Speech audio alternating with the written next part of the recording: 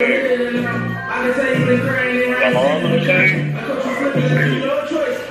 cry and it's gonna be in a bus right now?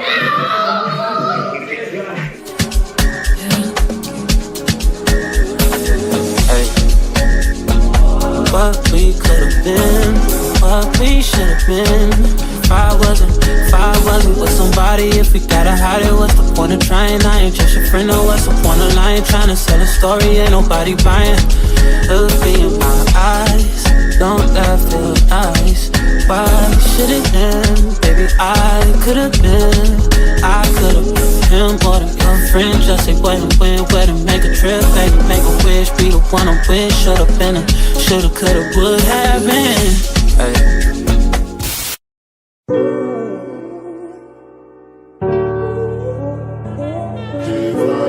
If you send me the location, I'll be right there. And make her come check in my bed. No time, no.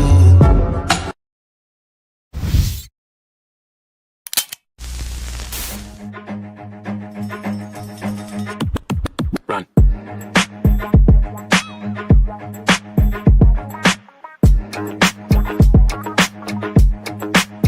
It's a whole lot of money in this motherfucker. It's a whole lot of money in this motherfucker. Look at me run no bullshit, that bullshit get old. And look at me run no whole shit, these all get too bold. I'm allergic to that no shit, my wrist game on cold. I might do my good bite just to match with my toes. Yeah, I can't wear the shit you bitches wear because it's cheap to me. It's some money at my table, grab a seat for me. Cost a ticket just to cover all my legal fees. I don't hang with jealous bitches, that's a weak disease. Hold on, run up. If you broken in my business, then just shut up. I invested in my body, bitch, I'm done up. I look good, I like to fuck, I'm when the sun up. Put on my jewelry just to go to the bodega. And I keep it with me just so that I'm feeling safer. Candy on my body, but my feet is in bodega. Bitch, I'm getting money, gives a fuck about a hay in this motherfucker. It's a whole lot of money in this motherfucker. Look at me run no broke shit, that broke shit get old. Look at me run no whole shit, these all get too bold. I'm allergic to that no shit, my wrist game on cold. I might do my good bite just to match with my toes. Hey yo, I put on my jewelry just to suck my nigga off. Fingers on his balls like I'm about to tell him cough. How long I you can't give it to him drunk like that? You gotta make that shit, you gotta pop the shit like that.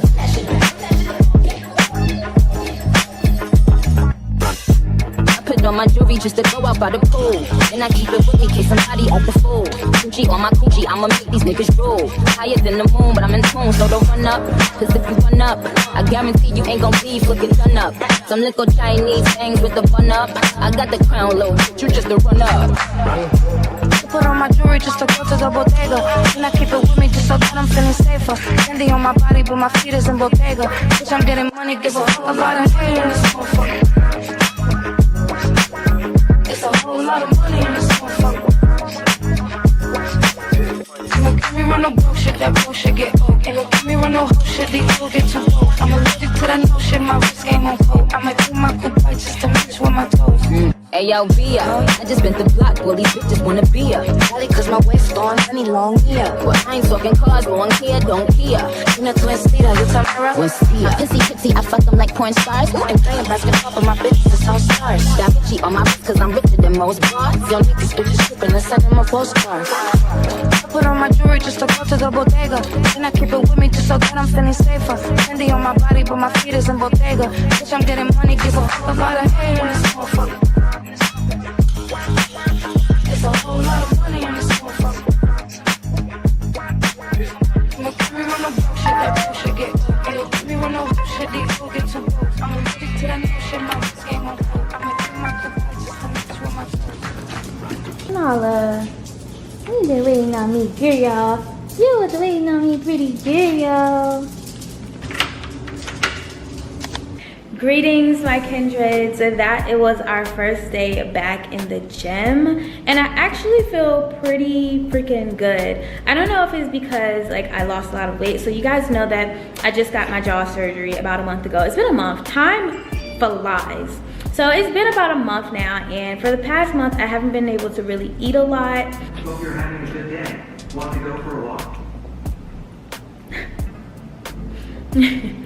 Goddamn, hey Google. But yeah, so I haven't been able to like really eat a lot, and I lost about 15 pounds. So you guys know that in June I got my liposuction 360 BBL, like whatever, and I was like 135 pounds. And then I just got my jaw surgery about 4 weeks ago, and before that I was about 134 pounds. Now I am 120 pounds, and that is because of like my inability to eat and stuff. So I lost a lot of my butt, not a lot, but I lost some of my butt, and my legs got like really small. So that's cool, you know. We just gotta get in the gym and get our gains back. But I am kind of happy that I did lose some weight, because like my upper body was like really chunky. What's this, sweetie? The upper body, baby.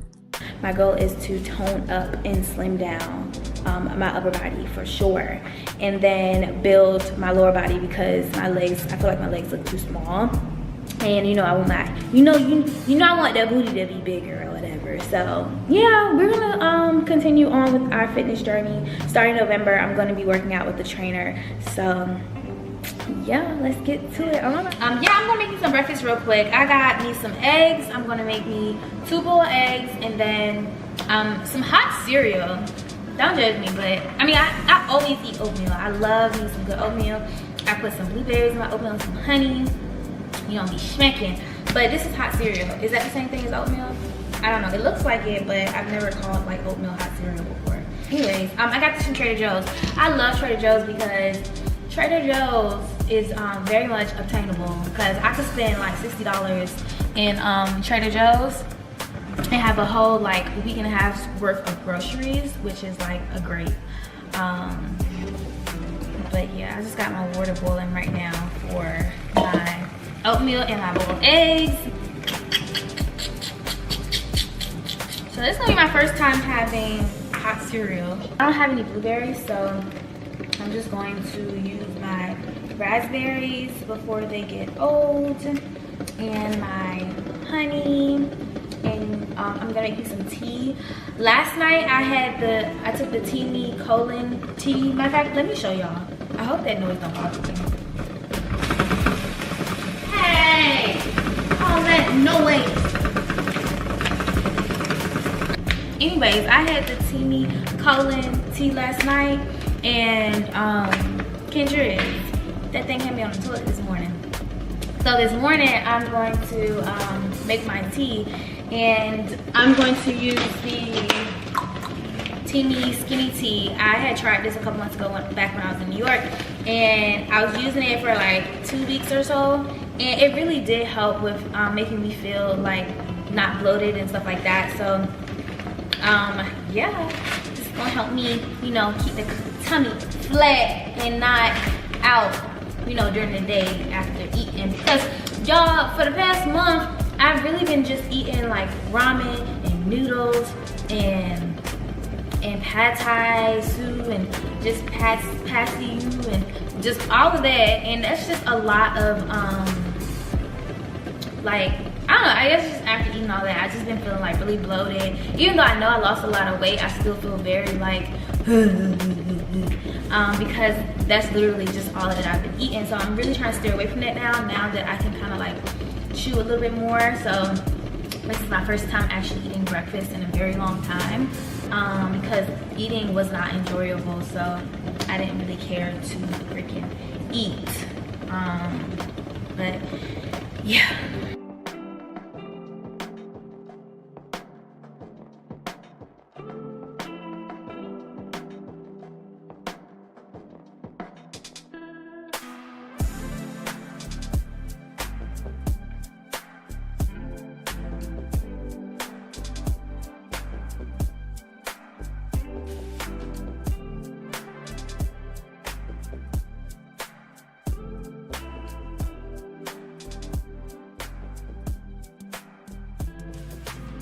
Bitches at the mag. Okay. This hot cereal is pretty good. Whatever that means. I might like it better than oatmeal. It's getting weird. But I still need to get this right.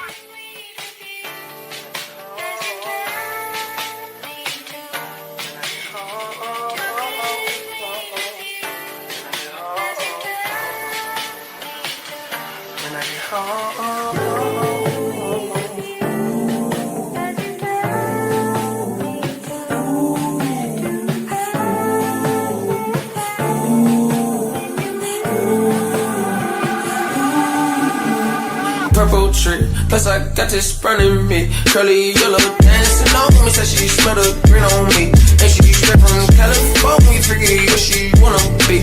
Tell me she like boys and girls. Oh well, that's okay with me. Then she said, my old boo left me blue. I really love it. So cold and so cruel. So many colors.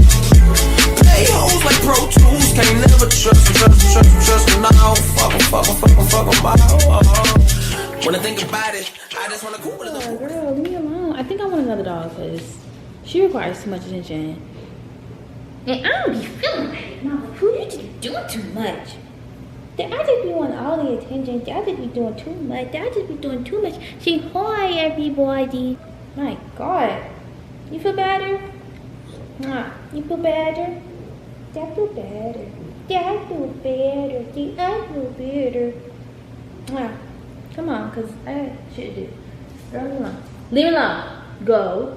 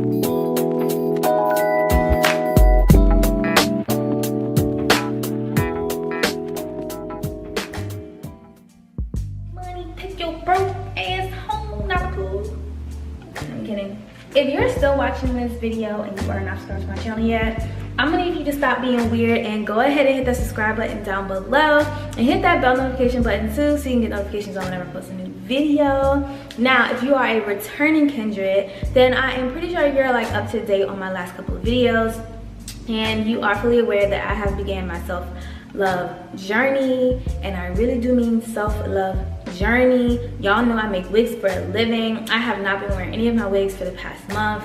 I haven't been wearing makeup for the past month up until this very moment, and I haven't even been wearing nails for the past month. I recently just got my nails done like a couple days ago, and even then I kept it like very natural, minus the color, you know, the color cute or whatnot. But yeah, I mean, I chose to do this because it forced me to like walk around my house. Whenever I walk around my house and I'm passing a mirror, to like look at myself and just see Najee in the raw, in the most purest of form, and to honestly just sit in my shit. And I say sit in my shit because I had to like take a step back and really just like reflect and be like damn Najee, like where did you go wrong? Like how the fuck did you end up here? And honestly, it's because Najee did not love herself enough. You know, I'm not simple-minded, I'm not oblivious. You know, I know what's right and what's wrong. I know what's acceptable and what's not acceptable, and I know what love looks like, or I have an idea of what love looks like, and I know what love doesn't look like. And this isn't what love looks like. This has me looking like Ebony from the Players Club. I can joke about that, but is really not funny. And the root of it all is just boils down to just like me not loving myself, like to a point where before this even happened, before this tragedy happening, you know, I can't remember the last time I was able to like look in the mirror and me have my natural hair out, me not wear any makeup, and me be looking at myself like, damn girl, you pretty, or feel good or feel confident. And that is really sad, but that's one positive that came out of all of this. Like I'm really grateful, like now I can look in the mirror and just feel comfortable and confident with myself. So yeah, the end goal for me in all of this is to just really learn how to love myself more than anybody else. And unfortunately, that is something that I have not yet mastered. A lot of people had questions and was asking a lot of questions like, what happened? You know, what's going on now? Is he in real? You know, stuff like that. And I will talk about that eventually. I just wasn't ready to talk about that when you guys were heavily asking about it, because I just felt like, how can I aspire to want to inspire women to leave these toxic and physical relationships when I'm technically still married? Like, how can I aspire to inspire women to just love themselves in their most rawest of forms when I actually don't love myself in the most rawest of form? So I held back a lot, you know, after that incident. But I did see all of you guys' messages. I did see all of you guys' comments.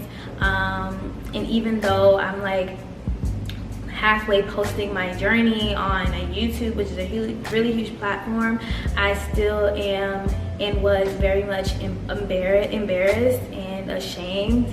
And I just felt like I had to do that, like I had to post that because it's just been too long. And I felt like, you know, maybe if I didn't let the world know, then there is a huge possibility that I can go back to that, because we are humans of habit. Like, we are creatures of habit, and I've been going back and back and back for so long, and I figured, like, if I post this, then I'd be crazy to go back, because then everybody would look at me like I'm crazy. And I know it's not about like how people perceive you, but just for me, I had to do what I had to do to just make sure, like, Najee, this is the end, because next time there is not going to be a next time, like, you know. And that's why I made that comment where I was like, even if you don't want to do it for yourself, do it for your friends and family, because they're going to be the ones mourning your death when you're gone.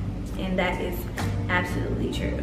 So yeah, that was kind of like a little ramble, a little lot. But like I said, this is my self-love journey. I am being like extremely vulnerable with you guys.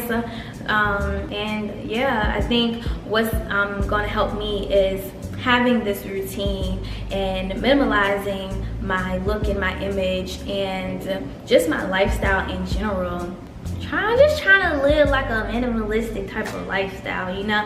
And I say all of this because I want to introduce this brand that goes by the name Merit. They did send me makeup. They are a skincare and makeup brand. They sent me this a couple months ago, and I was like, this is kind of like the perfect timing for me to like bring this out, because it fits with the type of lifestyle that I'm trying to create, manifest for myself. Their motto is less is more, and they're really big on promoting like a minimalistic, accessible routine for women. And yeah, I love their products, the consistency of their products, what they stand for. They are a vegan brand as well, so they don't have like a lot of harsh chemicals and stuff in their products.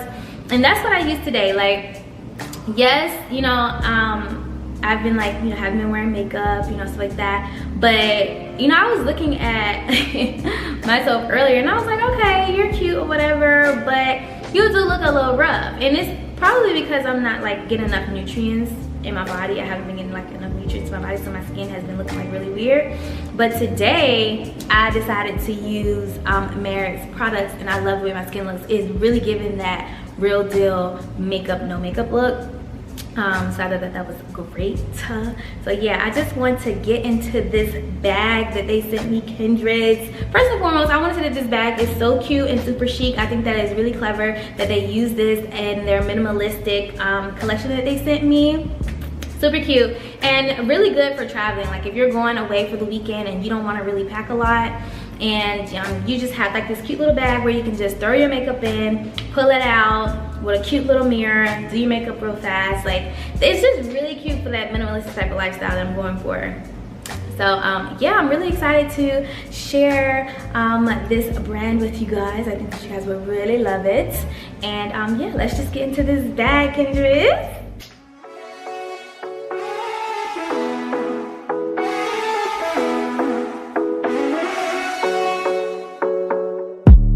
The sun is going down now.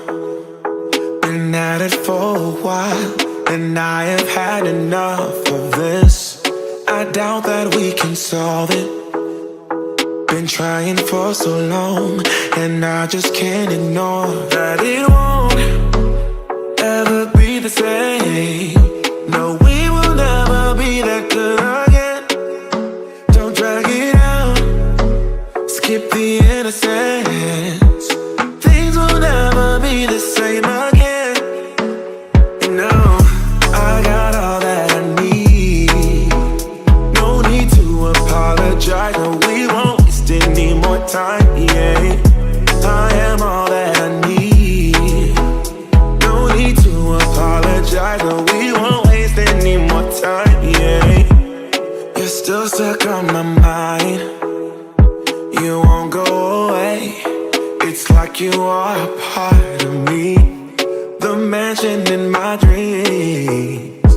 Now you won't be there, and I just can't ignore that it won't ever be the same. No, we will never be that good again. Don't drag it out, skip the innocence. Things will never be the same again. You know, I got all that I need. No need to apologize. No, we won't waste any more time. Yeah, I am all. Alright, so now that you guys have been able to get a glimpse of Mavericks, I'm gonna go ahead and move on to just like getting rid of this box right here. So I have a styling chair that's in storage, but the color scheme in my old apartment in New York was really dark, and so the styling chair was black. I'm going to do like a different color scheme here in Atlanta. So I went ahead and got a new chair, a new styling chair from Minerva. I'm not gonna put it together tonight because I have one of my closest friends coming in for their birthday, and he's gonna help me clean out like my storage unit and help me hook up my space, so that way my home can be aesthetically pleasing and ready to take on clients here in Atlanta. Super excited about that. But yeah, I'm gonna go ahead and just like unbox it because I'm really excited to see my new styling chair, and get rid of this box because I want to do this charm haul in front of the mirror for you guys after. I have some really cute stuff that I want to share with you guys. So yeah, that's what I do right now. Hey Google, play TNT by Nayana. I looked for TNT by my Nashik, but it either isn't available or can't be played right now. Hey Google, play TNT by Nayana. Naive by the Kooks, sure. No! Playing on YouTube Music. Hey Google. Hey Google. Play TNT by Nayana. Don't Love Me, remix by Tiana Taylor, sure. Playing on YouTube Music. Hey Google. Play TNT by Nayana. Playing Tchaikovsky, Suite Number 4, Opus 61, Mozartiana Is he fucking serious? 1887 on YouTube Music. Play Nayana TNT. Control 10-hour edition on YouTube Music. Yo, I've never experienced. Play TNT by Nayana IZ. Sister Athena by Engard. Sure. Hell no. Playing on YouTube Music. Oh, yeah, he got me fucked up. In the meantime, I think I like this. oh shit, it's up into that. Oh shit, wait a minute.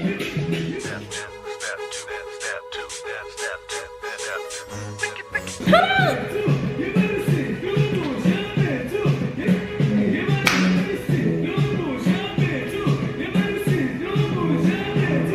Where's my song? I gotta know the name of the song. About to check out Shazam. It's called Sister Berthina by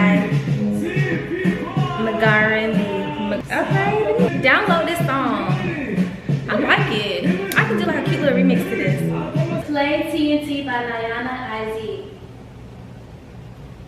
TNT by Nayana is, sure, playing on YouTube Music. Hey Google, turn the music up 2 notches.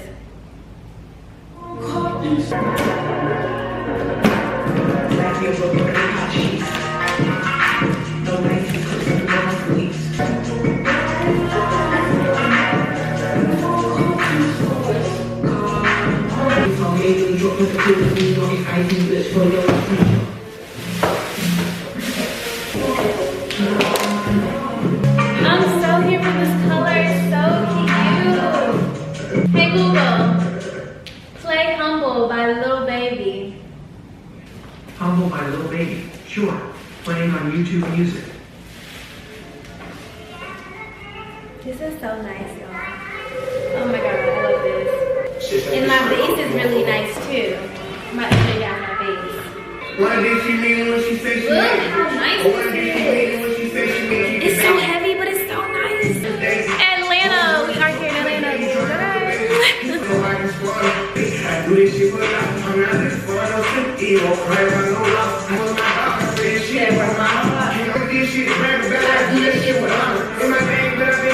We turn up next summer. I've been keeping my kids and I switched up my number. I done made all these millions, I'm keeping my number. All these food. Cause I will be sure that it. Yes, this is so nice. So I also got me, oh it's so dark. I also got me a new like tray. Obviously I have to put like the wheels and stuff on it, but this is so nice and so heavy. I just really wanted to like, well, my other hair tray was actually really nice too. But I actually got it for my mom. I don't know if you guys know, my mom was a hairstylist for a very long time. And she passed down her chair to me. And I really didn't want to let go of the chair because it means so much to me. Like one of her paintings that she had at her styling station, I still have it and I'm gonna put it up here just because I'm a sentimental person. And I would have kept the chair, but I'm really trying to like, it just doesn't go with the thing that I'm trying to like go with now. So I just went with a different color. But yeah, this is where I'm gonna have like my supplies and stuff that I need when I'm going to be working on my client or whatever. But this is like so nice and it's heavy and it's like leather at the bottom and it was expensive. It was freaking expensive for this thing was expensive. But glad we got that. But yeah, I know it's gonna take me some time to like get settled in my apartment, whatever. But I'm just like really excited for this new journey. And I'm gonna move on to this trial haul. I'm gonna clean this mirror, so I think it needs to be clean. And clean this wall, cause I noticed that like, I did not know this, but instead of blowing out your candles, put the top back on your candles because that smoke in the air, even though you can't see it, you'll end up seeing it. Cause look, this came from the smoke in the air. I don't know if you guys can see, but my like base to my salon chair was up against this wall and like the plastic I think attracted like the smoke and it got on the wall. And how I know it was that from the candle and how it traveled all the way over there is because of this. Y'all gonna be like, what the fuck when you see this? But I'm gonna clean it. I know how to clean it, but look at this. This is crazy. Look at the hell, what the hell happened over here. Do y'all see that? I don't know if y'all can see that, but do y'all see that? Hold on. But do y'all see that? Crazy. So I have to clean that. I was like, oh my God, am I gonna be able to clean this? But yeah, I'll be able to clean it. Lord, and that all came from this because I blew the candle out. And instead of just putting the top on it, I blew the candle out and like all the smoke was like, Lord have mercy. You guys really enjoyed my last try on haul in my previous vlog. It was my TJ Maxx / Skims dupes try on haul.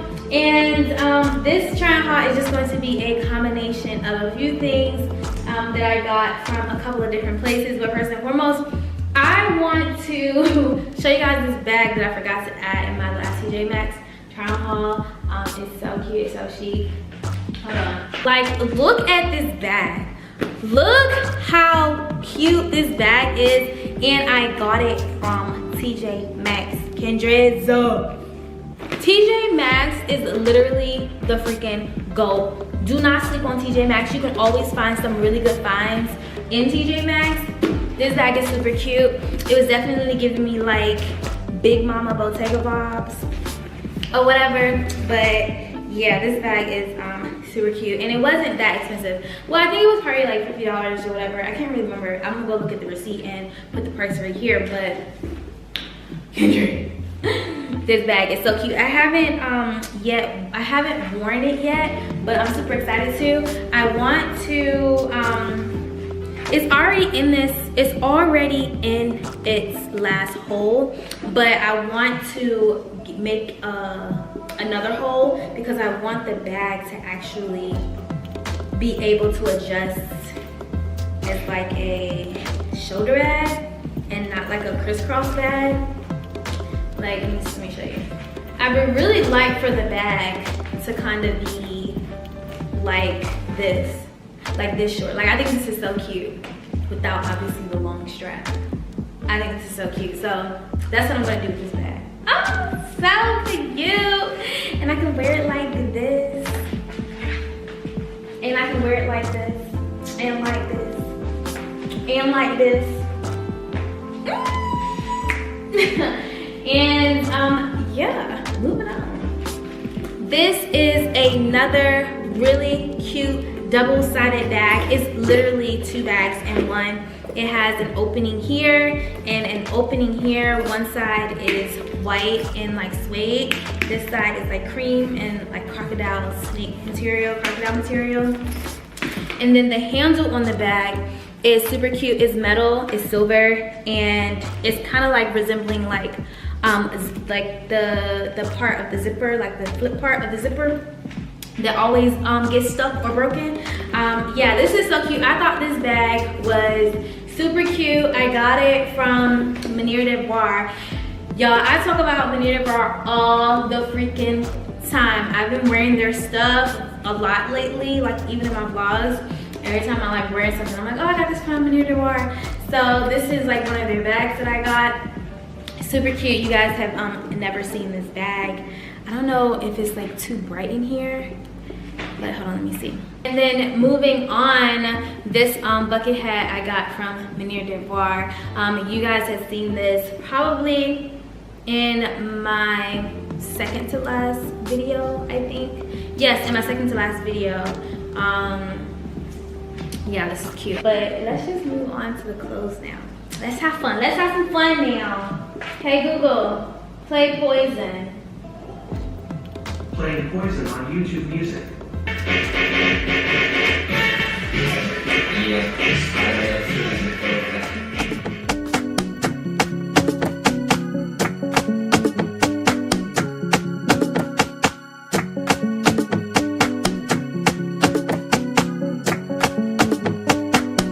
Girl, I must warn you, I sense something strange in my mind. Yeah, yo, situation is let's cure it cause we're running out of time. Tell them, baby.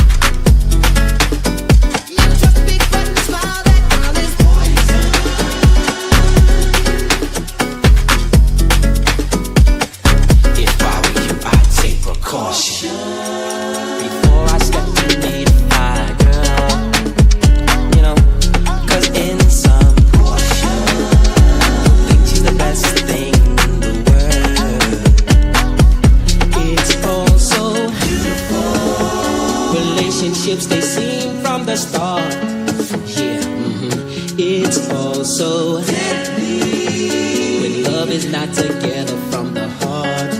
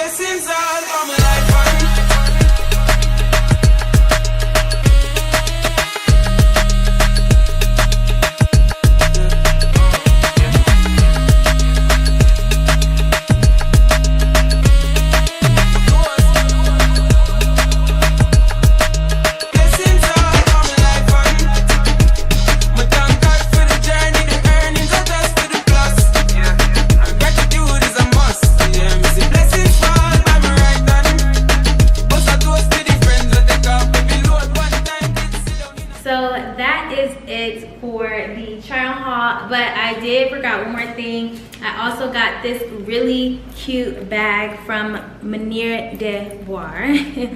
It is so cute. I got it actually because I thought that it was the same like jean material as these pants, but it's not. And that is okay because I'm still gonna wear it with these jeans. It doesn't have to be the same exact denim, but it's close enough. And I think that is still very cute. Absolutely love it. It's like real denim.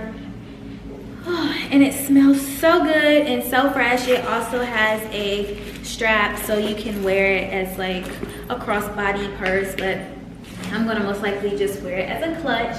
I think that it's so cute. So y'all cannot tell me that all the stuff, especially that I got from Minimalistic, is not fire. But honestly, everything that I mean, obviously I feel this way because I bought it, but everything that I bought is fire. I'm not gonna lie, I don't know. I'm not a finesser on my trial hauls. It's either I like the stuff or I don't. Mainly because I am spending my own money on it. So yeah, and even if I was spending my own money on it, I would still be honest. But yeah, this is so cute. But that's it for the trial haul, and that's really almost it for this vlog. After this, I'm actually just going to make myself some dinner. Now that I can really eat, I'm gonna make me some salmon, rice, and some a little bit of spinach or sauteed spinach, and have me a glass of wine and just relax for the rest of the night. I really hope that you guys enjoyed this trial haul and this just the entire vlog, because I want y'all to know that I am trying. It's like really hard. It's been really hard. You know it's hard out here for you when you trying to get this money for the rent. And the Cadillacs that gas money spent will cause a whole lot of Kendra's jumping ship.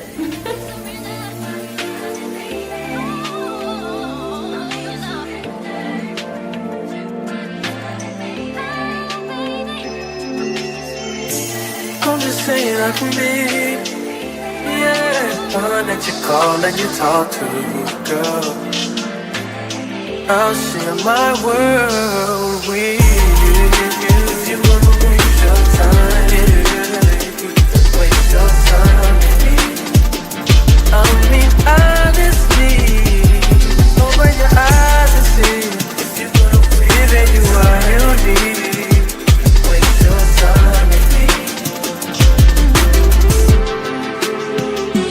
You can have all those days.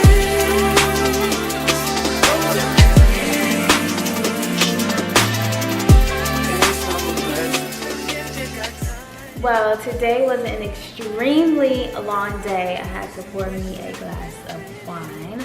This is something new that I'm trying. It's long back, but I've never had like this brand before. And I'm finally going to eat dinner because I'm starving.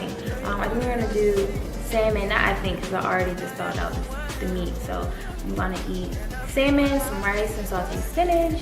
And we're going to, after we eat, crawl in the bed, get on my computer, respond to emails, finish editing this video, and go to bed. It'll be a long day tomorrow. But I ain't take this shit out my goddamn. Hold on right quick, hold on. Thank you.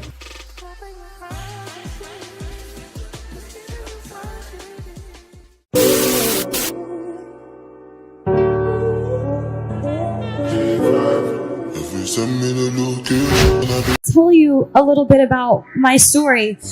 I'm not an activist. I haven't changed the world or led a campaign. I'm here to just tell you my path so that you hopefully can take something away from it, because I don't like being honest with, this is the truth, I don't like being honest with press and interviews. I like being honest with you directly, which is each and every one of you. I feel like I can, and I'm just gonna start with the basics. So I'm 21. My mom had me when she was 16, and I'm from Grand Prairie, Texas, and she worked 4 jobs and completely dedicated her life into making mine better. So to me, she is the definition of a strong woman. And I love her so much because she's taught me those values so much.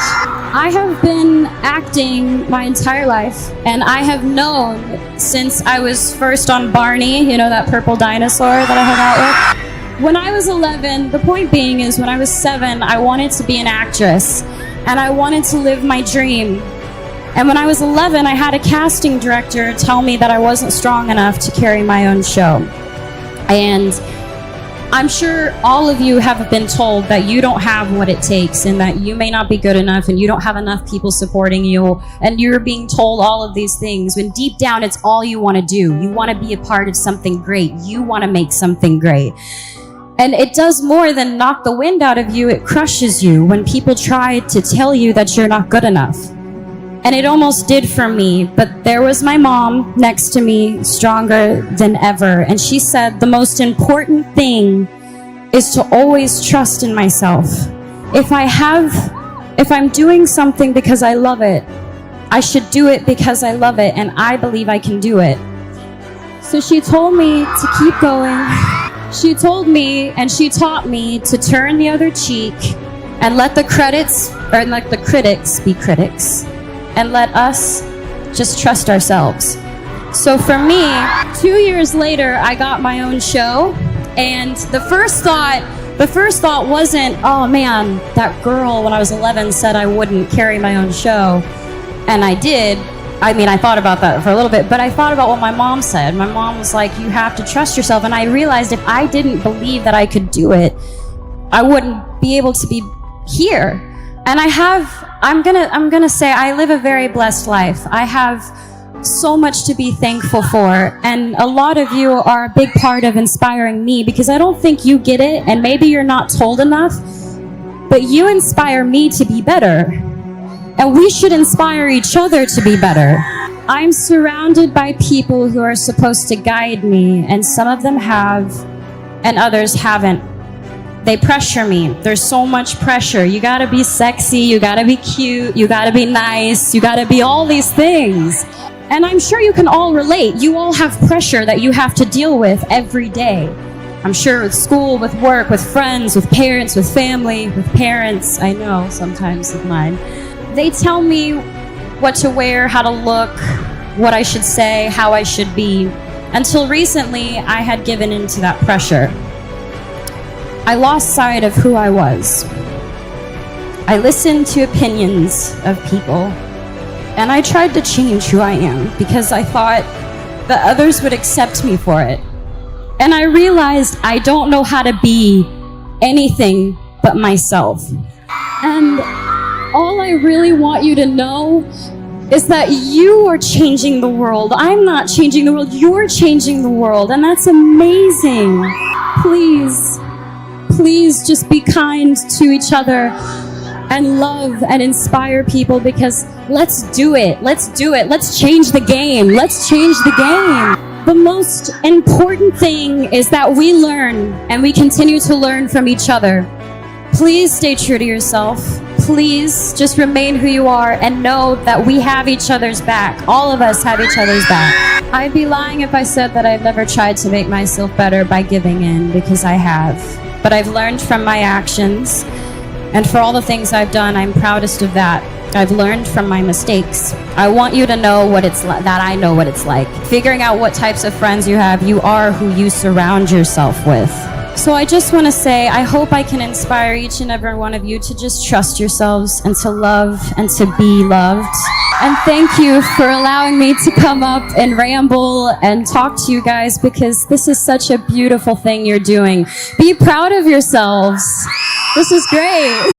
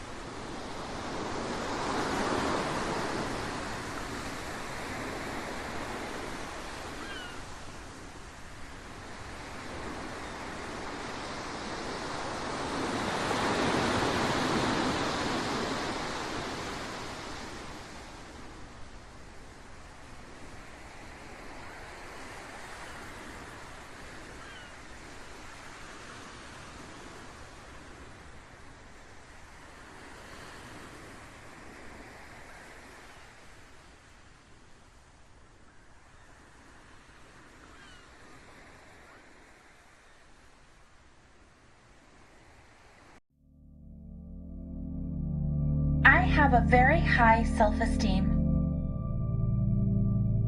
My opinion of myself is the only one that matters. I love myself in every way. I am perfect in every way. I have a great personality. I have gratitude for my self-esteem. I am loved because I love me. I have a very high self-esteem. My opinion of myself is the only one that matters. I love myself in every way. I am perfect in every way. I have a great personality. I have gratitude for my self-esteem. I am loved because I love me.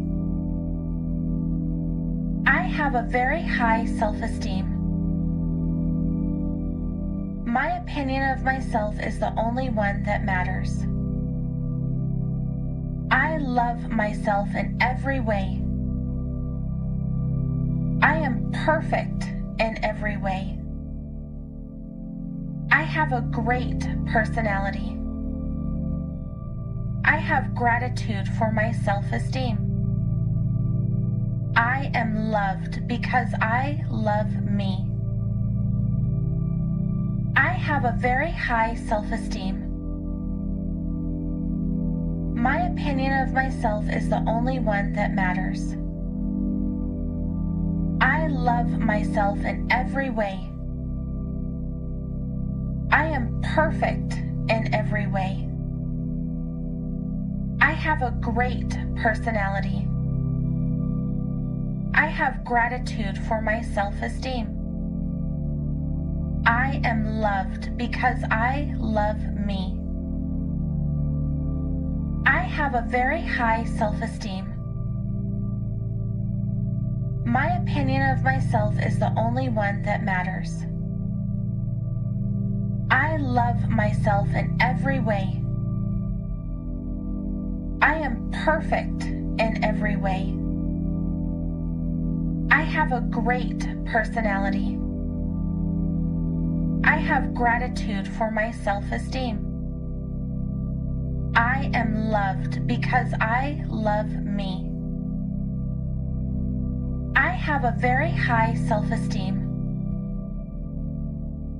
My opinion of myself is the only one that matters. I love myself in every way. I am perfect in every way. I have a great personality. I have gratitude for my self-esteem. I am loved because I love me. I have a very high self-esteem. My opinion of myself is the only one that matters. I love myself in every way. I am perfect in every way. I have a great personality. I have gratitude for my self-esteem. I am loved because I love me. I have a very high self-esteem. My opinion of myself is the only one that matters. I love myself in every way. I am perfect in every way. I have a great personality. I have gratitude for my self-esteem. I am loved because I love me. I have a very high self-esteem. My opinion of myself is the only one that matters. I love myself in every way. I am perfect in every way. I have a great personality. I have gratitude for my self-esteem. I am loved because I love me. I have a very high self-esteem. My opinion of myself is the only one that matters. I love myself in every way. I am perfect in every way. I have a great personality. I have gratitude for my self-esteem. I am loved because I love me. I have a very high self-esteem. My opinion of myself is the only one that matters. I love myself in every way. I am perfect in every way. I have a great personality. I have gratitude for my self-esteem. I am loved because I love me. I have a very high self-esteem. My opinion of myself is the only one that matters. I love myself in every way. I am perfect in every way. I have a great personality. I have gratitude for my self-esteem. I am loved because I love me. I have a very high self-esteem. My opinion of myself is the only one that matters. I love myself in every way. I am perfect in every way. I have a great personality. I have gratitude for my self-esteem. I am loved because I love me. I have a very high self-esteem. My opinion of myself is the only one that matters. I love myself in every way. I am perfect in every way. I have a great personality. I have gratitude for my self-esteem. I am loved because I love me. I have a very high self-esteem. My opinion of myself is the only one that matters. I love myself in every way. I am perfect in every way. I have a great personality. I have gratitude for my self-esteem. I am loved because I love me. I have a very high self-esteem. My opinion of myself is the only one that matters. I love myself in every way. I am perfect in every way. I have a great personality. I have gratitude for my self-esteem. I am loved because I love me. I have a very high self-esteem. My opinion of myself is the only one that matters. I love myself in every way. I am perfect in every way. I have a great personality. I have gratitude for my self-esteem. I am loved because I love me. I have a very high self-esteem. My opinion of myself is the only one that matters. I love myself in every way. I am perfect in every way. I have a great personality. I have gratitude for my self-esteem. I am loved because I love me. I have a very high self-esteem. My opinion of myself is the only one that matters. I love myself in every way. I am perfect in every way. I have a great personality. I have gratitude for my self-esteem. I am loved because I love me. I have a very high self-esteem. My opinion of myself is the only one that matters. I love myself in every way. I am perfect in every way. I have a great personality. I have gratitude for my self-esteem. I am loved because I love me. I have a very high self-esteem. My opinion of myself is the only one that matters. I love myself in every way. I am perfect in every way. I have a great personality. I have gratitude for my self-esteem. I am loved because I love me.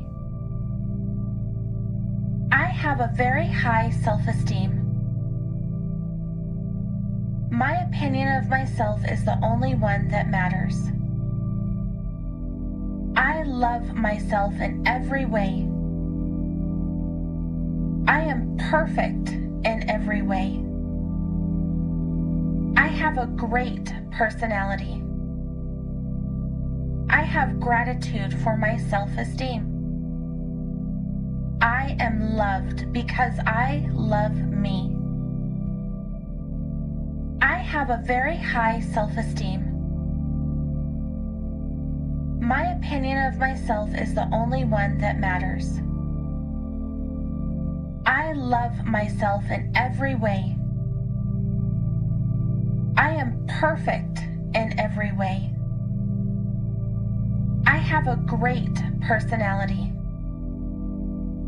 I have gratitude for my self-esteem. I am loved because I love me. I have a very high self-esteem. My opinion of myself is the only one that matters. I love myself in every way. I am perfect in every way. I have a great personality. I have gratitude for my self-esteem. I am loved because I love me. I have a very high self-esteem. My opinion of myself is the only one that matters. I love myself in every way. I am perfect in every way. I have a great personality. I have gratitude for my self-esteem. I am loved because I love me. I have gratitude for my self-esteem. I am loved because I love me. I have a very high self-esteem. My opinion of myself is the only one that matters. I love myself in every way. I am perfect in every way. I have a great personality. I have gratitude for my self-esteem. I am loved because I love me. I have a very high self-esteem. My opinion of myself is the only one that matters. I love myself in every way. I am perfect in every way.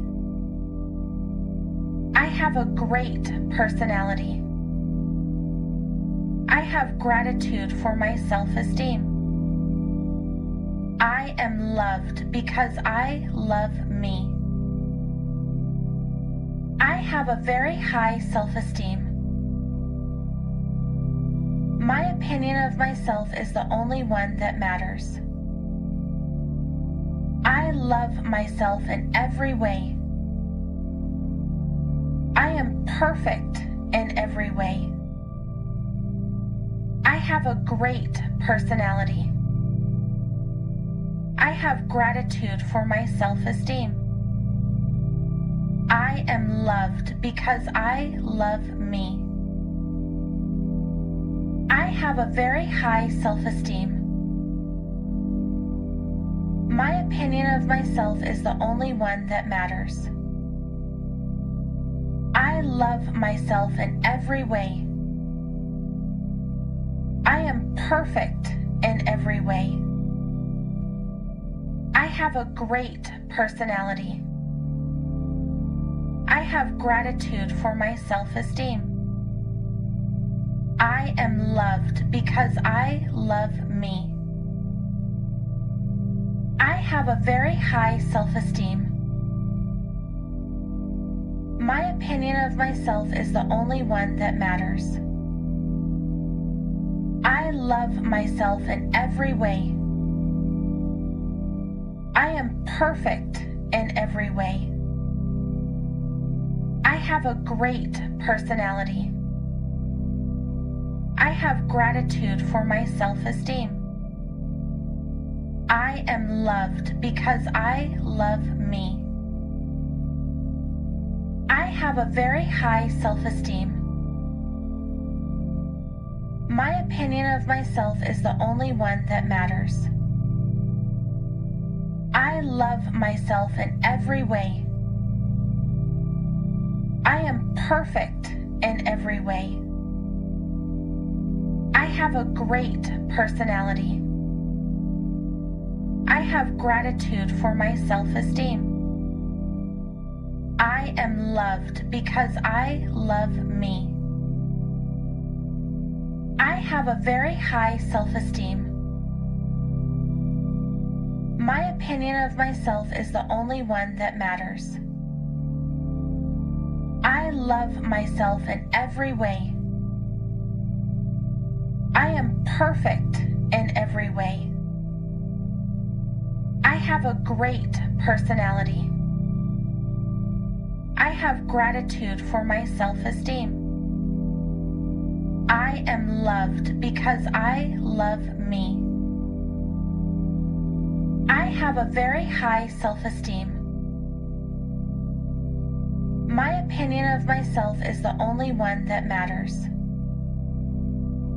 I love myself in every way. I am perfect in every way. I have a great personality. I have gratitude for my self-esteem. I am loved because I love me. I have a very high self-esteem. My opinion of myself is the only one that matters. I love myself in every way. I am perfect in every way. I have a great personality. I have gratitude for my self-esteem. I am loved because I love me. I have a very high self-esteem. My opinion of myself is the only one that matters. love myself in every way. I am perfect in every way. I have a great personality. I have gratitude for my self-esteem. I am loved because I love me. I have a very high self-esteem. My opinion of myself is the only one that matters. I love myself in every way. I am perfect in every way. I have a great personality. I have gratitude for my self-esteem. I am loved because I love me. I have a very high self-esteem. My opinion of myself is the only one that matters. I love myself in every way. I am perfect in every way. I have a great personality. I have gratitude for my self-esteem. I am loved because I love me. I have a very high self-esteem. My opinion of myself is the only one that matters. I love myself in every way. I am perfect in every way. I have a great personality. I have gratitude for my self-esteem. I am loved because I love me. I have a very high self-esteem. My opinion of myself is the only one that matters. I love myself in every way. I am perfect in every way. I have a great personality. I have gratitude for my self-esteem. I am loved because I love me. I have a very high self-esteem. My opinion of myself is the only one that matters. I love myself in every way. I am perfect in every way. I have a great personality. I have gratitude for my self-esteem. I am loved because I love me. I have a very high self-esteem. My opinion of myself is the only one that matters. I love myself in every way. I am perfect in every way. I have a great personality. I have gratitude for my self-esteem. I am loved because I love me. I have a very high self-esteem. My opinion of myself is the only one that matters. I love myself in every way. I am perfect in every way. I have a great personality. I have gratitude for my self-esteem. I am loved because I love me. I have a very high self-esteem. My opinion of myself is the only one that matters. I love myself in every way. I am perfect in every way. I have a great personality. I have gratitude for my self-esteem. I am loved because I love me. I have a very high self-esteem. My opinion of myself is the only one that matters. I love myself in every way. I am perfect in every way. I have a great personality.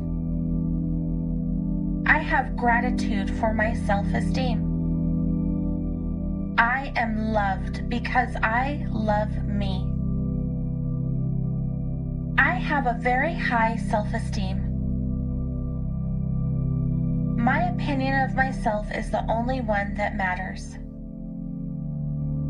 I love myself in every way. I am perfect in every way. I have a great personality. I have gratitude for my self-esteem. I am loved because I love me. I have a very high self-esteem. My opinion of myself is the only one that matters. I love myself in every way. I am perfect in every way. I have a great personality. I have gratitude for my self-esteem. I am loved because I love me. I have a very high self-esteem. My opinion of myself is the only one that matters. I love myself in every way. I am perfect in every way. I have a great personality. I have gratitude for my self-esteem. I am loved because I love me. I have a very high self-esteem. My opinion of myself is the only one that matters. I love myself in every way. I am perfect in every way. I have a great personality. I have gratitude for my self-esteem. I am loved because I love me. I have a very high self-esteem. My opinion of myself is the only one that matters. I love myself in every way. I am perfect in every way. I have a great personality. I have gratitude for my self-esteem. I am loved because I love me. I have a very high self-esteem. My opinion of myself is the only one that matters. I love myself in every way. I am perfect in every way. I have a great personality. I have gratitude for my self-esteem. I am loved because I love me. I have a very high self-esteem. My opinion of myself is the only one that matters. I love myself in every way. I am perfect in every way. I have a great personality. I have gratitude for my self-esteem. I am loved because I love me. I have a very high self-esteem. My opinion of myself is the only one that matters. I love myself in every way. am perfect in every way. I have a great personality. I have gratitude for my self-esteem. I am loved because I love me. I have a very high self-esteem. My opinion of myself is the only one that matters. I love myself in every way. I am perfect in every way. I have a great personality. I have gratitude for my self-esteem. I am loved because I love me. I have a very high self-esteem. My opinion of myself is the only one that matters. I love myself in every way. I am perfect in every way.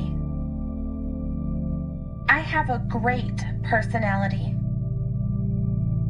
I have gratitude for my self-esteem. I am loved because I love me. I have a very high self-esteem. My opinion of myself is the only one that matters. I love myself in every way. I am perfect in every way. I have a great personality. I have gratitude for my self-esteem. I am loved because I love me. I have a very high self-esteem. My opinion of myself is the only one that matters. I love myself in every way. I am perfect in every way. I have a great personality. I have gratitude for my self-esteem. I am loved because I love me. I have a very high self-esteem. My opinion of myself is the only one that matters. I love myself in every way. I am perfect in every way. I have a great personality. I have gratitude for my self-esteem. I am loved because I love me. I have a very high self-esteem. My opinion of myself is the only one that matters. I love myself in every way. I am perfect in every way. I have a great personality. I have gratitude for my self-esteem. I am loved because I love me. I have a very high self-esteem. My opinion of myself is the only one that matters. I love myself in every way. I am perfect in every way. I have a great personality. I have gratitude for my self-esteem. I am loved because I love me. I have a very high self-esteem. My opinion of myself is the only one that matters. I love myself in every way. I am perfect in every way. I have a great personality. I have gratitude for my self-esteem. I am loved because I love me. I have a very high self-esteem. My opinion of myself is the only one that matters. I love myself in every way.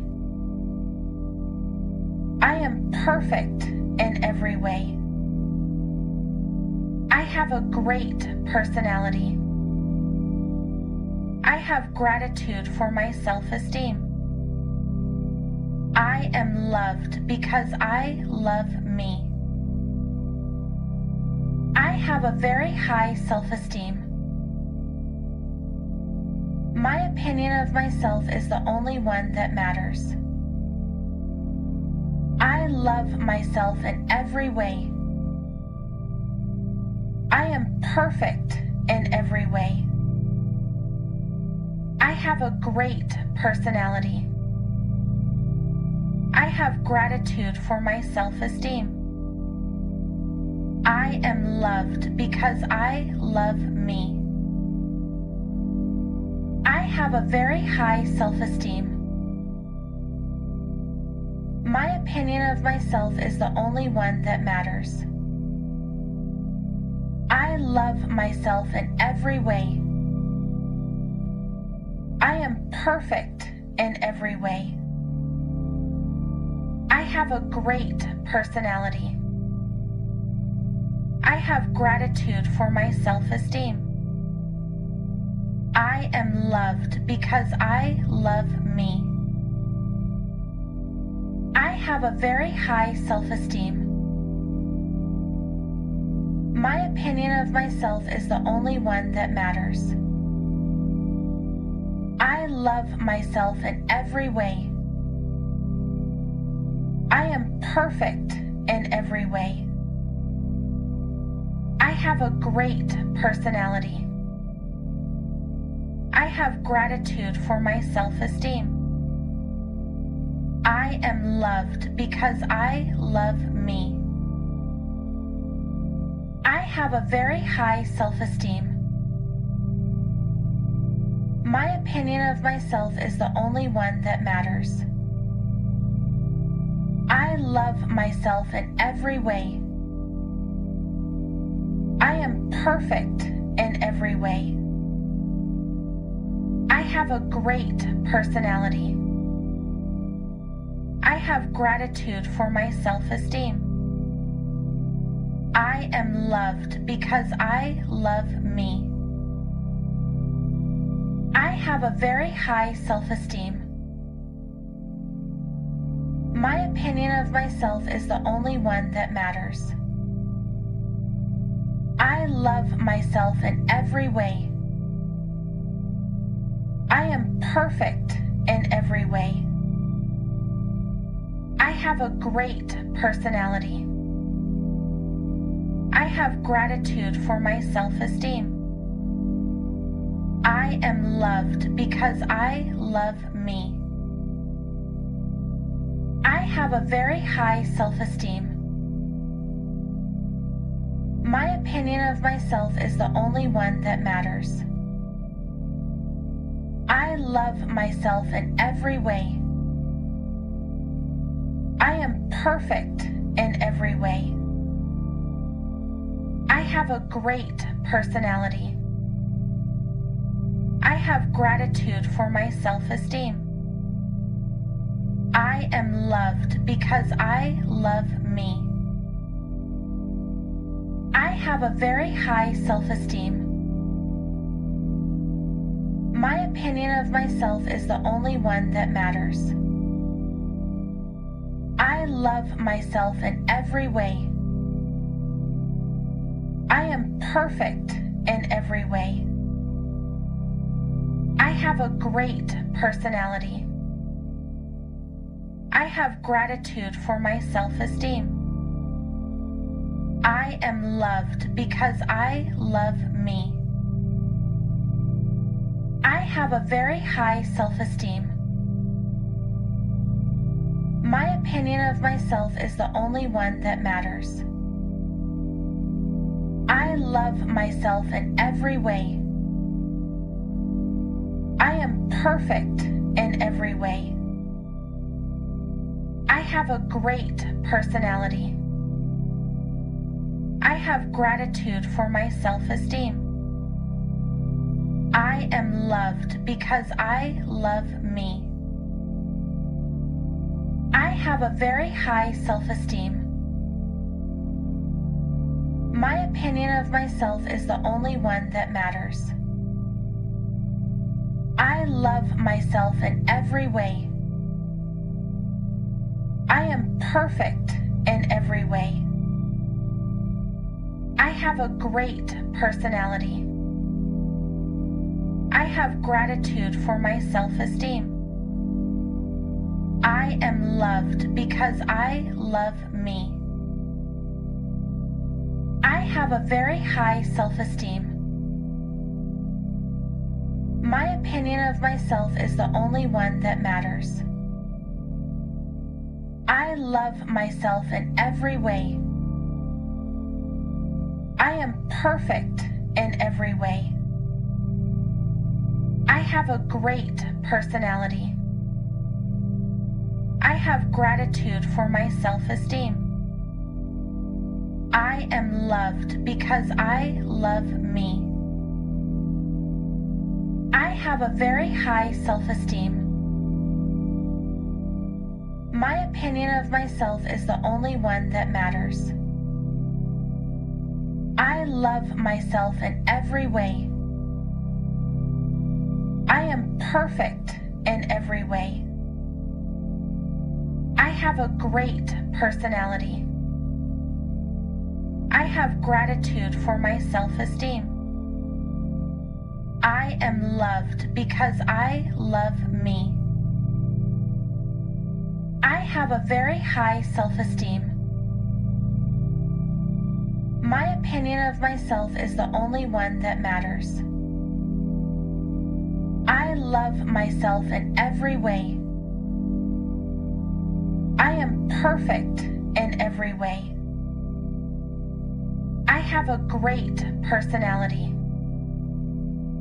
I have gratitude for my self-esteem. I am loved because I love me. I have a very high self-esteem. My opinion of myself is the only one that matters. I love myself in every way. I am perfect in every way. I have a great personality. I have gratitude for my self-esteem. I am loved because I love me. I have a very high self-esteem. My opinion of myself is the only one that matters. I love myself in every way. I am perfect in every way. I have a great personality. I have gratitude for my self-esteem. I am loved because I love me. I have a very high self-esteem. My opinion of myself is the only one that matters. I love myself in every way. I am perfect in every way. I have a great personality.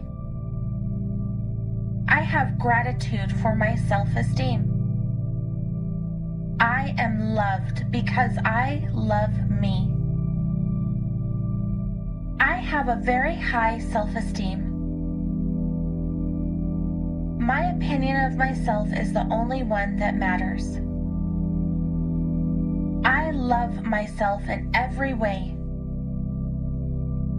I am perfect in every way. I have a great personality. I have gratitude for my self-esteem. I am loved because I love me. I have a very high self-esteem. My opinion of myself is the only one that matters. I love myself in every way. I am perfect in every way. I have a great personality. I have gratitude for my self-esteem. I am loved because I love me. I have a very high self-esteem. My opinion of myself is the only one that matters. I love myself in every way. I am perfect in every way. I have a great personality. I have gratitude for my self-esteem. I am loved because I love me. I have a very high self-esteem. My opinion of myself is the only one that matters. I love myself in every way. I am perfect in every way. I have a great personality. I have gratitude for my self-esteem.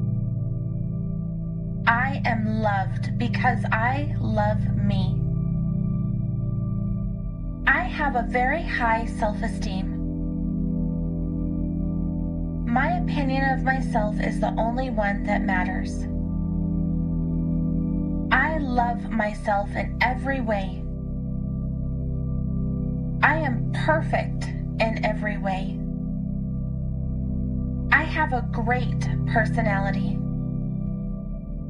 I have gratitude for my self-esteem. I am loved because I love me. I have a very high self-esteem. My opinion of myself is the only one that matters. I love myself in every way. I am perfect in every way. I have a great personality. I have gratitude for my self-esteem. I am loved because I love me. I have a very high self-esteem. My opinion of myself is the only one that matters. I love myself in every way. I am perfect in every way. I have a great personality. I have gratitude for my self-esteem. I am loved because I love me. I have a very high self-esteem. My opinion of myself is the only one that matters. I love myself in every way. I am perfect in every way. I have a great personality. I have gratitude for my self-esteem. I am loved because I love me. I have a very high self-esteem. My opinion of myself is the only one that matters. I love myself in every way. I am perfect in every way. I have a great personality. I have gratitude for my self-esteem. I am loved because I love me. I have a very high self-esteem. My opinion of myself is the only one that matters. I love myself in every way. I am perfect in every way. I have a great personality. I have gratitude for my self-esteem. I am loved because I love me. I have a very high self-esteem. My opinion of myself is the only one that matters. I love myself in every way. I am perfect in every way. I have a great personality. I have gratitude for my self-esteem. I am loved because I love me. I have a very high self-esteem. My opinion of myself is the only one that matters. I love myself in every way. I am perfect in every way. I have a great personality. I have gratitude for my self-esteem. I am loved because I love me. I have a very high self-esteem. My opinion of myself is the only one that matters. I love myself in every way. I am perfect in every way. I have a great personality. I have gratitude for my self-esteem. I am loved because I love me. I have a very high self-esteem. My opinion of myself is the only one that matters. I love myself in every way. I am perfect in every way. I have a great personality. I have gratitude for my self-esteem. I am loved because I love me. I have a very high self-esteem. My opinion of myself is the only one that matters. I love myself in every way. I am perfect in every way. I have a great personality. I have gratitude for my self-esteem. I am loved because I love me. I have a very high self-esteem. My opinion of myself is the only one that matters. I love myself in every way. I am perfect in every way.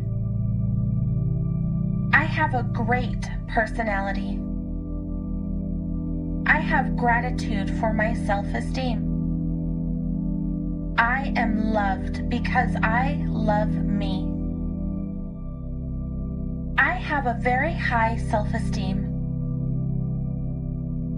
My opinion of myself is the only one that matters. I love myself in every way. I am perfect in every way. I have a great personality.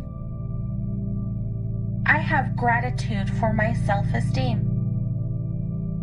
I am loved because I love me. I have a very high self-esteem. My opinion of myself is the only one that matters. I love myself in every way. I am perfect in every way. I have a great personality. I have gratitude for my self-esteem. I am loved because I love me. I have a very high self-esteem. My opinion of myself is the only one that matters. I love myself in every way.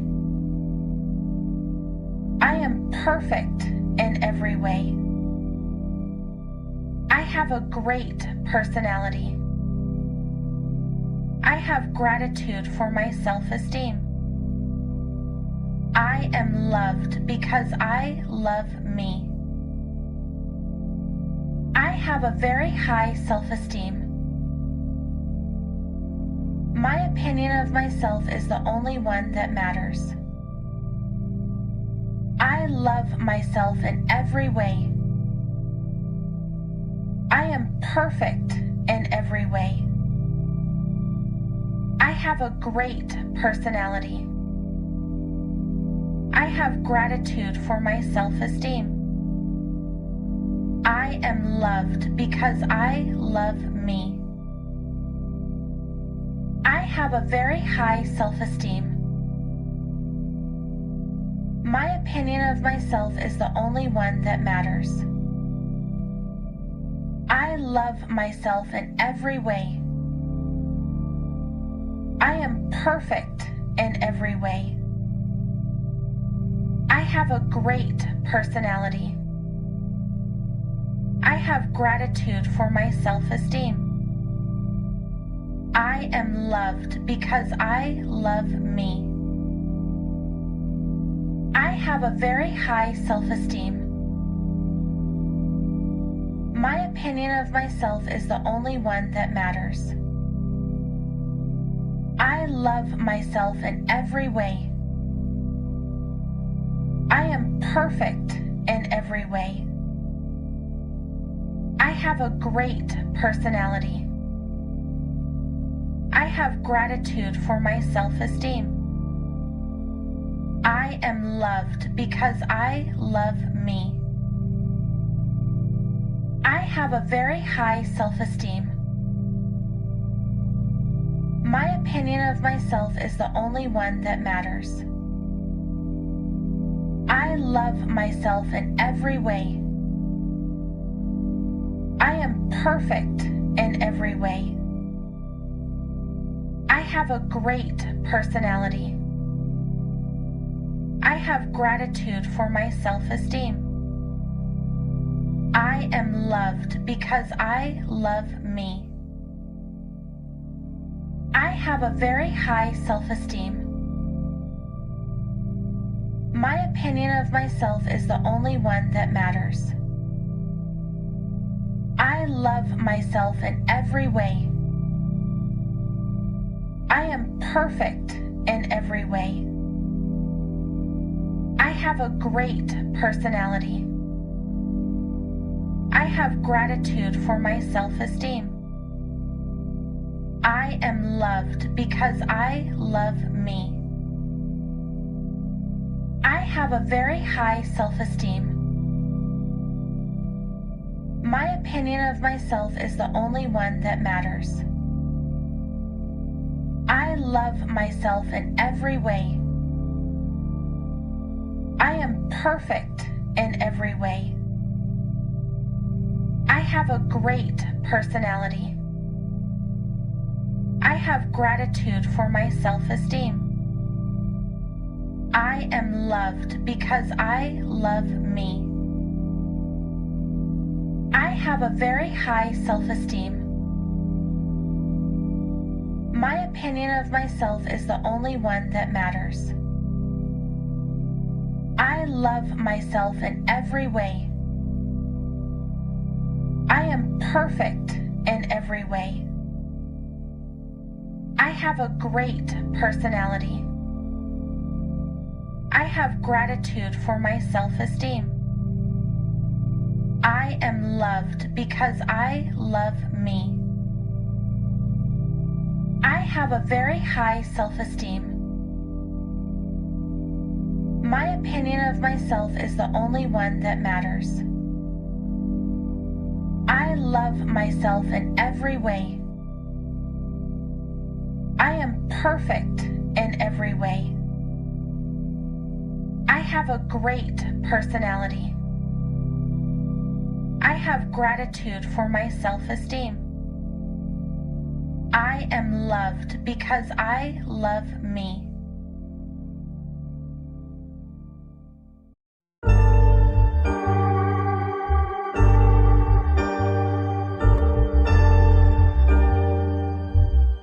Hello and welcome to your Boost Willpower hypnotic download from hypnosisdownloads.com. My name is Mark Tyrrell and I'm a director of Uncommon Knowledge. Now, to get the best from this download session, please now make sure that you're seated in a comfortable chair or lying down. As you begin now to relax very deeply, I'm just going to say a few words about willpower. Do you know the old Chinese proverb, "Great souls have wills, feeble ones have only wishes"? Your capacity to take positive action, your willpower, shows your strength of character, and you can strengthen your character by exercising your will. Willpower is the determination to succeed and the ability to control oneself and one's actions. Willpower enhances self-development and freedom. It increases confidence and the ability to achieve. I wonder if you've already noticed what a strong will it takes not to use that willpower, because it certainly takes real determination not to make use of all the natural willpower you possess. And you can use that determination to work with that willpower and give up on giving up, becoming one of life's achievers. So many things in life are much more achievable than they first appear. How many times have you summoned up the willpower to do something, and then, when you've accomplished it, thought to yourself, that was easy? And even with the things that aren't so easy, I'm sure you can remember that sense of achievement you felt when you'd exercised all your willpower and reached that goal despite everything. Because you know you need to set yourself clear goals and plan how to achieve them step by step before setting your willpower to work. Tell yourself there's no going back and pretend it's a mastermind challenge, so once you've started, you have to finish. Willpower means never giving up if you really believe in your dream. Willpower is an energetic intention, an energy leading to compulsive and sustained action directed at bringing about your plans and dreams into reality. And hypnosis can increase the power of your will because hypnosis also depends upon a narrowed focus of attention. Willpower is a laser-like beam of what we call intentional focus. All great plans and projects begin within the imagination, but it is the strength of your will that brings them to fruition. And you know your willpower is naturally there. Sometimes it just needs a boost, just like a rocket needs boosters to give it that initial blast off. And once it's had the initial boost, that rocket can travel easily on its journey, blasting on to its destination. And now, you can just let your eyes close, if they haven't already, as you begin to relax very deeply, noticing how everything can begin to slow down as you begin to feel this calm relaxation flowing through your fingertips and into your toes. And rest how each breath can slow as you relax more deeply. Deeply breathing in that relaxation, allowing that to circulate gently around your body, carrying comfort and calm to every part. Those muscles letting go and relaxing, taking a well-earned rest, taking time out from those less relaxing, everyday things, like a journey into relaxation. Soothing and calm. Massaging deep inside, digesting that calming warmth, allowing that wave of relaxation to surround you now, like a warm glow, wrapping itself around you like a soft blanket.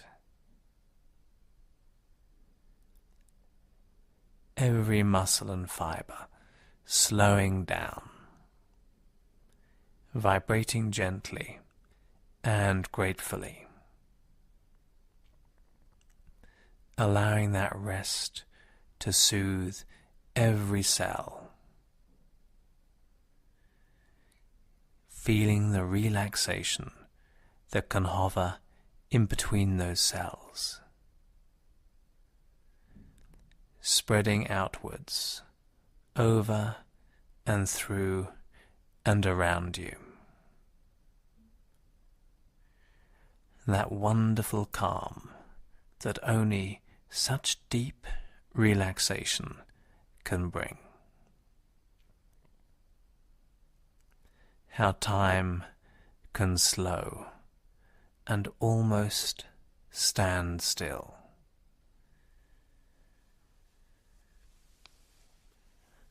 Just allowing that relaxation to slowly build as you rest deeper.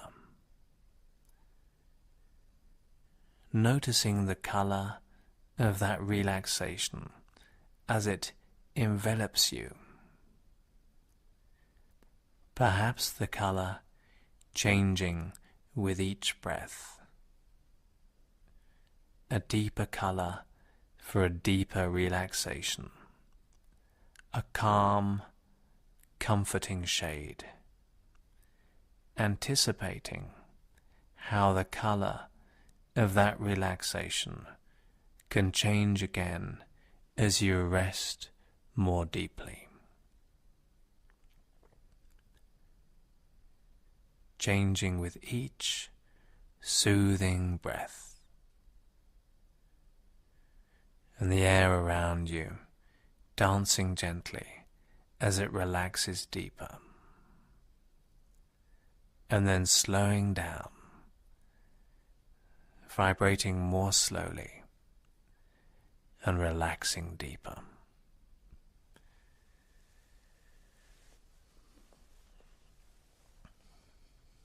And I wonder if you can imagine standing on a great wall, a great wide wall, perhaps the Great Wall of China, looking into the distance as the wall snakes out of sight far away, hugging the contours of the land, the rolling hills, dipping up and down, almost like a roller coaster, smoothly following every contour, sinking deep into the valleys and climbing through the mountains, gracefully disappearing into the clouds, fluffy white wisps drifting around the stone. And now, getting a sense of setting out on a journey along the wall, that wide path leading into the distance, feeling the comfort of the ground beneath your feet, and relaxing deeper with every stride. The crunch of the stones beneath your feet getting a sense of movement, the fresh air up here, a sudden refreshing breeze caressing your skin, breathing in the clear air, relaxing deeper with every calming breath, picturing your destination, the immensity of the wall, so old and strong, magnificent and serene, knowing that once this was just a grand idea. Maybe many people laughed at the idea, the notion of a wall thousands of miles long being built in days before cranes and technology and building equipment reached sophisticated levels. The notion of a wall comforting and protecting, the vision of those pioneers thousands of years ago, their will to succeed, the notion that anything is possible, the achievement of that far-off goal, the result of that willpower, the desire to reach the summit no matter what, noticing how those solid foundations have allowed the wall to endure, to survive the centuries, a legacy of ancient willpower, and noticing how relaxed you can be with that thought, that notion that anything is possible, getting a sense of that now, building within you.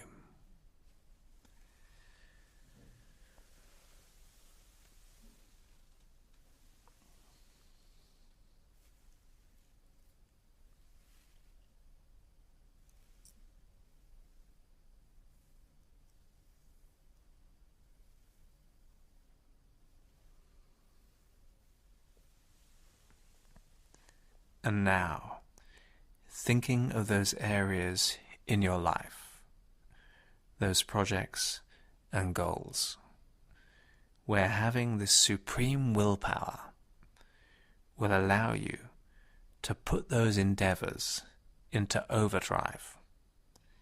Really think about what you want to achieve. All those areas where you just need that initial boost, that willpower boost to set you off on your journey. Just as a rocket needs that initial boost, setting a true course to those goals, allowing that willpower to naturally take over.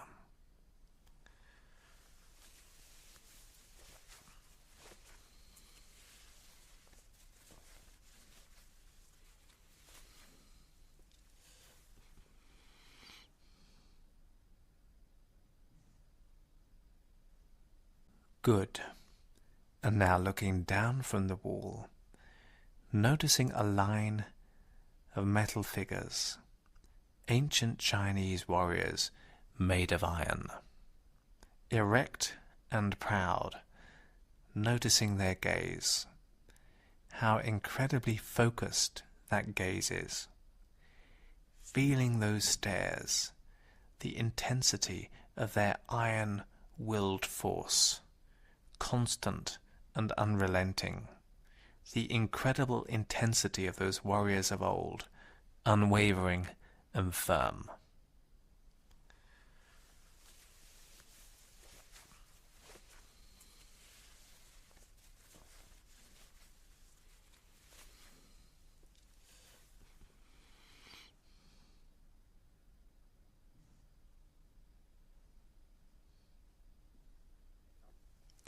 That's it. And now notice those iron figures, those iron warriors, come to life. And turn those stares of pure will towards a chalice of magical liquid. Almost like a laser beam homing in, that combined will, the incredible intense stares of all those iron-willed warriors, focused and coming together on one chalice of magical liquid, that combined will, that irrepressible combined iron will floating into that chalice, filling it up with pure and utter willpower. Noticing how that liquid can change colour as the chalice fills. The colour of pure willpower, a magical elixir glowing with energy and vitality.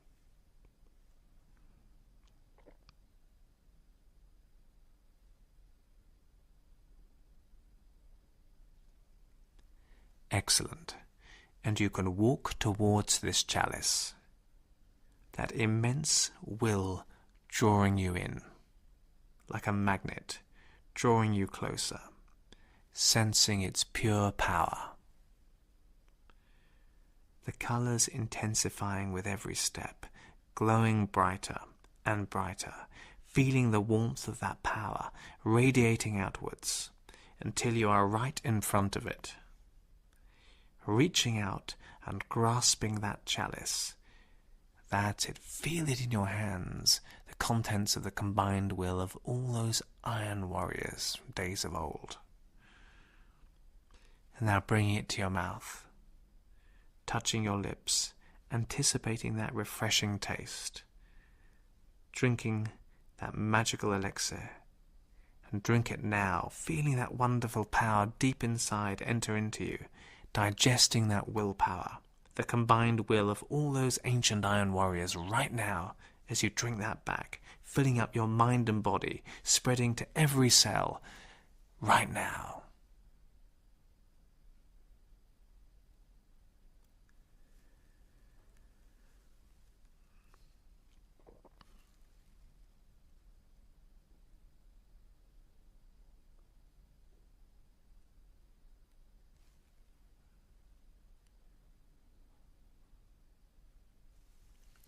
Good.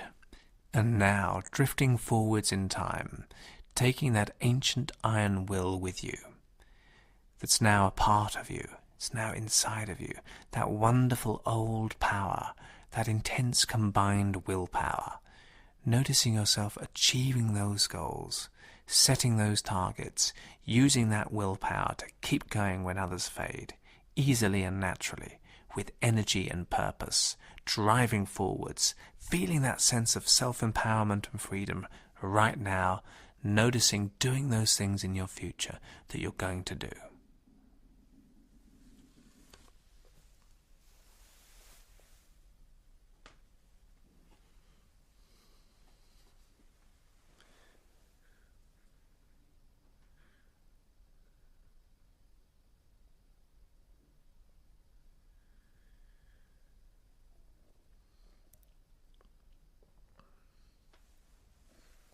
Great.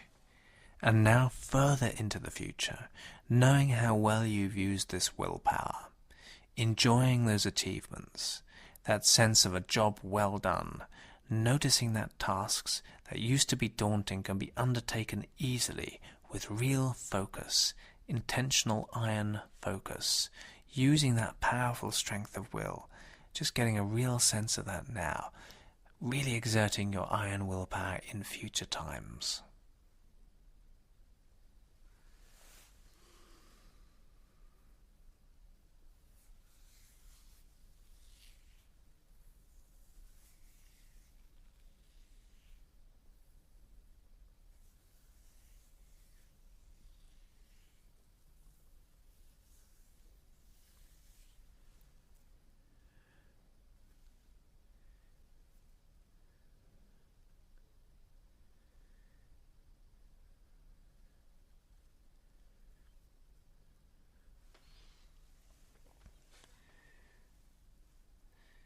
And then really getting a sense of almost like a button inside your mind. A button with iron will printed on it. Get a sense of what that feels like when you switch that on. Almost as if you can feel that in your mind being switched on, pressed down right now.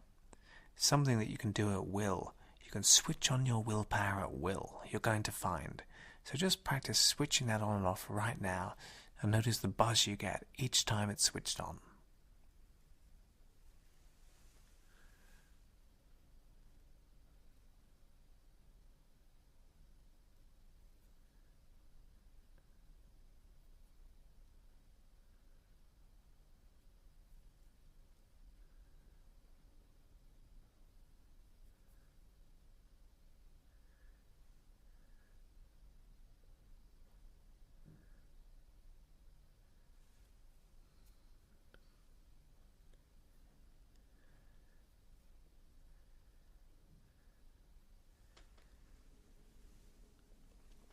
and now, drifting back to the here and now, bringing with you all that strength of will, that wonderful willpower, your unconscious mind knowing you've learnt well today, knowing you can access this power anytime you need to, naturally and easily, coming back to the room with a renewed sense of energy and vigor, becoming more aware and opening your eyes. Excellent. And remember, the more you relax to this download, the more benefits you're going to notice. Remember also to check out other useful and associated sessions from hypnosisdownloads.com, such as improve concentration and focus and achieve your potential. My name is Mark Tyrrell of Uncommon Knowledge.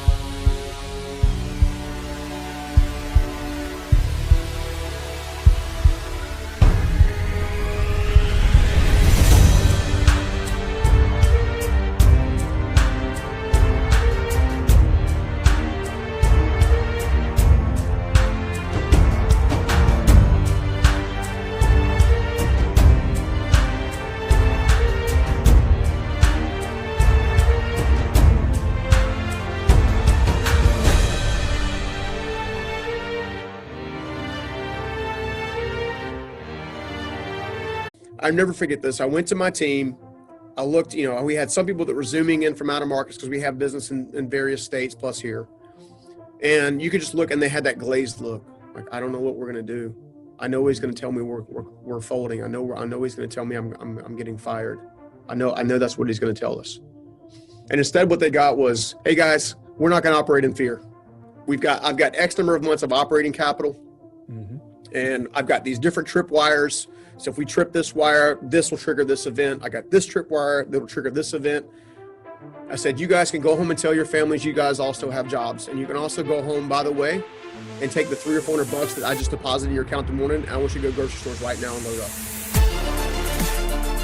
I'm Mark Drager, and as an entrepreneur and strategist, I've built a multi-million-dollar marketing agency. I've helped launch startups and transformed international brands. And yet, despite all the success, I still wake up every morning with the feeling that I'm just not good enough, that I've not come close to hitting my potential, and I may never achieve the high hopes that I have for myself. I believe that we all have something to prove to the doubters, to the haters, to the voices in our own heads. And so each week, I share real, tactical advice and the most interesting and inspiring interviews, because my goal is to help those of us who have something to prove show the world and ourselves that we have what it takes to make it happen. Welcome to the We Do Hard Things podcast. Today's guest is a serial entrepreneur who was raised in poverty, so much so that at one point he was actually homeless. But he did not let that stop him. He went on to build up multiple 8-figure businesses. Now, what I appreciate most about having the chance to speak with him is that he's not all talk. He started from nothing, he built and he lost. He's seen success and he's seen major failures, and he carries that into everything he does. whether it's as the best-selling author of the book, The Journey Principles, or the creator of the life-changing program, Transformation U, or even as the man who helps people like you and me go from excuse land to building massive success. He believes that you are not living a life you love, not because you're not capable of it, but because you just don't know how to get there. I cannot wait to share with you the insanely inspiring talk I had with the man who can help anyone reclaim their hope and go from stuck to unstoppable, Stephen Scoggins. The place that I want to start the conversation in is, you mentioned within your bio, specifically 30 years of hardship. 30 years of hardship. I'm 37. I feel like I've run a business for 14 years. I built a multi-million-dollar company. Great, but I'm 37 and I feel more behind now than I did in my 20s. I feel that when I was in my early 20s, I had more hustle, more progress, less to lose, less at risk. I was bolder. I was more ambitious. And so when I read 30 years of hardship and everything, I go, like, isn't time running out? Is like, when does this get better? Yeah, I mean, you would think so. I grew up in an interesting time and situation. My grandfather survived Pearl Harbor, which started the alcohol train into my father. Right, my mother had suffered a lot of physical and emotional abuse when I was younger, and as a result, by the time I was I think I was maybe 5 years old, they had already divorced and went their separate ways. And then I was raised by my grandmother. Well, that was great for like 2 or 3 years, like super loving, super encouraging, super empathetic, and like everything that you would want a parent to be, right? Well, she comes to me when I'm about 9, just after I turned 9 years old. She sits me down and she says, Stephen, I need your help. And of course, I'm 9 years old. I literally have a G.I. Joe in one hand and a Transformer in another, right? Like, I'm like, okay, maybe she's going to ask me to take out the garbage that I can barely lift, right? So I'm thinking about through that. And, and then kind of going with that scenario. And then she says something that I'll never forget. She said, I don't know how much longer I'm going to be here. I'm very sick. And even at 9 years old, I was kind of like, I wasn't exactly sure what she meant. I wasn't exactly sure where she was coming from. But then she made me pull this chair over from the kitchen table. When we lived in a little 1,000 square foot brick house in Wendell, North Carolina, pulled over to the stove, and she began teaching me how to make oatmeal and macaroni and cheese and hot dogs and all this kind of stuff. And my brother was 3 at the time. No, I'm sorry. My brother was 6 at the time. I had to get him up and get him dressed and all kinds of stuff. And that was essentially the start of what I've referred to as a massive uphill battle my entire life. Now, being where I am now versus where I came from, I'm incredibly thankful that was my journey. Incredibly thankful. It has taught me a different level of empathy when people are going through various struggles. My dad and mom came back into the picture about the time she passed, which is about a year and a half later. Chemo got the best of her. She had cancer. So my lifeline, my stability, my safety net, that was the first time I can remember it actually being yanked out from under me. That was the one time that I had the hardest time recovering. It took me several years. I had to repeat the 5th grade and all kinds of stuff. But, from that standpoint, I went to go live with my dad, and when I went to go live with him, I went into the construction industry immediately. Every Saturday, every Sunday, every holiday, every weekend, that's where I was at, working, carrying studs for $1 an hour. But, it's funny. The one thing the construction industry taught me growing up throughout it was it taught me how to use my hands, which taught me how to use my head, which now I get to use my heart. I was very fortunate that it forced me to face things that I didn't want to face. It forced me to face fears I didn't want to face. I mean, all of that stuff. And that's when I met my first mentor. I was probably 13 or 14 years old. He was my dad's employer. And I remember him, he used to drive around this white Jeep Grand Cherokee, right? And they always had a dent in the right-hand rear bumper because the dude was forever backing into stuff. And he would just get the bumper replaced, and he would do it like a month later and whatever. He was in his maybe 70s at the time. He had perfect dentures, perfect big white smile and all this kind of stuff. And, but he took a liking to me, and I never understood why until he put me in his car to talk to me. I was working on my dad's framing crew. It was hot as Hades outside. And I was like, he's got the AC on. I don't care if it smells like mothballs or not. I'm getting inside, and I'll sit in there as long as he wants to talk to me. Don't care what he tells me about. Well, I'll never forget this because he sits me down and he goes, did you know your grandfather, I used to work for your grandfather? I'm like, no. Did you know your grandfather taught me the construction business? No. Well, your grandfather's the best carpenter in this state, hands down. And he said he would be a multimillionaire 10 times over, be far wealthier than I ever would have been if he had just stopped drinking. Stephen, I've watched the dude go from your grandfather to your daddy. And that's how he talked, right? Your daddy. I remember that. He goes, I don't want it to happen to you. You work hard, you're smart, you deserve more and you deserve better. I'm like, again, I'm like a teenager, early teens. I'm like, okay, all right. And then he goes, I want you to hear me out. I said, okay. He said, I'm gonna ask you a question. I want you to give me an honest answer. I said, yes, sir. All right. He said, what's the difference between a rich man and a poor man? I'm like, well, duh, money, right? Dude, if he could have slapped me in the back of my head, I think he would have, right? Because I'm like, I was like, duh, what do I know? I know, but all I know is poverty, kind of more or less, or paycheck to paycheck scenario. And he goes, no, the difference between a rich man and a poor man in any area of their life is the way they think. You can choose to think like me, or you can choose to think like your daddy. And you got to decide now, not when you're 50. And I was like, man, it stunned me. And then he says, I also want you to remember this. You got to be willing to do today what others won't so you can have tomorrow what others don't. Now here's the contrast. Not even a week earlier, I remember my father, we were on a job site and I was telling my dad about my big dream to become a professional ninja. I seriously wanted to be a professional martial arts ninja guru because I idolized Bruce Lee and all this kind of stuff. And that so seems I wanted like all that the to furthest thing for a little boy in North Carolina, man. I don't know. I grew up throwing stars and nunchucks. I don't know. But, and he laughed it off and I'll never forget this because this is like a week before. He says, Stephen, Scoggins don't get ahead. They just get by. I'm like, I feel like I'm meant for more than that. Like, I don't know what that is. I mean, I wasn't thinking entrepreneurship. I wasn't thinking owning companies. I wasn't thinking of developing teams or leading. I didn't know how to lead myself, let alone believe in myself. And that conversation and that conversation collided right at the same time. And that's when I actually started reaching out and started reading. The problem is because my household was always unstable financially. We were always getting the lights turned off and the cockroaches in the mobile home we were in and all kinds of stuff. And my dad had a successful company and then unfortunately went through a downturn in the late 90s or about mid 90s during the Gulf War and some stuff like that. We went through all that and we lost everything. Foreclosures, repossessions, all of it. And I watched my dad work his absolute butt off.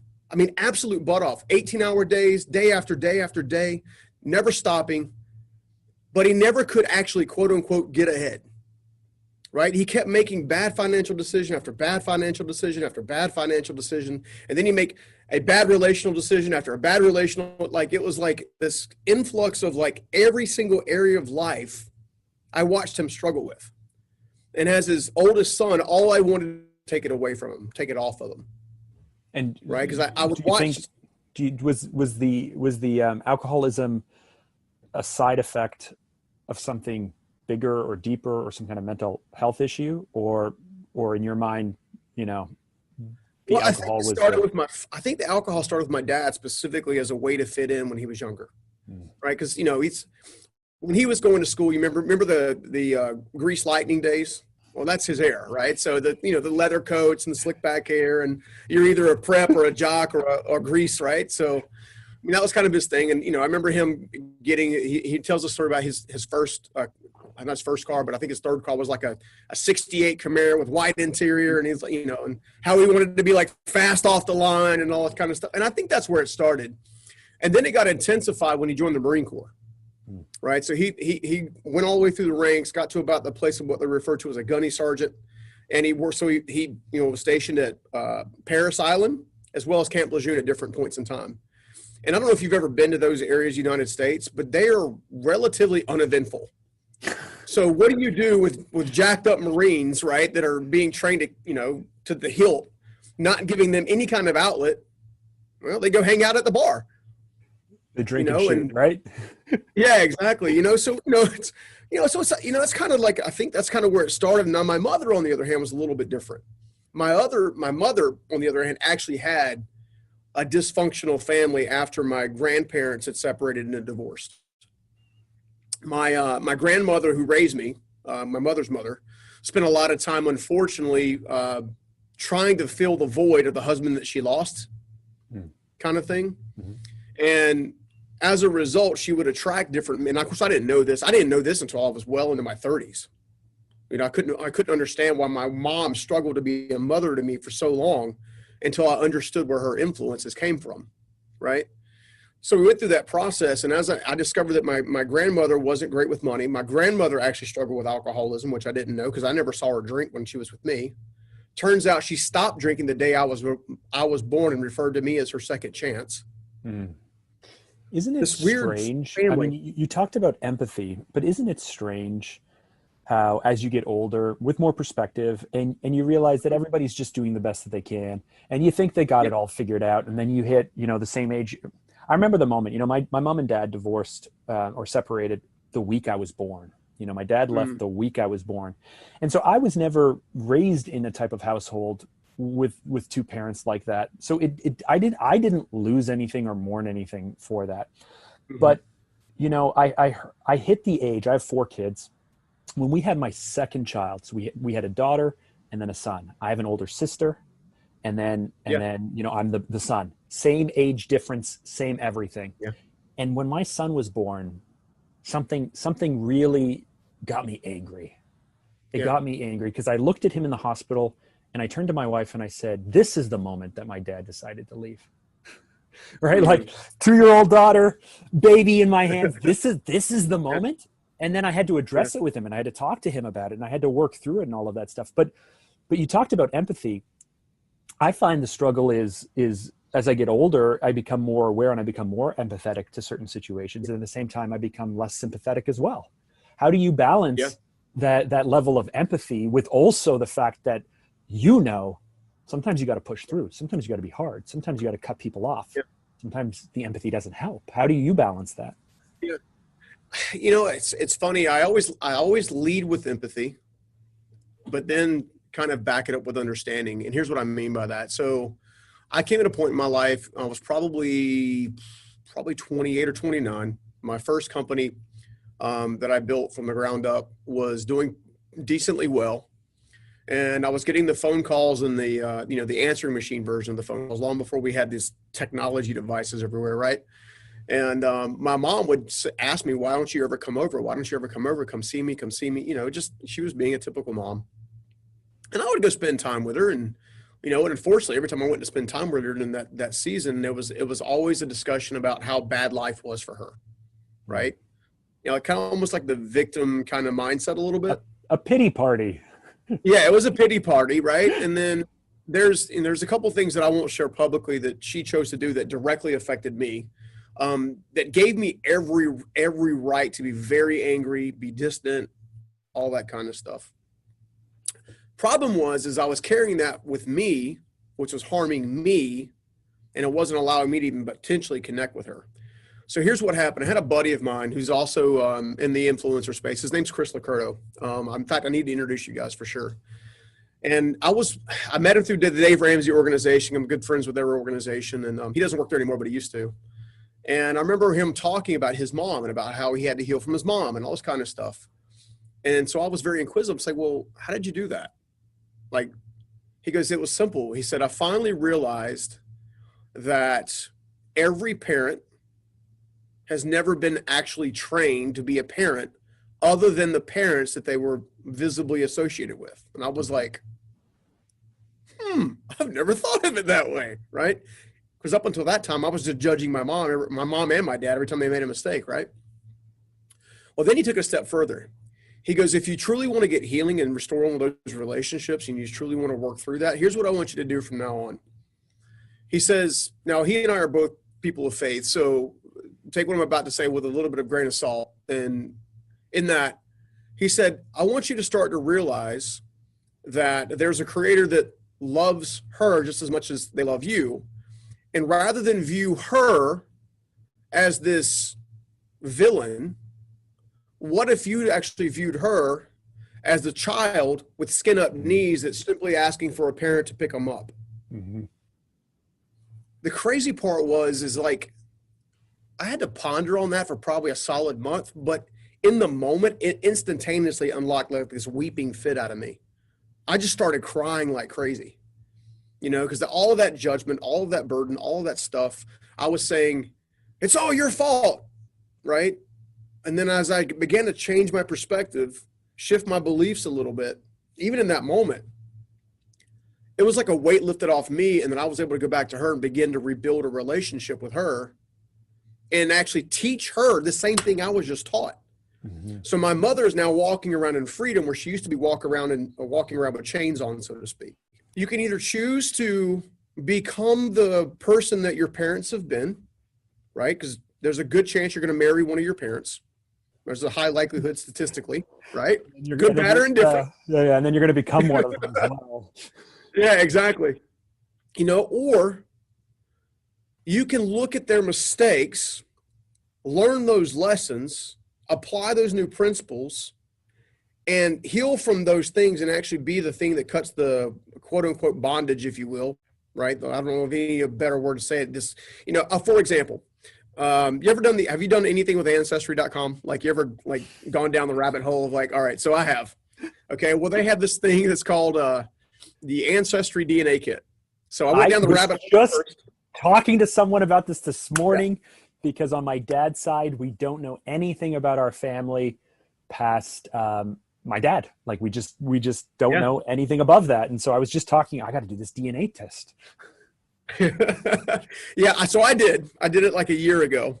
We're Scandinavian. So technically I'm part Viking, which is kind of funny because I'm like 5 foot nothing. And then we have the southern tip of Scotland, the northern tip of Ireland, and then Denmark and Wales. So that's the thing. Okay. So I went as far back in my dad's tree to discover how the Scoggins, quote unquote, came to be inside of the United States of America. It turns out my family was sent here on a penal. But here's the thing. The reason I'm bringing this up is because they got arrested, prosecuted, and put on a boat to basically become indentured servants, if you will, here to the United States, or what became the United States, because they were trying to feed their family, and they basically killed a deer on a lord's land. So I've had hundreds of years of poverty, hundreds of years of we don't get by, or we don't get ahead, we get by, like hundreds of years where that's been. And I remember this, I was, again, I spent this time praying. It's one of the things I like to do. And I did this when I was like 13 or 14. I was in the trailer park that we had to move into after my dad lost his business, that Steve Myrick actually owned. So Steve Myrick actually owned this mobile home park, all the units, and allowed us to move into one. And I had this like surreal, somber moment where I just decided I was going to go for a walk. It was a fall night, stars out everywhere. I don't know. I almost feel like I'm being called out of the mobile home. I walk down the street, go all the way down to the park, which is probably a good 6 blocks from the place my dad stayed in. And out of nowhere, I was just staring at the stars. And then literally, I just found myself like kneeling down and saying, there's got to be more to life than this.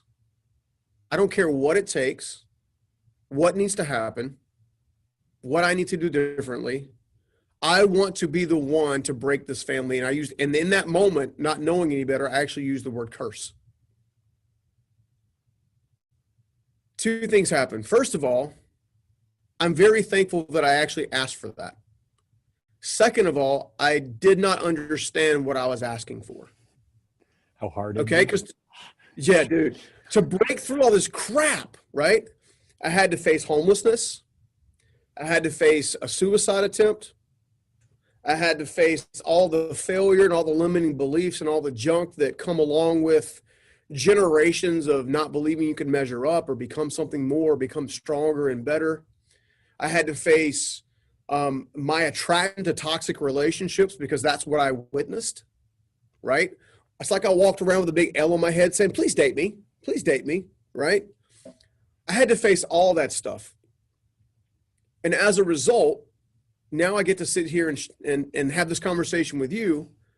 Hopefully that somebody's going to take something away from this and actually go have their own moment where they're saying, let me be the one. But I'm going to tell you right now, it's going to hurt, but it's going to be so worth it. The life that I live now, dude. Oh, so if I can ask two questions. One, can I circle back on I understand the polarity of the two moments, you know, the conversation with your dad and a week later having this conversation. Was it actually a choice? And is it a choice that you had to make over and over and over again because you were tempted to regress and to go back and to give up and this and that? Or were you actually built for this? And it wasn't a choice. It's actually coming natural to you. You just needed someone to show you to connect the dots. Because if it's a choice, it can be taught and learned. And if it's inherent to you, then you got really lucky. I think habits are inherent, but choices are chosen, as strange as that sounds. So what I mean by that is, yes, I had Steve Myrick. Yes, I had Susan Bath. Yes, I had Dave Ramsey and John Maxwell and all these other people lead me along the way that I've actually had the distinct honor of and pleasure of spending one-on-one time with these people over and over again, right? That's a rare opportunity. I never take that for granted. At the same time, I did have to make the initial choice, okay, which was yes, I'm going to do this, but I did regress several times. Right. I had that conversation with Steve as a young teenager, but yet, 19 years old, I find myself sleeping outside and sleeping in cars and just trying to figure out where I'm getting food from and shelter from. Right. But how do you not go, you told me it wouldn't be this hard. You told me all I had to do was just, not be like my dad. And now look at me. Yeah. For me, it's always come down to 4 different phases. And a lot of reflection time. And I don't think people do enough reflection time. I think people, when they do reflect, they judge and condemn themselves. Like, I made this mistake. This is who I am. Like, they tie their identity to their mistakes. And because they tie their identity to their mistakes, they can't actually tie their identity to their strengths. They're so focused on looking in the rearview mirror that they're like, sorry, say that again. Say that again for me. Yeah. I mean, they're so focused on their mistakes that they're not focused on their strengths. And as a result, they don't get to move forward. It's like driving a car, wanting to go from here, and I'm in North Carolina, to California, so coast to coast, but never looking in forward, always looking like this. Like, you can't look backwards and keep the car on the road, right? And when I began really studying myself, I really, one of the things that irks me, and I think when Evan and I were chatting not long ago, I think it kind of irks him too. But right, so because he has this thing where he says, "You're one of the good guys." I'm like, what does that even mean? Because people kept telling me that. What does that mean? I know what that means. I know what that means. If he said you're one of the guys, he didn't even tell me that. That means you're one of the good guys. Yeah. All right. Yeah. I mean, but so here's how I took it. There is a world full of quote unquote gurus. Mm-hmm. But nobody wants to be a guide. So there's all this theology. There's all this philosophical behavior. There's all these 10 ways to do this and 3 ways to do that and 5 ways to do this and 6 different ways to do that and 3 different ways to do this. And, here's the 5 top 10 ninja hack secrets for mindset and like all these different buzzwords, right? And I can't really say anything. Some of my videos are named that way. But at the end of the day, it's because people don't want a guide. So what I thought I would do differently is I thought that maybe the change would be if I could break things down. At the end of the day, I've been trying to summarize these things, and I came down to this, what I refer to as the 4 phases of transformation. And you can't skip them, and you can't do them out of order. But if you'll do them repetitively over time, the choices are actually made for you. So your routines actually reinforce the person you're trying to be, not the person that you are. And the first phase is, I just call it gain perspective, right? So you look at things from as many possible different angles as you possibly can, ask as many questions as you can about your identity, about how you were built, about where you came from, about your parents, about your friends, about your economy, about your environment, your geographical location. Like, spend time with a pen and a pad and ask as many possible questions that you can possibly do that. Jot down all your answers, and then go to the top 3 people that are closest to you and do the same thing over again. Hey, what do you see? Mm-hmm. Right? Because we don't objectively see ourselves. We see ourselves by our actions, we see ourselves by our intentions, while other people see us by our actions or our outcomes. Right? The next phase is to actually recognize and remove a roadblock. All right. So case in point, one of my main roadblocks in becoming the person I am today was getting past this thing where I felt like I was worthy and valued enough to actually experience a life that I was dreaming about. Now, a lot of us will dream about the life we want, mm-hmm. but then we tell ourselves all the reasons why we can't have it. Yep. Right? Seriously. Like, and then you start to think, well, then you start to make progress, and then you're like, oh, and then somebody says, well, you're not who you think you are. And all of a sudden you go, I guess I'm an imposter. You have to understand where it comes from and rip it up by its root. It could be a number of different things, okay? But if you can gain enough perspective to recognize what those things are, then you can remove them. Most people don't actually take the time to recognize them in the begin with, which is why they keep biting them in the butt. That kind of like shifts how you look at just how you assess yourself, and then how you assess yourself on a regular basis to keep yourself moving forward. The third one, everybody and their brother talks about all the time in 50,000 different ways. I don't care what influencer you're listening to or what pod. Let's organize a plan. Where do you want to go? What are your opportunities and what are your threats? I believe that nobody does it because no one comes alongside of other people as a guide or a mentor and says, this is how you do it, right? We can say, set it out. What are your goals? Well, I want to make $1 million. Okay, well, you need to make 10 first, right? There's this fear of not taking action simply because you don't know any better. Like, for the longest time, I didn't want to touch anything or take any step forward or gotta go move forward in any way, shape, or form until somebody said, hey, you're going to make mistakes and it's okay. Yes. Like, it's okay. Like, it's okay. I'm convinced I sit in the seat that I am sitting today, not because of my successes, but because of my failures that taught me something. Right? We look at failure as final all the time, and we shouldn't. I know it's cliche, but we shouldn't look at failure as final. It is an opportunity to learn. Either you learn or you win. It's one of the two. When you look at the final phase, which is work your plan, which is just putting in the work, right? All right, so there's at this time of this recording, you and I are like everybody else in the country. We're facing COVID. We're tired of hearing about COVID. We're tired of having to argue about masks and who's doing what or whatever. Hold on, I'm in Canada, so we don't argue. COVID no, we don't argue about masks. We all just put them on. Well, you're lucky. All right, so my country is lucky about masks. So, we just do what we're told by the government. The government says do it. We go, okay, we do it. I think we did that at first, and then now it's getting a little like, come on, dude. But anyway, in this particular environment, the U.S. economy was going like gangbusters, right, for several years on a row. Okay. Well, I weathered the 2008 downturn, which was, for the U.S. economy, which is all housing, right? So, and hence I was in the construction industry, and I was one of the last guys standing. And at the end of the downturn in 2008, because I put those principles into place and began using those principles over and over, it became second nature. It's like muscle memory. When you do martial arts and you do certain techniques over and over again, it becomes like crazy automatic. Same thing happens in life. Same thing happens in business. I don't remember which person said this, but obviously they said success leaves clues or leaves footsteps or something like that, right? Tony Robbins. Okay. Success. Right, shout out to Tony. There you go, Tony. Yep. And if you follow the clues, it's Hansel and Gretel had to follow the crumbs, right? It's the same stinking thing, right? It's the same hero's journey over and over again.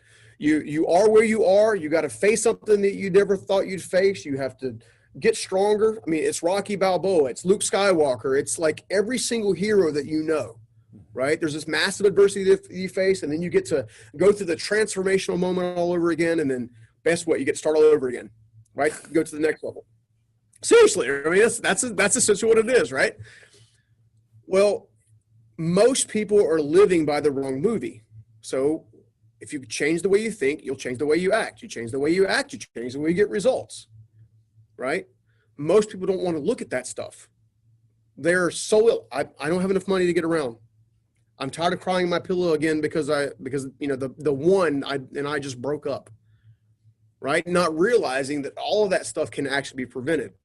Here's what I mean by that. So in the U.S. economy, our guys shut down our government as a whole, unified, all of them, all the knuckleheads, shut down the entire country. The one thing that I did differently than other business owners that are currently struggling is I began preparing for a COVID-like experience long before COVID was ever here. While everybody else was saying, let's run with the bulls, let's run with the bulls, you know, the whole bull market thing, the bull's here, let's get it. I was going, okay, bull's here, that's awesome. Let's make sure we take enough advantage of it, but let's also realize that there's always a bear that follows the bull. Mm-hmm. Right? So my company's out of debt. I had, 6 or 8 months of operating capital in the bank. Okay? So when everybody else was like, okay, we're shutting down. And I'm not taking away from business owners that struggle, because I have been there, which is how I learned the lesson. So this is the lesson they probably need to learn, right? This is how you learn that lesson, right? Be prepared. In fear, they're laying off people left and right, all kinds of stuff, and then they're beholden to any kind of stimulus and all this kind of stuff. I was prepared, and as a result of being prepared and having cash on hand, not being in debt, not being leveraged, owning my properties, my live event, like one of your early questions was like, is it choice? Like, what is it? Is it choice? Is it something that you get luck into? Yes, it's choice. It's you choosing on a daily basis to live by principles in life and business that are predictable in that they always bring results, albeit many of those results happen slowly over time. Mm-hmm. Impatience is what ends up basically becoming catastrophic. That's my opinion. I've got to say it's interesting because so I started my business in 2006, mm-hmm. very, very small, $7,000 of capital, service-based business. So I was only 23 at the time, didn't know what I was doing, but let me tell you, 2009 was not fun for us. You know, ate through all of the cash on hand, had a 3-month period with no work, no invoicing, nothing. I found maybe about a year ago, I found my daily journal for like April 2009 or something. And it said, on number one, it was like, finally a paying client. Like it was like April. But I have been, that scared me so much that I'm anti-debt as well. I'm not super bullish. And so for the last 3 or 4 years, I've been actually kicking myself for slowing our growth down. Mm-hmm. And going and speaking with my controller and saying, I don't understand. Like, people are taking money from here to pay over here, and they're leveraged and all of this stuff. I can't even think this way. Why aren't we more aggressive? Why aren't we leveraging capital and resources the way that we leverage people? Like this is killing our growth. And yet then when this all happened, I was like, oh, okay, that's why.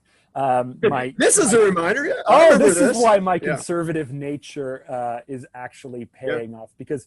Yeah, I mean, listen, 2010 to 2020 was a 10-year run where for 4 years, I'm like, oh, recession's coming every 7 years. Typically on cyclical recession's coming and waiting. And then going like, am I just the fool? Like, am I the fool because I'm wasting time and I'm not leveraging finances well enough? And I'm not this and I'm not that. And so hearing other business owners, because you talked about the fact that construction isn't sexy for Forbes. Well, when you're focused on an entrepreneur podcast or scaling podcast or growth podcast or whatever it is, nobody wants to hear that you built it very, very slowly without financing. Like, nobody wants to hear that story. Maybe that's why I'm struggling. But it's true. I mean, look, there's a lot of entrepreneurs, I'm sure, even listening right now, that they have a dream, they have a goal, they've got they're out there doing it. Maybe they're 6 months in, maybe they're a year in, and they're at this decision stage where a bank is like, no, seriously, let me lend you money. No, seriously. You can get a nicer piece of equipment, a nicer toy. We get brand new servers, and don't do it, man. Don't do it. Don't do it. I mean, there's no reason to do it. Just be consistent. Right? Shoot, when these downturns and stuff happen, if you're consistent and you're putting money away for a rainy day kind of thing, some would call it an emergency fund, some would call it just savings, right? Maybe it's in a money market, so it's making a little interest. It's not going to be a lot, but at least it's something, right? Then when things like this happen, and they will happen over and over and over again. Why? Because people are dumb.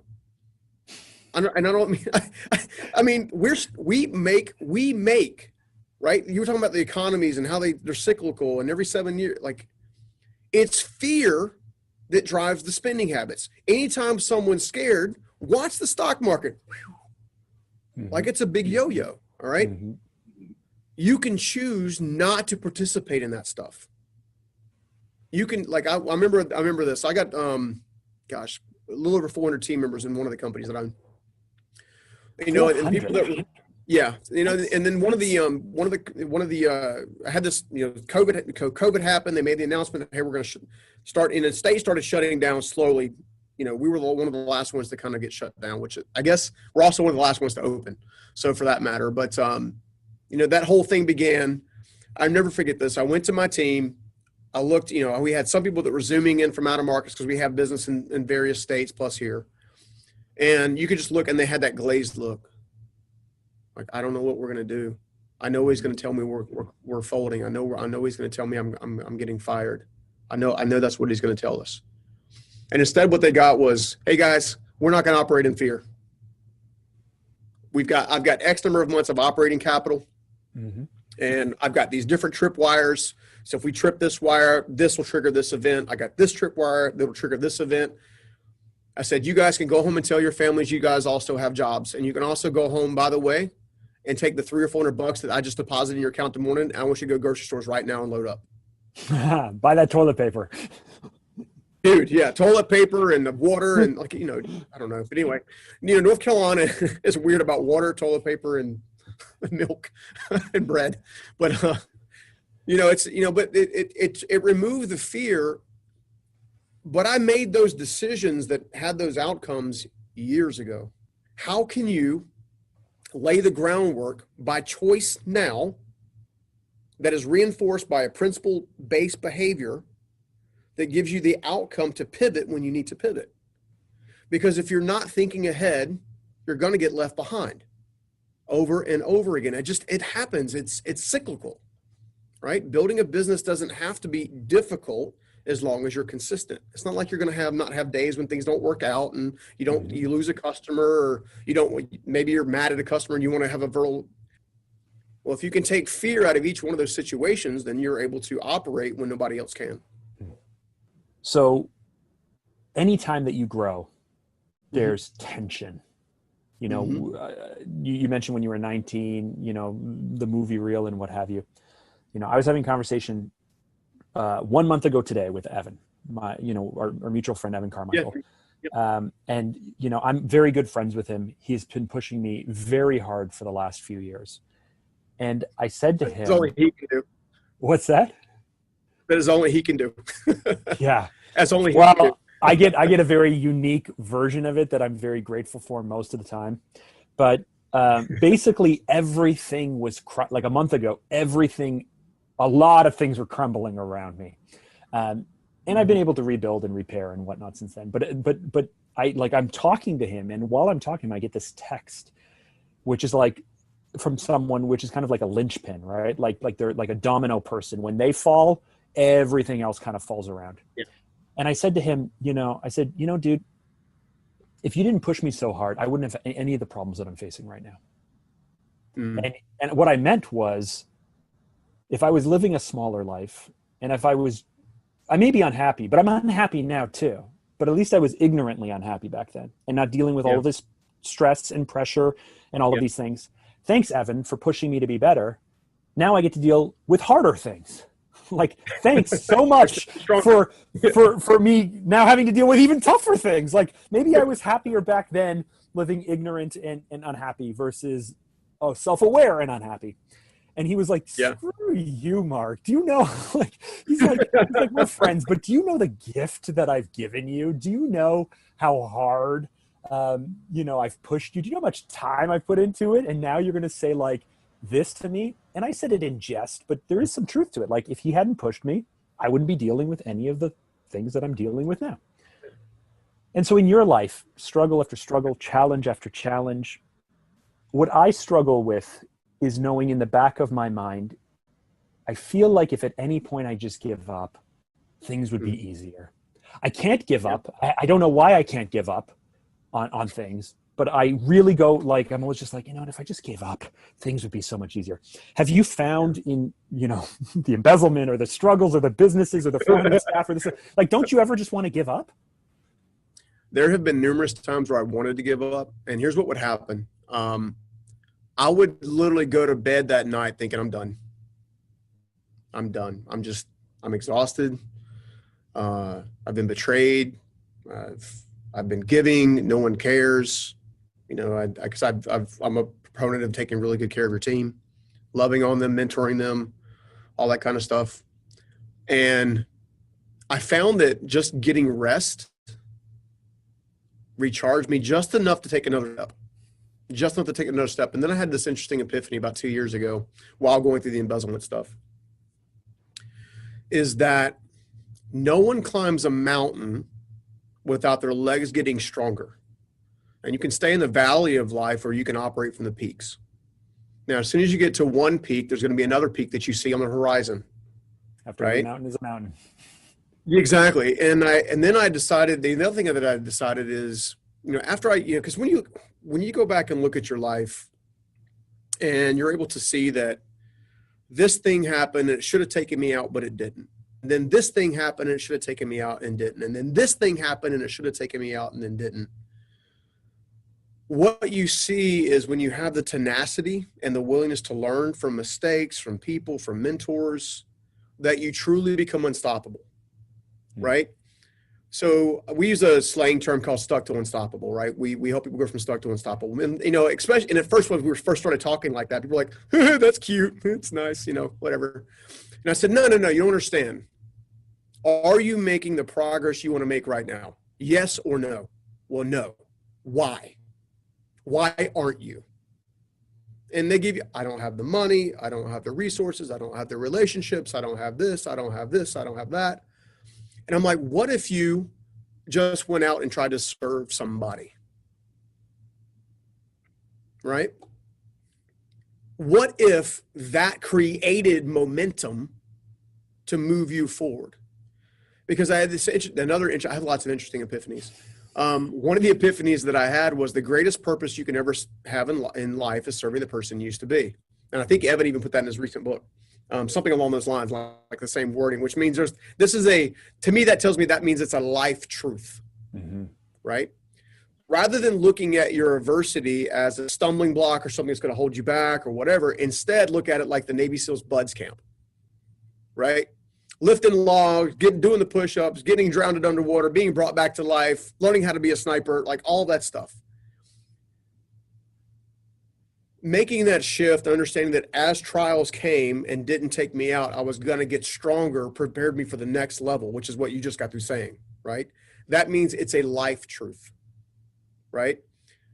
If the longer you're looking for bliss and utopia and stuff like that, the further it's going to be from you. Because what happens is you go through a growth cycle and then you get a bliss cycle. You get to experience the fruit of that work that you did here and the sacrifice and the fears you face and the limiting beliefs you face. You get to that point, right? And then for another 6 months, maybe you get to go buy the nice car. Maybe you get to go out and do the nice thing and go to the nice travel, and right? The tricky part is not getting lost, like not losing yourself in the win or in the struggle. The tricky part is understanding that you cannot have one without the other. It's the yin and yang, right? Peace, harmony, joy, contentment, hope, all of that stuff is found in the center, right? Why is it that people in third world countries can make a soccer ball out of leaves and be totally happy? But yet we get totally depressed if someone doesn't give us enough likes on Facebook. Mm-hmm. We want to harm ourselves because someone told us they didn't love us. At Starbucks, they spell your name wrong on the cup. Exactly. How dare they, right? You know, it's just like, come on. Like,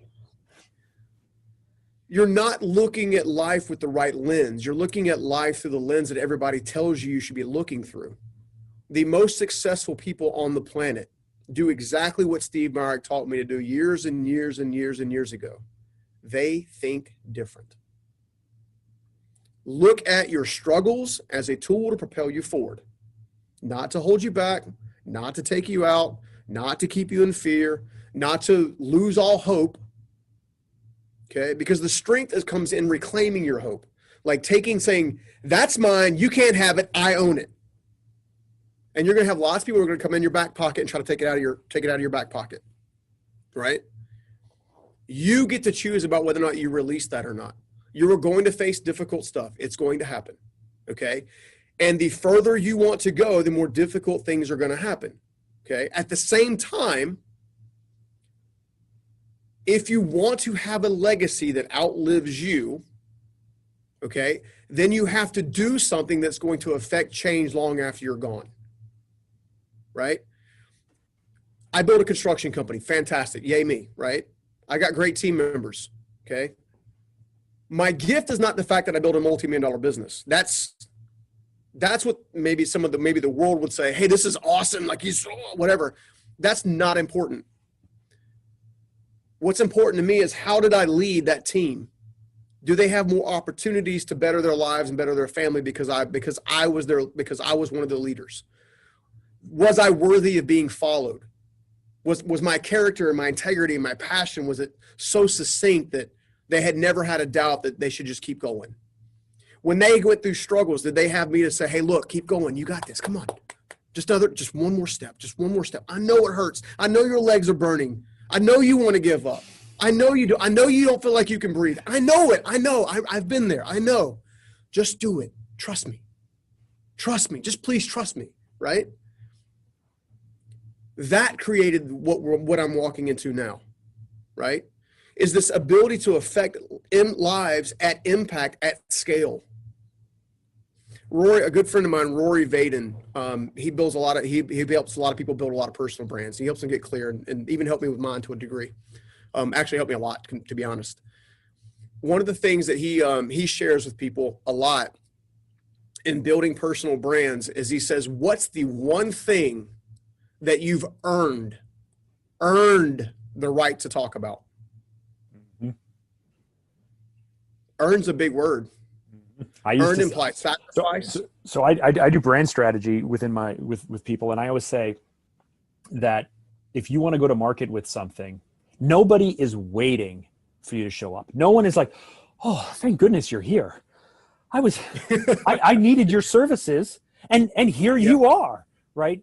And so earn is the perfect word, because it's not only what you have to earn the right to talk about, you have to earn existence and attention and you have to earn the right for people's attention. You have to earn so much and then deliver on that and so on. So that's perfect. Yeah. I mean, it's one of the reasons why I've been so thankful for people like Evan and Bo and some of the other people that we're definitely, mutually connected with, is because I've been trying to do this, what you and I are doing right now, which is just share my heart, share my experiences, and hopefully, drop some value where somebody can, just one nugget that they can keep them moving forward, for 5 years, trying to cut through the noise, 5 years trying to cut through the clutter, 5 years saying, hey, look, I've actually done it. I'm not just talking here's my playbook. Here's how I did it. Like, I'll walk with you. Let's talk together. Like, let's reason together. Right. And it's hard, but it's supposed to be. Why am I going to get mad if another speaker gets chosen over me for a different event? Okay, that's fine. Shouldn't affect how I perceive in going to market or going to help people, because I'm actually wanting to help people, right? And one of the things that you learn, I know that the three of us, Evan, myself, and you, have all shared this.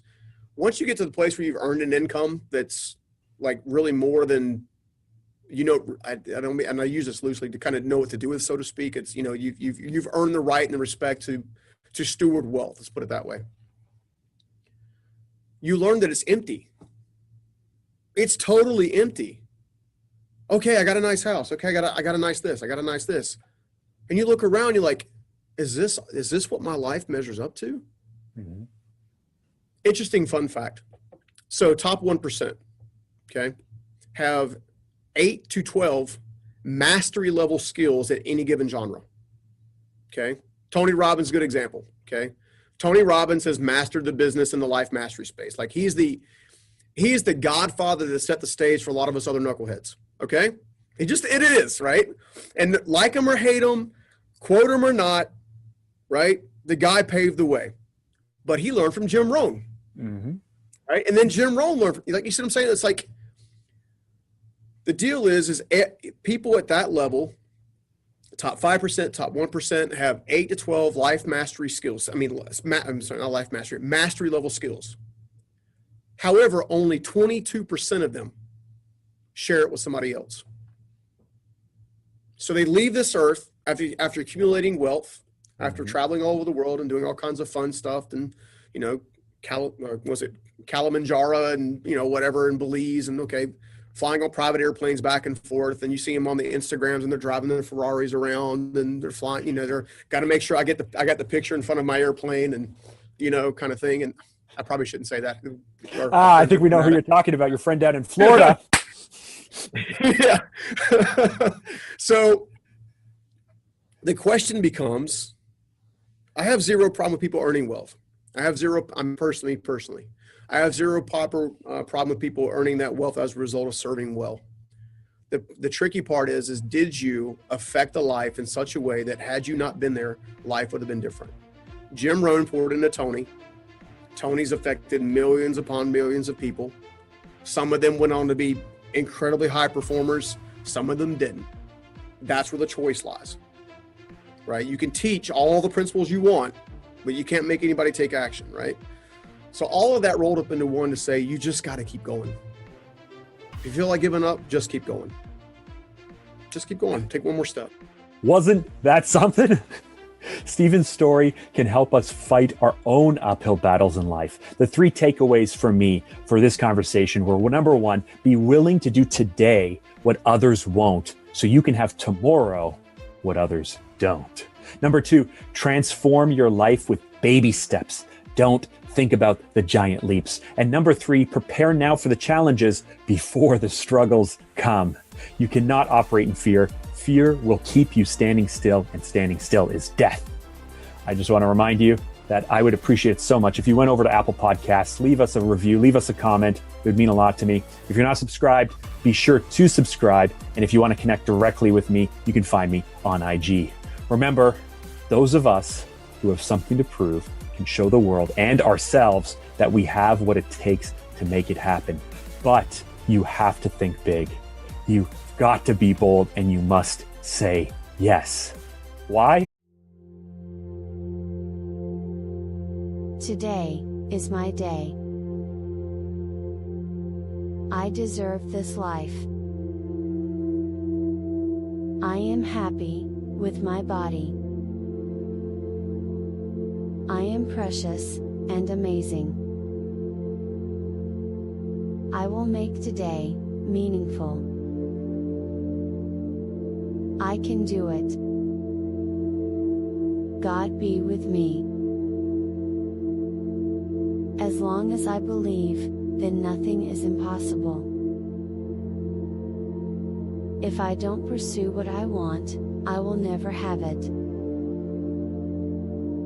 If I don't ask, I will never know the answer. If I don't take a step, I will always be in the same place. I will make sure I have to try. My dream will come true from this day forward. Start from small things. Start from myself. And starting from this moment.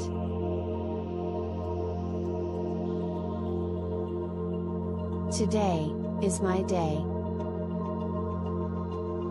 I deserve this life. I am happy with my body. I am precious and amazing. I will make today meaningful. I can do it.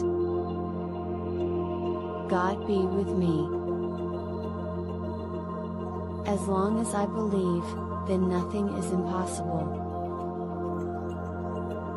If I don't pursue what I want, I will never have it. If I don't ask, I will never know the answer. If I don't take a step, I will always be in the same place. I will make sure I have to try. My dream will come true from this day forward. Start from small things. Start from myself. And starting from this moment.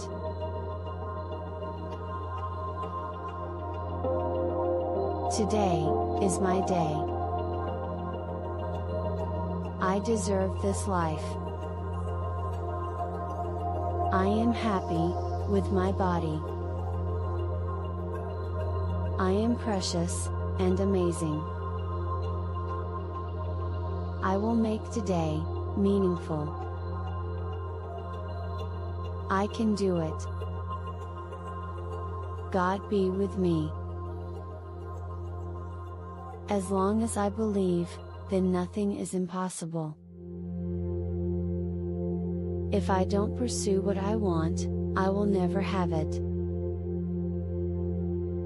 If I don't ask, I will never know the answer. If I don't take a step, I will always be in the same place. I will make sure I have to try. My dream will come true from this day forward. Start from small things. Start from myself. And starting from this moment.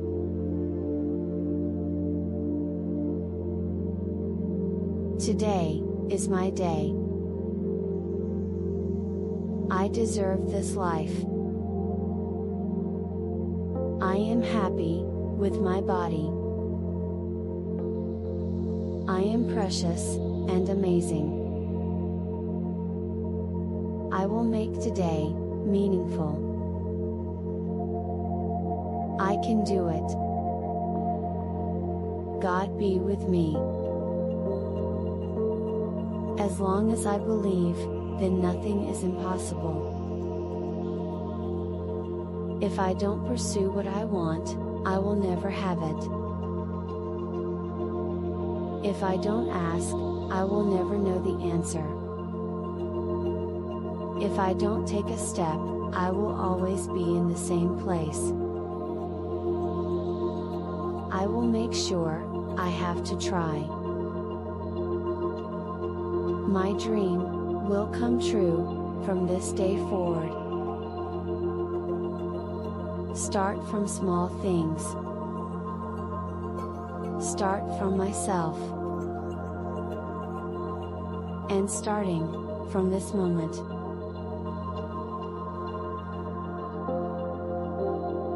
Today is my day.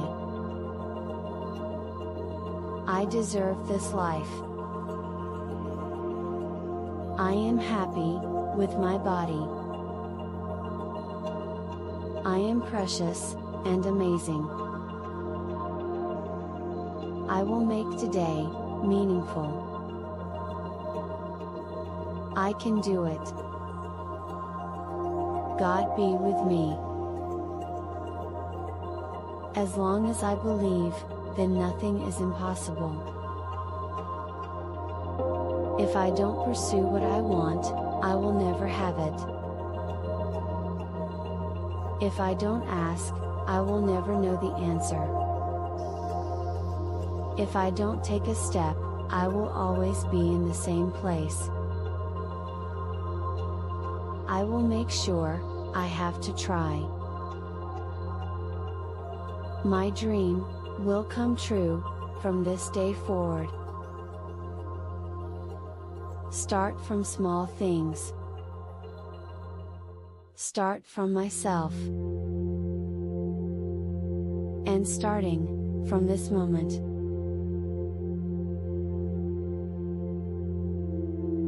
Today is my day. I deserve this life. I am happy with my body. I am precious and amazing.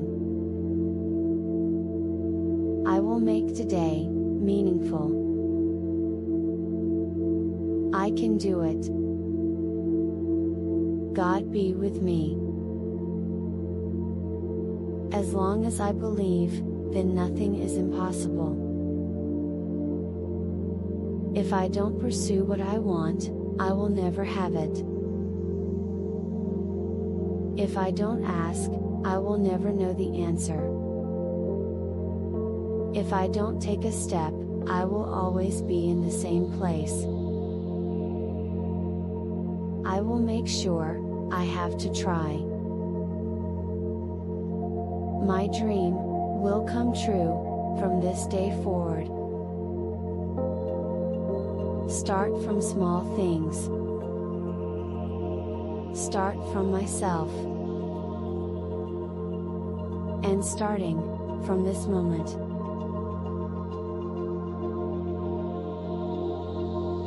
Today is my day. I deserve this life. I am happy with my body. I am precious and amazing. I will make today meaningful. I can do it. God be with me. As long as I believe, then nothing is impossible. If I don't pursue what I want, I will never have it. If I don't ask, I will never know the answer. If I don't take a step, I will always be in the same place. I will make sure I have to try. My dream will come true from this day forward. Start from small things. Start from myself. And starting from this moment.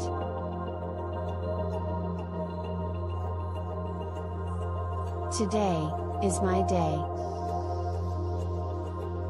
I deserve this life. I am happy with my body. I am precious and amazing. I will make today meaningful. I can do it.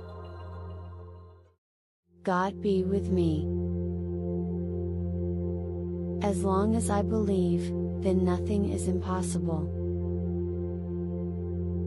If I don't pursue what I want, I will never have it.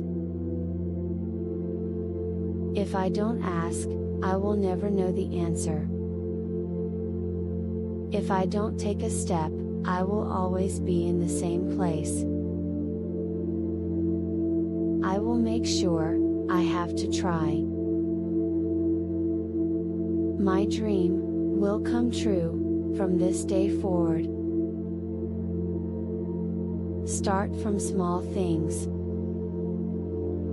Start from myself. And starting from this moment.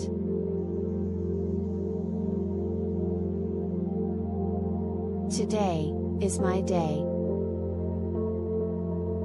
I deserve this life. I am happy with my body. I am precious and amazing. I will make today meaningful. I can do it. God be with me. As long as I believe, then nothing is impossible. If I don't pursue what I want, I will never have it. If I don't ask, I will never know the answer. If I don't take a step, I will always be in the same place. I will make sure I have to try. My dream will come true from this day forward. Start from small things. Start from myself. And starting from this moment.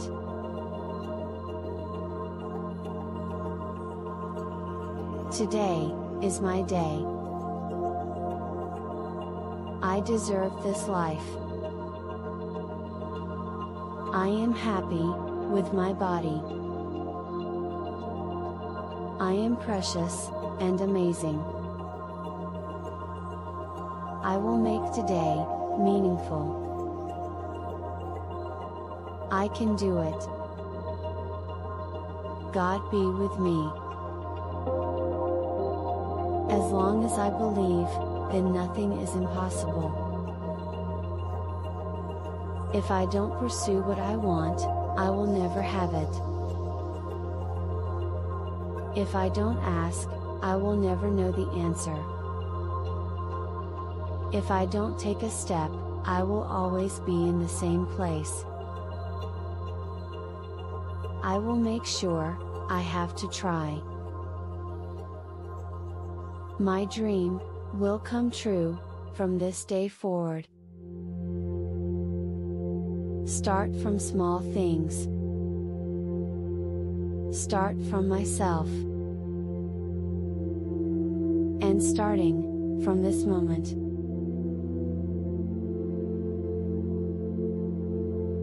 Today is my day. I deserve this life.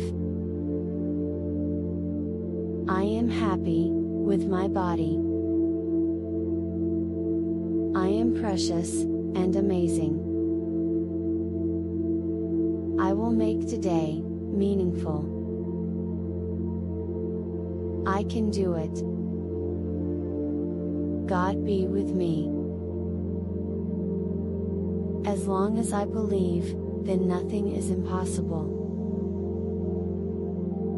If I don't pursue what I want, I will never have it. If I don't ask, I will never know the answer.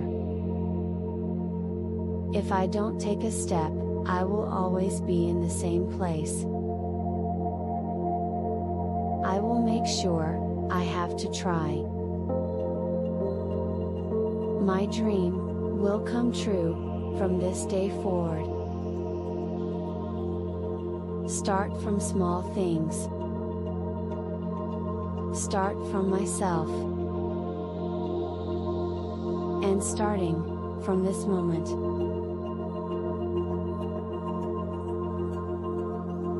Today is my day. I deserve this life. I am happy with my body. I am precious and amazing. I will make today meaningful. I can do it. God be with me. As long as I believe, then nothing is impossible. If I don't pursue what I want, I will never have it. If I don't ask, I will never know the answer. If I don't take a step, I will always be in the same place. I will make sure I have to try. My dream will come true from this day forward. Start from small things. Start from myself. And starting from this moment.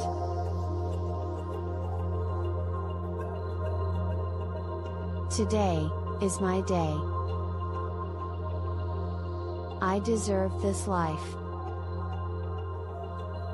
I am happy with my body. I am precious and amazing. I will make today meaningful. I can do it. God be with me. As long as I believe, then nothing is impossible. If I don't pursue what I want, I will never have it.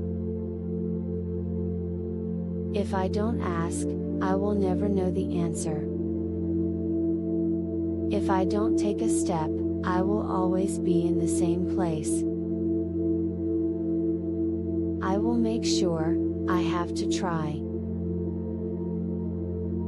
My dream will come true from this day forward. Start from small things. Start from myself. And starting from this moment.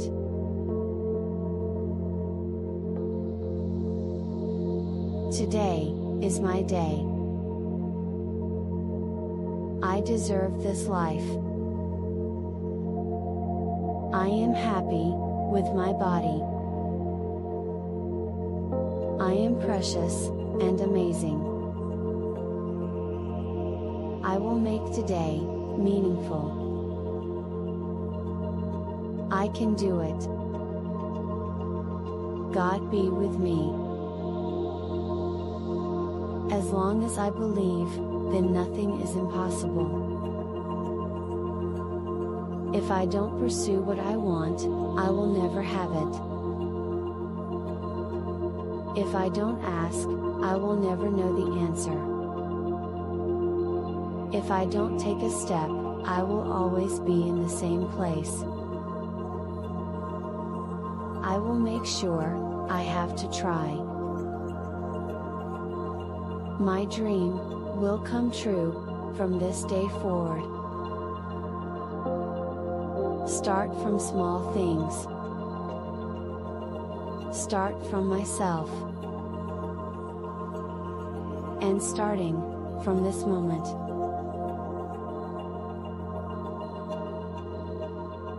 Today is my day. I deserve this life.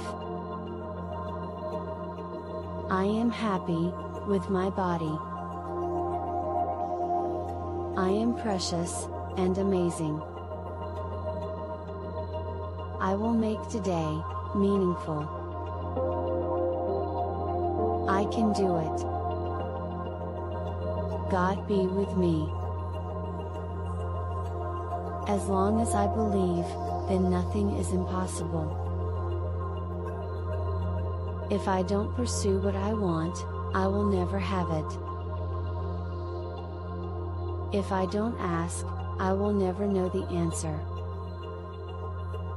If I don't take a step, I will always be in the same place. I will make sure I have to try. My dream will come true from this day forward. Start from small things. Start from myself. And starting from this moment.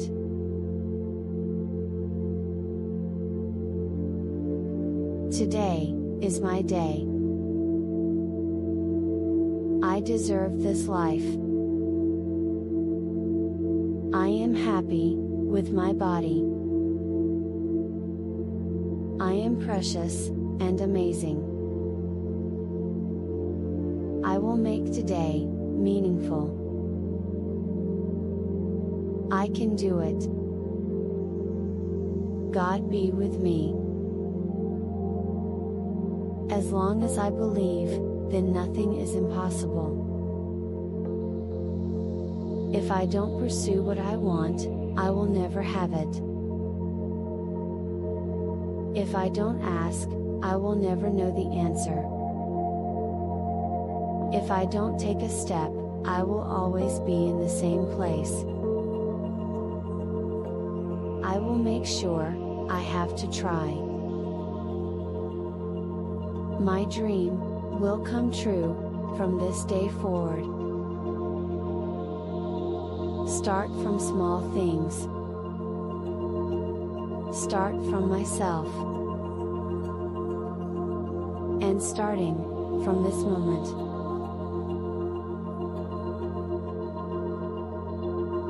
Today is my day.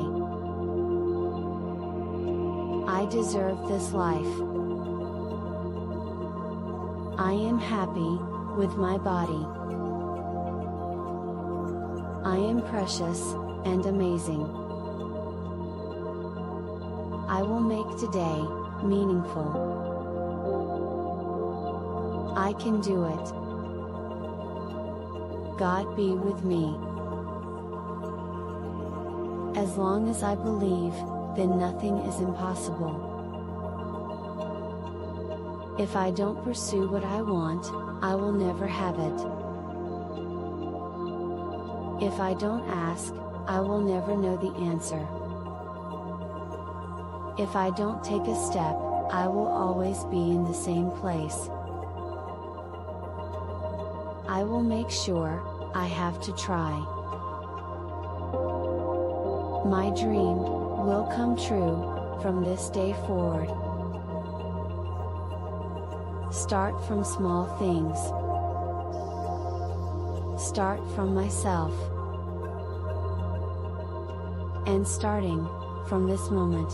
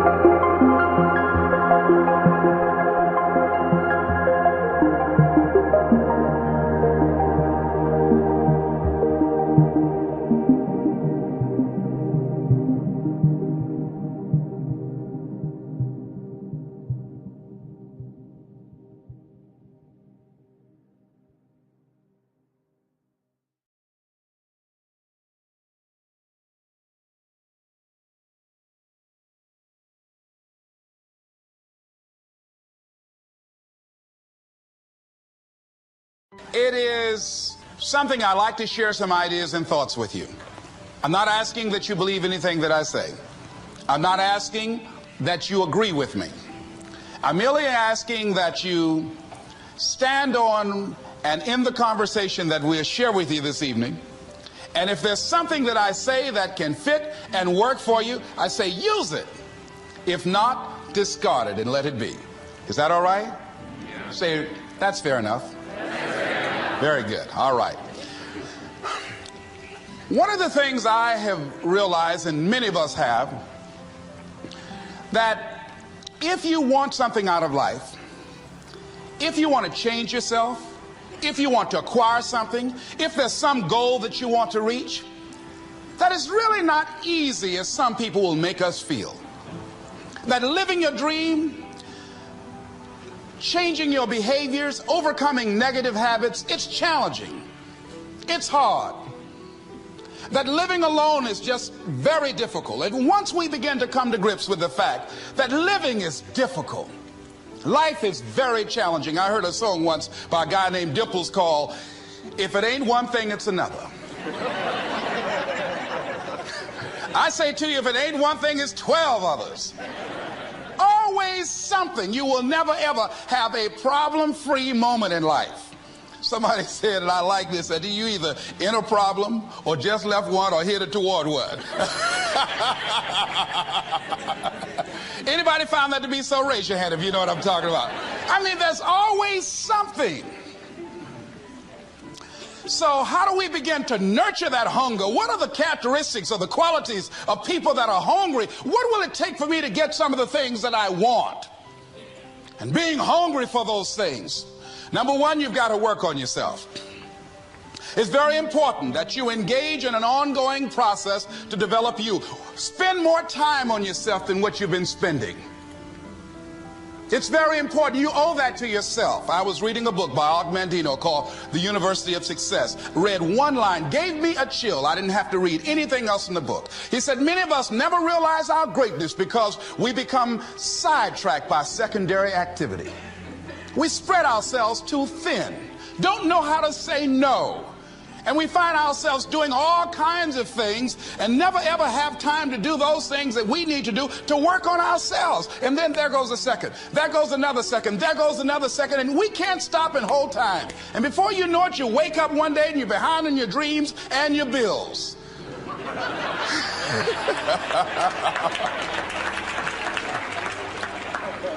So decide that you're going to take some time to work on you, that you deserve that from yourself, that your life deserves some prime time because you are creating your own production. As Michael Todd would say, you are the star of your show. You are the director. You're writing the script. And you will determine whether your life is a smash office hit or flop. You determine that. Working on yourself, talking to yourself. That's so very important. Overcoming the negative conversation, that inner dialogue that's going on all the time, even when you don't want it to be there. You can't stop yourself right now from thinking. You can't do it. It's going on. And so learning how to empower yourself, part of doing that is standing up to yourself. You've got to stand up inside yourself sometimes and say, shut up. You've got to do this. I was going to give a presentation, and this voice inside of me saying, you can't do this. You don't have everything it takes. I shut up. I'm behind on my bills, and you're telling me what I can't do. I have got to do it. You'll get scared sometimes. Your mind will go blank on you. Some people you will allow to unnerve you, and you wonder, what's wrong with me? I'm not crazy. That's why you've got to learn to make a conscious, deliberate, determined effort to stand up inside yourself. Working on yourself, watching that inner dialogue, it will determine the quality of your life. I don't believe this. I know this. I've had a challenge of losing weight. I'm walking through the airport, this voice say, why don't you have some M&M peanuts? No!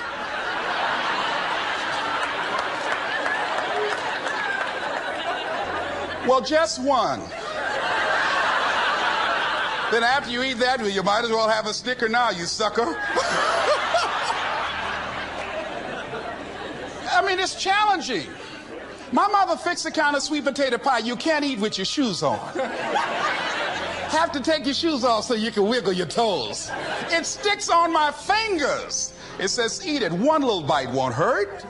That voice, constantly. Little demons from Colonel Sanders driving my car in there. I had to say, no. I'll diet tomorrow. I saw a skinny man get hit by a truck. Had he had a little bit more weight, he might have lived, you know. Some of you know what I'm talking about. Raise your hand if you know that. That voice is awesome.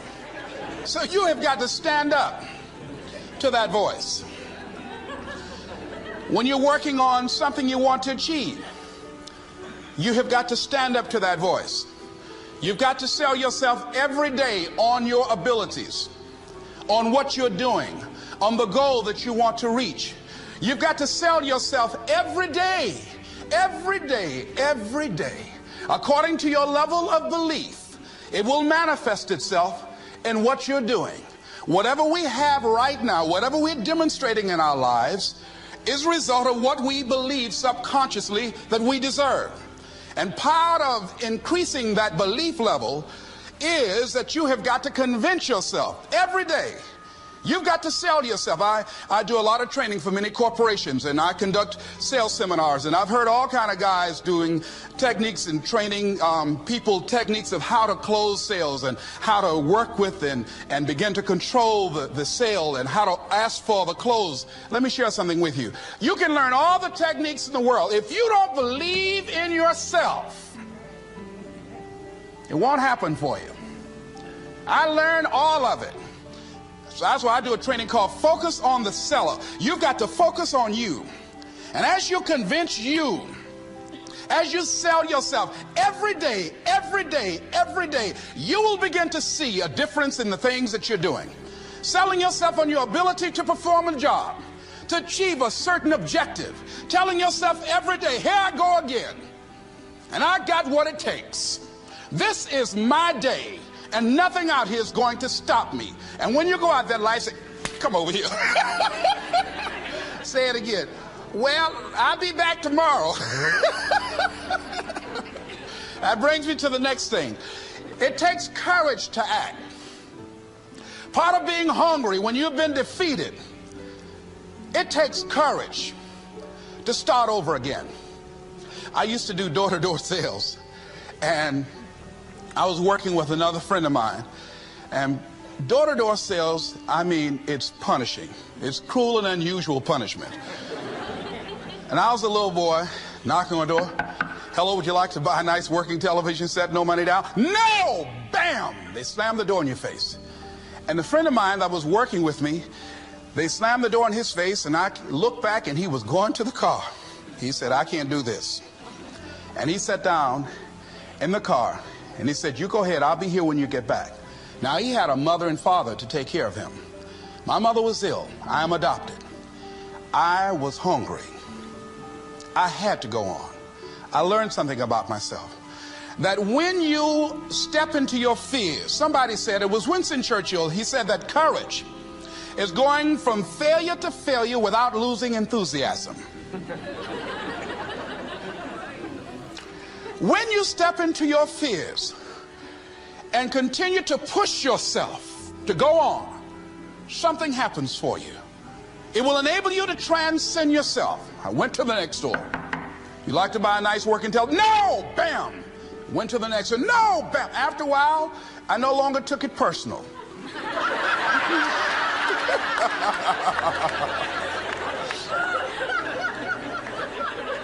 And I began to play a game. I said, well, I know there's a yes out here somewhere. And I'm going to keep on till I find it. And I'm not going home until I do. And I continue to knock on doors. And then somebody eventually would say yes. And I said, are you sure? And I would go in there and I would get the sale. When you have something you want to do, if you don't develop the courage to do that which has been given you to do, and you spend a lot of time going around trying to convince other people or trying to get their approval, what will happen is that you will lose your nerve. And other people will convince you that what you're doing doesn't have any value, and you'll give up on your dream. It's an interesting thing about life, I've also found, that if you don't have the courage to act, sometimes and particularly if you have something special to do, life will move on you. If it were not for life, I would still be a disc jockey. I didn't just leave voluntarily to go to the state legislature. I was fired. I was working on a job, and I came home one day. I was married at the time, and I told my former wife, I said, that guy Bert I work for is stupid. She said, if he's so stupid, why does he sign you a paycheck? Now, you see why I divorced her, right? I couldn't stand her. That night, I could not sleep well. Here was a guy that was controlling my life. I was going through all kinds of changes because this man controlled my paycheck. And it was Carlyle who said, truth crushed to earth shall rise again. Winston Churchill said, the truth is incontrovertible. Malice may attack it, ignorance may deride it, but at the end there it is. And we know scripture that says, ye shall know the truth, and the truth shall set you free. And the truth that I had to come to grips with, that I wasn't in charge of my destiny. The truth was that I wasn't giving all that I had.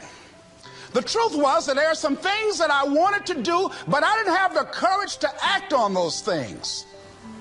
And the truth was that Bert Childs was a blessing to me. He made life so miserable for me, I had to start looking at my life differently. I started going to work earlier.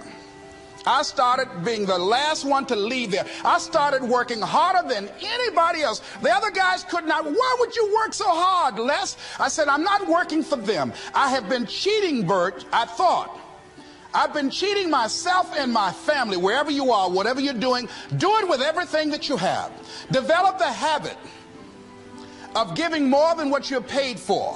Develop the habit of setting standards that others will be measured by. Someone said, do not go where the path may lead, but go where there's no path and leave a trail. All right? It is easy to be negative today. It is easy to have low morale today. I was at a corporation and they're going through downsizing and going to lay off some 1,500 people over the next few weeks. It's very depressing there. And those people that stay there 9 times out of 10, they're just going to do just enough to keep from getting fired. Anybody can do that. But if you can begin to harness yourself and say that where I am, I'm going to do the best I can with what I got, because that is an expression of who I am. If you get into the habit of just being mediocre, it will become a part of your consciousness. If you get in the habit of giving less than what you have it within you to give, it will begin to reflect itself in your personality. It will begin to damage you psychologically. And you don't want to be a part of that kind of self-destructive behavior. And so you want to set some high standards for yourself. The next thing, part of what feeds that hunger, you've got to develop a sense of urgency. Aurelia said, stop living your life like you have 1,000 years to live. In life, you're either here today and you're gone today. If there's something that you want to do and you can't do it all at one time, do just a little bit of it. I like what Robert Schuller says. He said, by the yard it's hard, but inch by inch, anything is a cinch. Do just a little bit of it. A friend of mine, Bobby Kerr, used to be a roommate. Bobby wanted to go into the area of public relations. He loved working with the public. Young lady he wanted to marry named Clarice. Bobby was a great procrastinator. Pretty soon the job where Bobby worked, they transferred him to another location. He went out to celebrate with the people on that new job site. And Bobby suffered a massive heart attack and died. Bobby didn't drink and didn't smoke, was under 40, and he died. Ask your question, how much time do you have left? How much time do you have left? When you start thinking about that, we don't know. We don't know. Bobby took all the greatness and all of the talent and all of his abilities to his grave with him.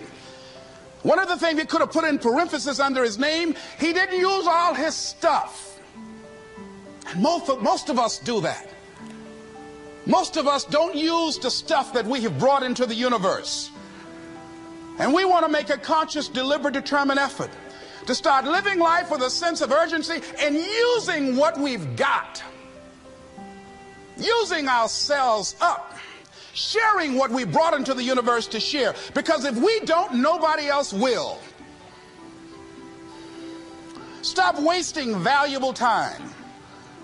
Knowing that if we begin to live our lives as if each day were our last, our lives will take on a whole new meaning. It take on a whole new expression. Valuing each moment that we are blessed with. The next thing that begins to nurture that hunger, honor yourself as your word. Don't give your word out lightly. When you throw your word out there and you don't honor it, it makes a statement about you. If you decide to maintain a sense of integrity with yourself, that if I speak it, I'm going to live it. It's who I am. And I'm going to be very cautious in how I give my word to others, and most of all with the commitments that I make to myself. Because I want my life to reflect my words and honoring who I am and what I express. Another challenging area in terms of nurturing and developing that hunger in yourself is learning the art of becoming single-minded. Learning how to concentrate. Learning how to focus in. And you'll be surprised at the things that you're able to do. When you learn how to block things out, when you learn how to keep thine eyes single, you'll be surprised at the ideas that will come to you, of the people that you'll be able to attract, of the opportunities that you'll be able to see. You'll begin to see things that have been standing there looking you in the face, say, I can't believe this has been here all this time. Here's a habit that I do. Maybe it might be of some value to you. I get up in the morning and I start writing what great ideas that I can think of today that can improve me and that will enable me to reach my goal. And I just let my mind flow. Sometimes I write 15, 20 ideas. Some days it's more difficult than others. One idea can change your life. One idea can turn your life around. Deciding that you're going to focus to develop your skills. A guy was the new owner of a baseball team that was in the basement of the league when he took it over. He went to the pitcher and he said, what is your best throw? And he said, well, I got a good curveball and I've got a good fastball. And he went on talking about his different throws. He said, but tell me this, what is your best throw? He thought for a moment. He said, I've got a good fastball. He said, that's all I want you to work on. Nothing else. Just develop your fastball. The next year, they went to the World Series. Most people don't know where their fastball is. Most people go through life never discovering what their talents are. Most people never develop their talents.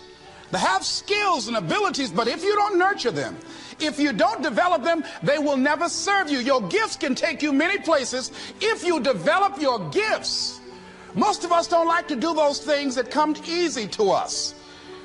I've always loved to talk to people. I decided, taking this advice, to develop my skills as a speaker.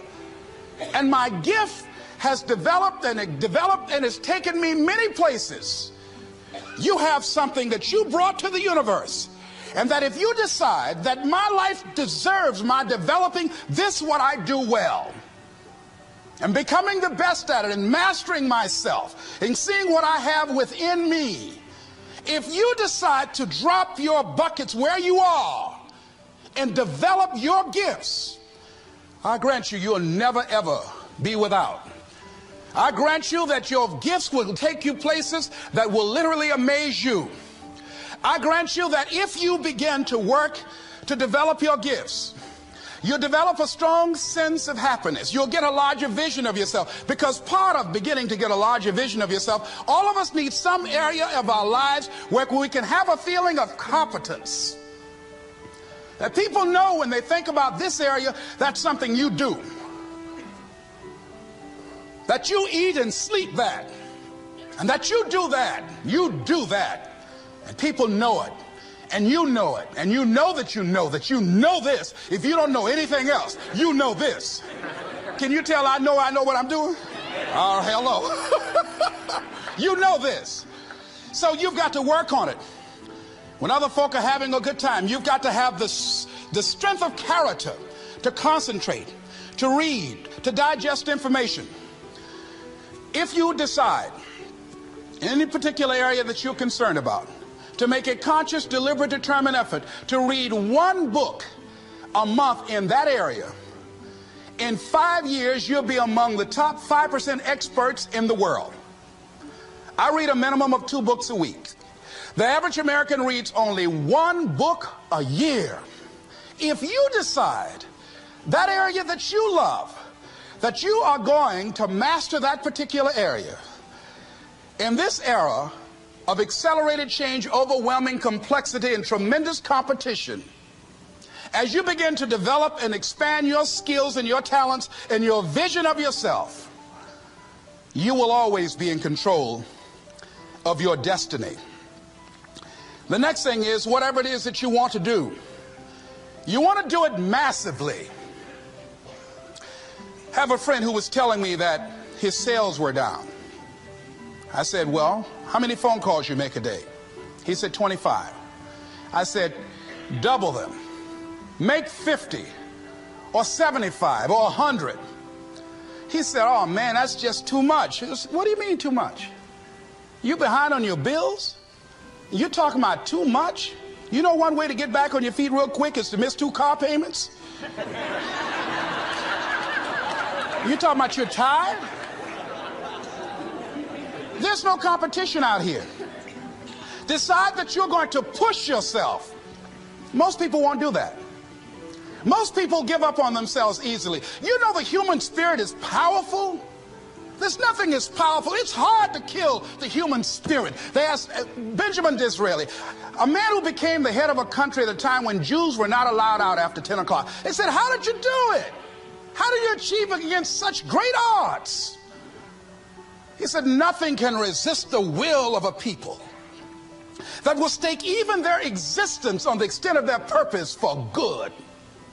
That when you have a made-up mind, when you decide that you want to do something, I was reading something the other day, he said, the power to hold on in spite of everything, the power to endure, this is the winner's quality. The hunger, the ability to face defeat again and again without giving up. This is a winner's quality. You have that quality within you. When you're hungry, you don't care about the facts. You don't care about the odds. Doug Williams played for the Washington Redskins, quarterback. John Elway of the Denver Broncos in the Super Bowl. Everybody was talking about Elway. After the Super Bowl, when Doug Williams made a historic passing game, they asked him, said, how were you able, in spite of all of the negative publicity saying that you couldn't win, how did you do it? He said, I ignored my critics. I just didn't pay any attention to them. I ignored myself because they kept on saying it so much. There were times I doubted whether or not I can do what I needed to do. There's a Doug Williams in everybody here.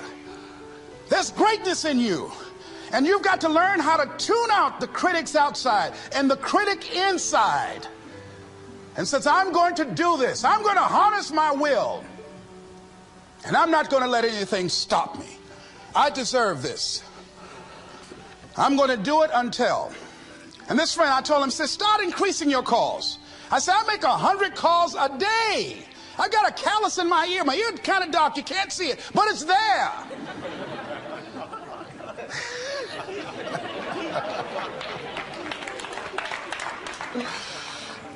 His sales have increased.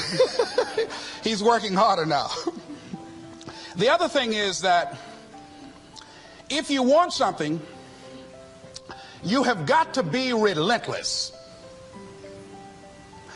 You've got to learn how to become resourceful. You've got to learn how to become creative. When crises strike in your life, and in the Chinese language, crises mean danger, but it also means opportunity. And this is an opportunity for you to grow. And you've got to be so relentless, regardless of what comes down the pike, that you're always looking for a way to get over, always looking for a way that you can break through, always looking for a way that you can win.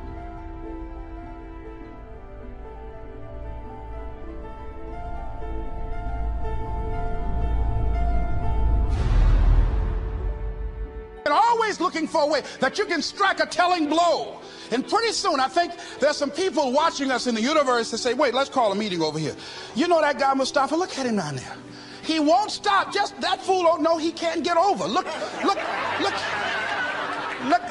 here. Why don't we do this?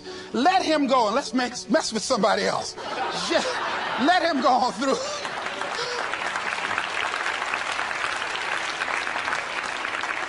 Life will just get tired of whipping you sometimes. And just say, let's just let this one go. I believe this. Now, no one has told me this, but I just kept on kicking. I didn't have sense enough to stop. I was intelligently ignorant. I didn't know what I couldn't do. So I just tried anything. And the fascinating thing about life, because you can't get out of it alive, you might as well have a good time, you know? You might as well have a good time. Live your life with passion, with some drive. I was giving a seminar the other day, and I mentioned that I was going to do some training in August with some young teenagers and take about 100 away to a 2 or 3 day camp and wipe them out. Been working on this. So after the speech, one of the parents walked up to me and said, Mr. Brown, I'd like for you to do something for my son. He's not motivated.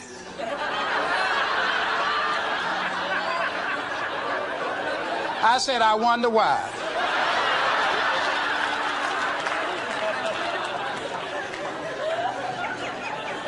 I wonder what's wrong with him. He had no fire whatsoever. See, what you do speaks so loudly, folk can't hear what you're saying. And so if you don't have any fire, you know, you've got to watch the people, the relationships that you develop. Have people of kindred mindsets. If you're around folk who are dead and negative all the time, they will affect you. You want people that are around you that have smiles on their faces, looking good. I was telling a group last week, Abraham Lincoln refused to hire a guy because of his face. They said, but the guy can't help it. He said, anybody over 30 is responsible for their face.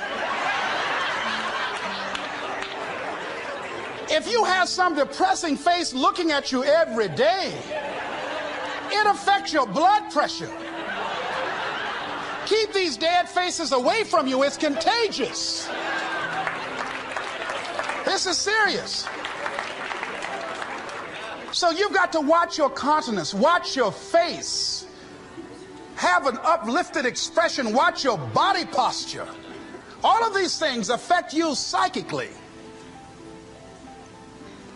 You got to be the kind of person that you are fearless. Fearless. Folk leave fearless people alone. There's some people walk through a neighborhood and every dog in the neighborhood would bark at them.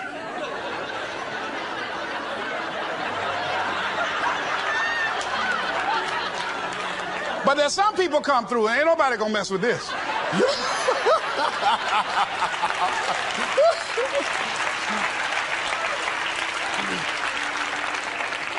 You are unstoppable.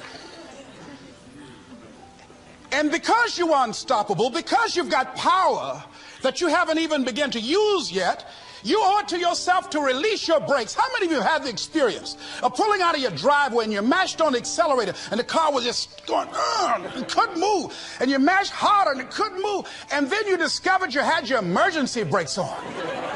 And then you release those emergency brakes and it goes, choo. Have you ever had that experience before?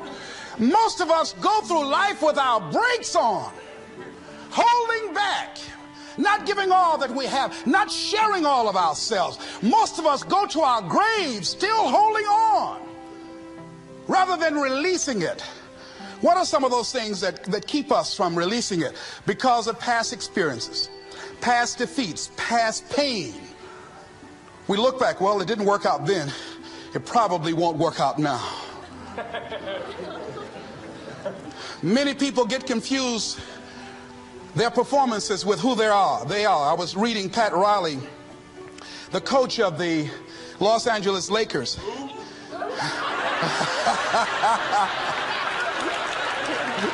But you're going to like this quote here. After the Trailblazers had blown them out of the water, and I'm sure he said this last night, they asked him, how do you feel? He said, tonight we were exposed for what we are right now. You see? That if my speech tonight doesn't work, it doesn't mean that I'm a bad speaker. It means that what I did didn't work tonight. And I've got to separate what I do from who I am. And I've got another shot. See, the last chapter to your life has not been written yet, and it doesn't matter about what happened yesterday. It doesn't matter about the things that you've done that you feel guilty about. If you wouldn't do it today, you're convicting an innocent person. You've been reborn to a new state of consciousness. And as they say, if we knew better, we would do better. And so you begin to decide, I'm not going to be denied. I remember, and I was telling someone, and they asked me, would you repeat that again? I was interested in going into broadcasting. I'm adopted. And that was my key out. I wanted to make my mama proud of me. I was very much appreciative of what she's done for my brother and sister and I. And that was my way out. And I went over to a radio station, asked a guy and told him that I was interested in broadcasting. He looked at me in my straw hat and my overalls. He said, you have any broadcasting background? I said, no, sir, I don't. What do you do? I cut grass. Young ladies asked me what kind of work I do, and I was working on a garbage truck. I say, well, I'm a sanitary technician. He said, we don't have any job for you. I decided that was something I was going to do. I decided I'm unstoppable. I'm going to go up in here and I'm going to do this. I started going to the radio station every day, developing a relationship with the people that were doing what I wanted to do. And that's what I encourage you to do. Whatever area you want to go in, find people that are doing it the way you want to do it and develop a relationship with them. When I decided to go in this area, I wrote letters to Dr. Norman Vincent Peale, to Zig Ziglar, to Dennis Waitley, all of the giants in this area. And I said, this is something I want to do. I've been following your career. Would you help me? Dr. Norman Vincent Peale answered my letter, did an article on me, wrote about me in the most recent book that he issued, and done many broadcasts about me. I'd wanted to develop a relationship and rapport with those people that were achieving those things that I wanted to achieve. By the same token, I would go to the radio station, and I developed a relationship with the guys. And they used me as an errand boy when they needed some food or someone to go pick up entertainers that came into town. Temptation singing My Girl, Jerry Butler singing For Your Precious Love, Sam Cooke singing Darling You Send Me. I would pick up the entertainers at the airport and driving around in the disc jockeys, big Cadillacs. They didn't have any driver's license, but I was acting like I had some.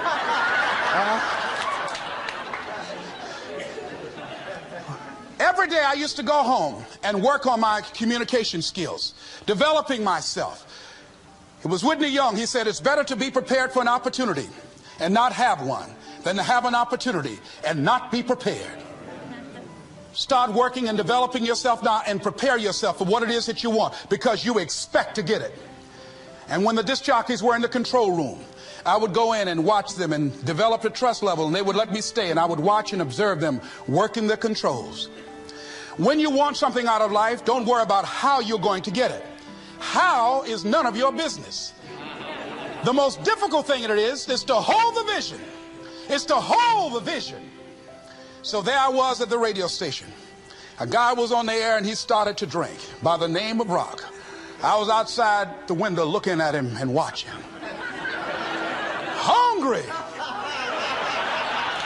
and ready, saying, drink, rock, drink.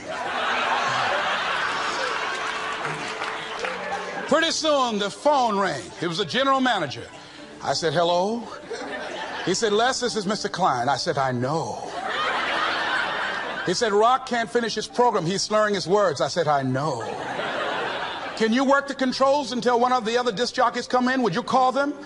I said, yes, sir. I hung the phone up. I said, now he must be thinking I'm crazy. I called my mama and my girlfriend Cassandra. I said, y'all come out on the front porch and turn up the radio. I'm about to come on the air.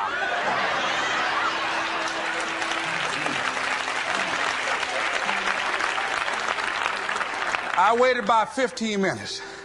I called him back. I said, Mr. Klein, I can't find nobody. He said, well, why don't you go in there and work the controls until they get there? And don't say nothing here. I said, yes, sir. I couldn't wait to sit down at that turntable, Mustafa. I said, look out, this is me, LB, Triple P, Les Brown, your platter playing Papa. There were none before me, and there will be none after me. Therefore, that makes me the one and only. Young and single and love to mingle, certified, bona fide, indubitably qualified to bring you satisfaction and a whole lot of action. Look out, baby, I'm your love man. I was hungry.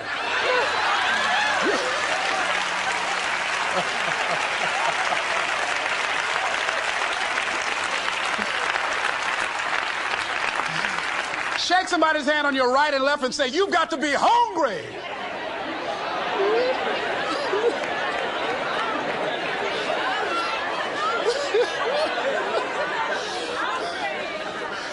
Well, y'all something else. You hear me?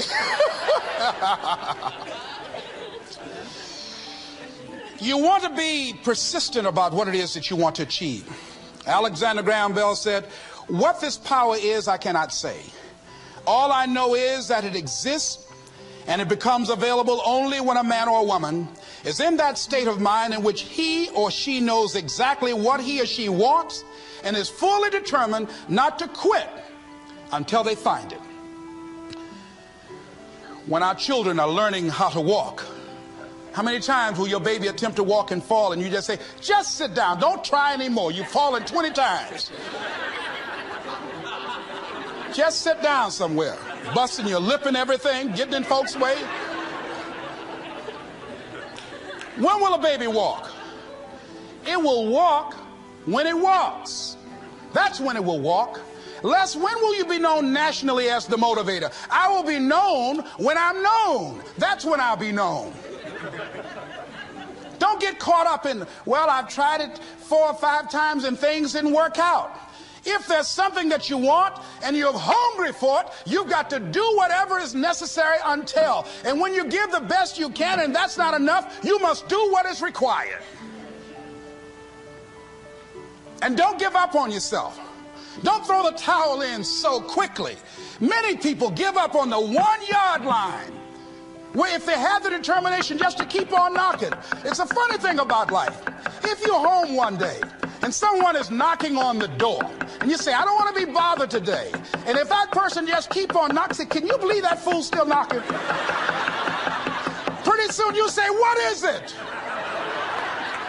What do you want? And that's how you've got to be about your dream. Some people, well, I guess ain't nobody home.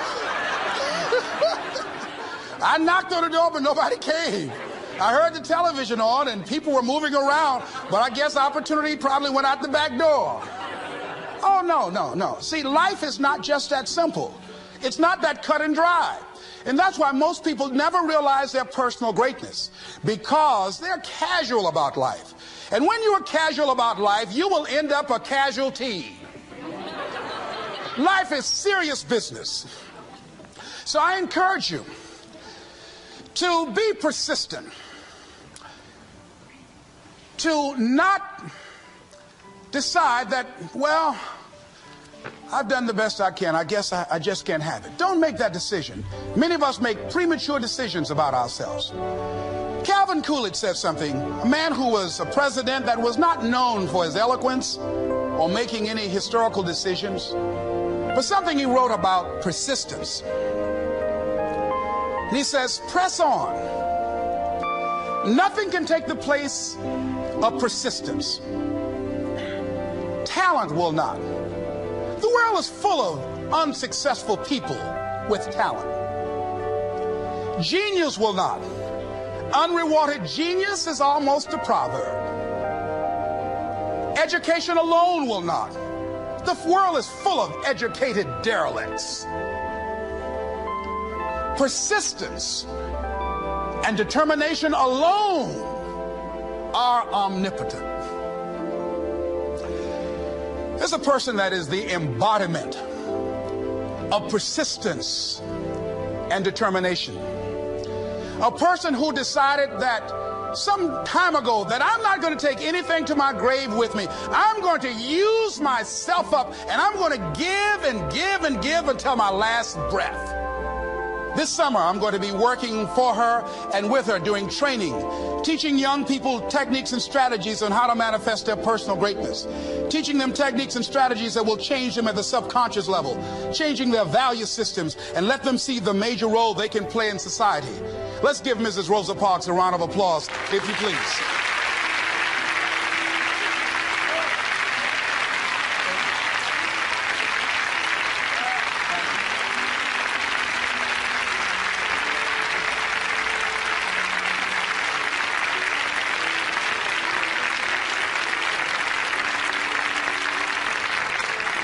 Here we are in the presence of greatness. Mrs. Parks, people over here couldn't see you. Would you come up? Could you? She's such a beautiful person.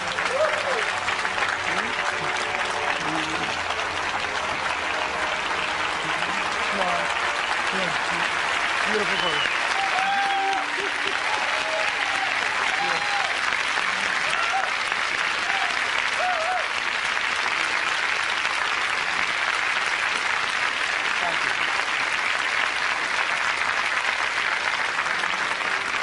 I encourage you to see Mrs. Parks and Mrs. Elaine Steele about the Rosa and Raymond Parks Institute for Self-Development. If you're interested in your children participating in that, they have some information over here to share with you.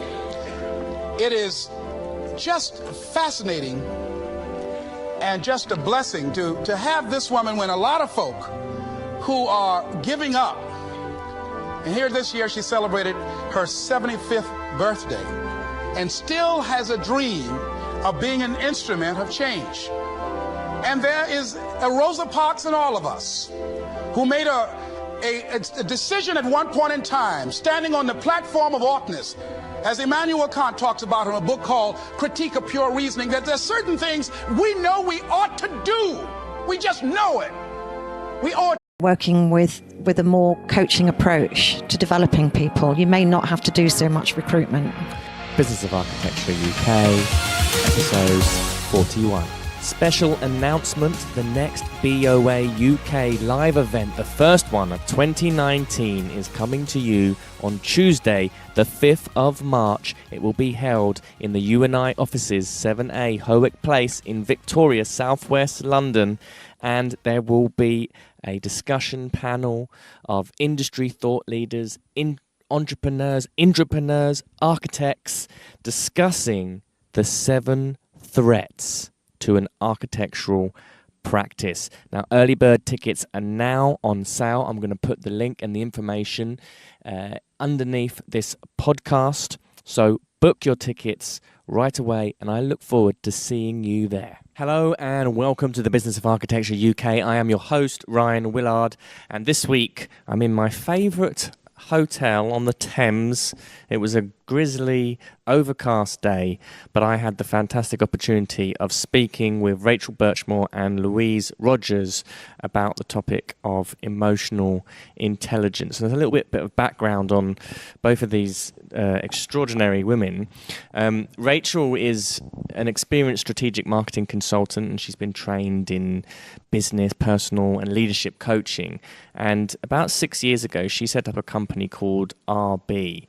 And she's got a lot of operational director experience before that, and she combines her coaching abilities with her marketing strategies and expertise, and works primarily with a number of architects. Now, Louise is also a business coach. She's an executive and business coach. She's got about 25 years of experience in public relations and communications. She was one of the founding directors of Niche PR, who are a company that works across a number of sectors from real estate, hospitality, and design. And she exited that around 2014. And together they've created Step Up, which is a new coaching program which is focused for associates and associate directors within architects' practices and other organizations in the built environment. So they've got a real deep understanding of the industry and how it operates. And they focus their work on emotional intelligence. And for me, and I've sort of alluded to this before in many podcasts about the importance of emotional intelligence, because it really is the underlying driver for every single decision that we make. And every part of our business is impacted and affected by our level of emotional intelligence, from how we hire staff to how we cultivate our teams, how we lead ourselves, the decisions that we make, the things that we do, the things that we don't do, our productivity. And of course, emotional intelligence in sales and in marketing, having a deep level of emotional understanding of somebody else's perspective, and also the underlying emotional forces which are, at play within our own identities, is a very, very deep conversation. And having a good understanding and grasp of it can really transform our businesses and take them into totally new, uncharted areas, and can be very, very exciting. So I'm going to leave you now, but please enjoy this fantastic podcast. It's filled with fascinating bits with Rachel Birchmore and Louise Rogers. Hello and welcome to the Business of Architecture UK. I am here with Rachel Birchmore and Louise Rogers. Pleasure to have you here. Welcome to the show. Oh, thank you. Thanks for having us. Absolutely. Yeah, nice to be here. Brilliant. So we're here because we're going to talk about emotional intelligence and how that is important in the realm of architecture and architecture business. So the first question is, what is it that you guys do? What are your backgrounds? Okay, so I'm Rachel, and I'm a consultant and I'm a coach. And my background, I've spent 25 years working with people in the built environment. Initially with a project manager doing business development and marketing, and that's my background. And then 5 years ago, I left there and set up my own business, which is RB, spelled AREBE. It's important, doesn't work on a podcast. And that business advises primarily architects, but actually consultants all the way across the built environment on marketing, strategy, business development. And then later, so 3 years ago now, I trained as a coach and as a sort of adjunct to that business. So that training gives me the ability to do one-to-one coaching with people, whether that be around leadership or business development. But it also gives a slightly different style to what I'm doing in terms of my consultancy work. So yeah, that's my background. And Louise? Well, my background is actually in public relations. I trained originally as a journalist, and then I worked in PR, mostly with organisations working in the built environment for 25 years, including being a co-founder of an agency, a PR agency that specialised in working with stakeholder communications. So doing really complex negotiations with local communities around developments that are planned for their area. So through that, I obviously met a lot of developers and architects, and I suppose some of my job was distilling their very complex messages into bite-sized chunks that could be understood by local communities impacted by development, to help people get planning consent. And I left my business 5 years ago, and then I trained as a coach. Right, so both of you have got the background in business coaching. Yeah. And so the topic for this afternoon is emotional intelligence. So what is it? What is emotional intelligence?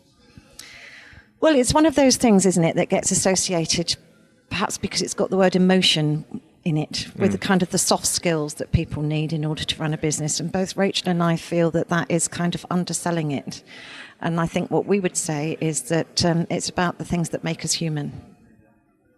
Rachel, would you like to add to that? It's really weird because it's one of those things that to define is really... There's two things. There's an official definition of emotional intelligence, which, let's say it anyway, because I think it's important. So emotional intelligence is being able to recognize your own emotions, recognizing those of others, being able to regulate your own emotional responses, and being able to influence others. Which again, that word emotion, I think it really does undermine what it actually is, because it is actually, if you take away that emotion, you basically end up with a machine. So the machine that has technical expertise and an intellectual capacity for facts and information and technical things, but you take away everybody's thinking and beliefs and values and personality and all those things that actually make us human.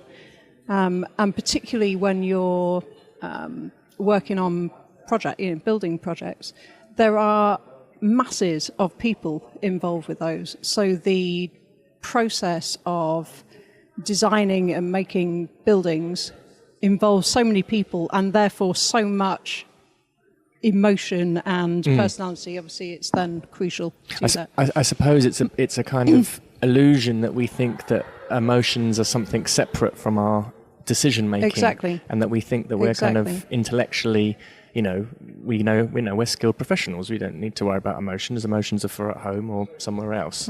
But actually, it's something that's driving us all the time. Exactly. And so what are the kind of problems that you've experienced with architects with not having emotional intelligence, or where does emotional intelligence or a lack of training in it cause problems? Well, I wouldn't say that architects are particularly not emotionally intelligent, but what Rachel and I have both found in our work with architects is quite often the people at the very senior level have the same sort of comments about the people the level below them that we feel comes down to a need to see the development of emotional intelligence take place. So, for example, they say, I sent them on a business development course, but they still don't go out and do new business. Or I sent them on a networking course and they still don't come back, or they still don't want to go out and do networking. Because what they've done is they've given them a kind of layer of techniques and skills and tools that they may be able to use. But what they haven't done is actually increase their ability to use those effectively, because we don't know what might be holding people back from until people understand that for themselves. They may not know what's holding them back from being able to use those skills and techniques that they've been taught. So what we've done is develop a program for mostly associate level that will enable them to step up into a leadership role by building on their ability to understand their own emotional responses and understand the emotional responses that other people that they're working with might have, and learning how to recognize what's happening, kind of name it in order to tame it, if you like, the things that might trigger certain impulses in them, and then work with those so that they become more effective across the board. So what kind of obstacles, if you're, can training in emotional intelligence unlock, if you like, in an architecture practice? So that's a good example where you're saying that an architects might be giving training development to some of their staff, and then yet they're not implementing the techniques and the skills. And obviously that's quite a massive one. And just to give you a small example, as Rachel has said, more and more people are working in really big project teams. And an awful lot about emotional intelligence. It's words that are used to describe building better relationships with people. So, as the public relations consultant or the public consultation consultant, I've been in those team meetings, and there is always an opportunity before that meeting starts to engage with the person sitting to your right or to your left, who might be a quantity surveyor or somebody from the development company, or somebody else involved in delivering a project. But you'd be surprised how many people will not take that opportunity to engage. They sit there and they look at their emails, and yet the person they're sitting next to could be their client of the future. And it's very simple things like that. It's about waking up their curiosity about other people and making them feel more comfortable about that level of engagement with other people. I think one of the other areas that I see a lot, certainly when I do business development sort of coaching and advice, is around things like bidding for work. So one of the big areas around emotional intelligence is empathy. So being able to see things from somebody else's point of view. And obviously when you're initially doing networking, but particularly when you come to actually pitch for a project, the ability to see that project and the need from the client's point of view is absolutely paramount. And quite often when people are putting together a pitch, they can only actually see their own service and the things that they need to get across about their practice, rather than actually stepping out of that and coming at it from the client's point of view. And that is so. When you see people bidding, you see people who win. It is really when they've demonstrated that understanding. Yes. Yeah, I mean, and that's something that's key in sales and marketing. The Sure. more that you're Yeah. able to communicate an understanding of what the client's genuine problem is and articulate it, you've got a way higher chance of being able to win that work and also create an effective relationship because you're in the listening of the other person. That's right. And obviously, as somebody who has spent a large part of their life working with local communities to explain the complications around planning applications. I was telling Rachel earlier that I did once sit in on a public consultation really early on in my career, and I think architects have got a lot better since then, with an architect who was trying to explain proposals for a very large social housing development. And there was somebody in the room who said, "Will I be able to hear my neighbour's toilet flush?" And the architect just carried on explaining what he wanted to explain. And the person said, I want to know, will I be able to hear my neighbour's toilet flush? And in the end, he actually stood up and repeated the question for the third time before he got, and then he got some really complex explanation about soundproofing standards. And it's really, I mean, as I say, I think this was a long time ago, and I think things have improved since then. But it really is about that ability to put yourself in somebody else's shoes and see things from their point of view. And we're lucky in that that's something that we can learn to do better.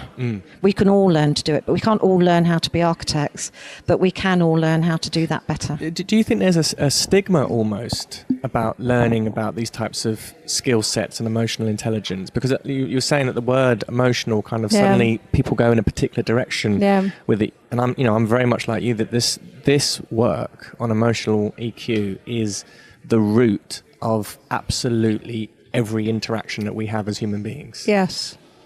I think traditionally that has certainly been the case. There's people see technical expertise as more important than what's been called in the past soft stuff, the really difficult soft stuff. I do think that's changing. You can see in the new, as Louis said earlier on, in the new breed of architects, those sort of practices who are starting to be at the forefront of things now are led by people who have very high levels of emotional intelligence. So I think there is a change. And it's perhaps because to be successful now on the larger projects, as we've talked about, you do actually need to have that. So maybe it's naturally becoming that way. Can you walk me through a sort of process that you might do with a client or an architect that might come to you and perhaps they've identified, I mean, even just being able to identify where there is perhaps a lack of understanding is a huge accomplishment in itself. What is it that you do, and how do you help them identify those types of things? Well, I think there's obviously lots of different areas of emotional intelligence, but if we talk about one that comes up frequently, if you talk about triggers, so we all have buttons which can be pressed by certain people and certain circumstances, even certain words, and emotional intelligence enables you to deal with those triggers or buttons in a slightly different way. So I was saying to Louise earlier on, who read something yesterday that said you can't stop the bird landing on your head, but you can stop it building a nest. But I'm not sure the bird lands on your head a lot, but I kind of get the essence of what they're trying to explain there. So with triggers, you would ask a client to work out, either by journaling or just by thinking about the last time that somebody pressed a button.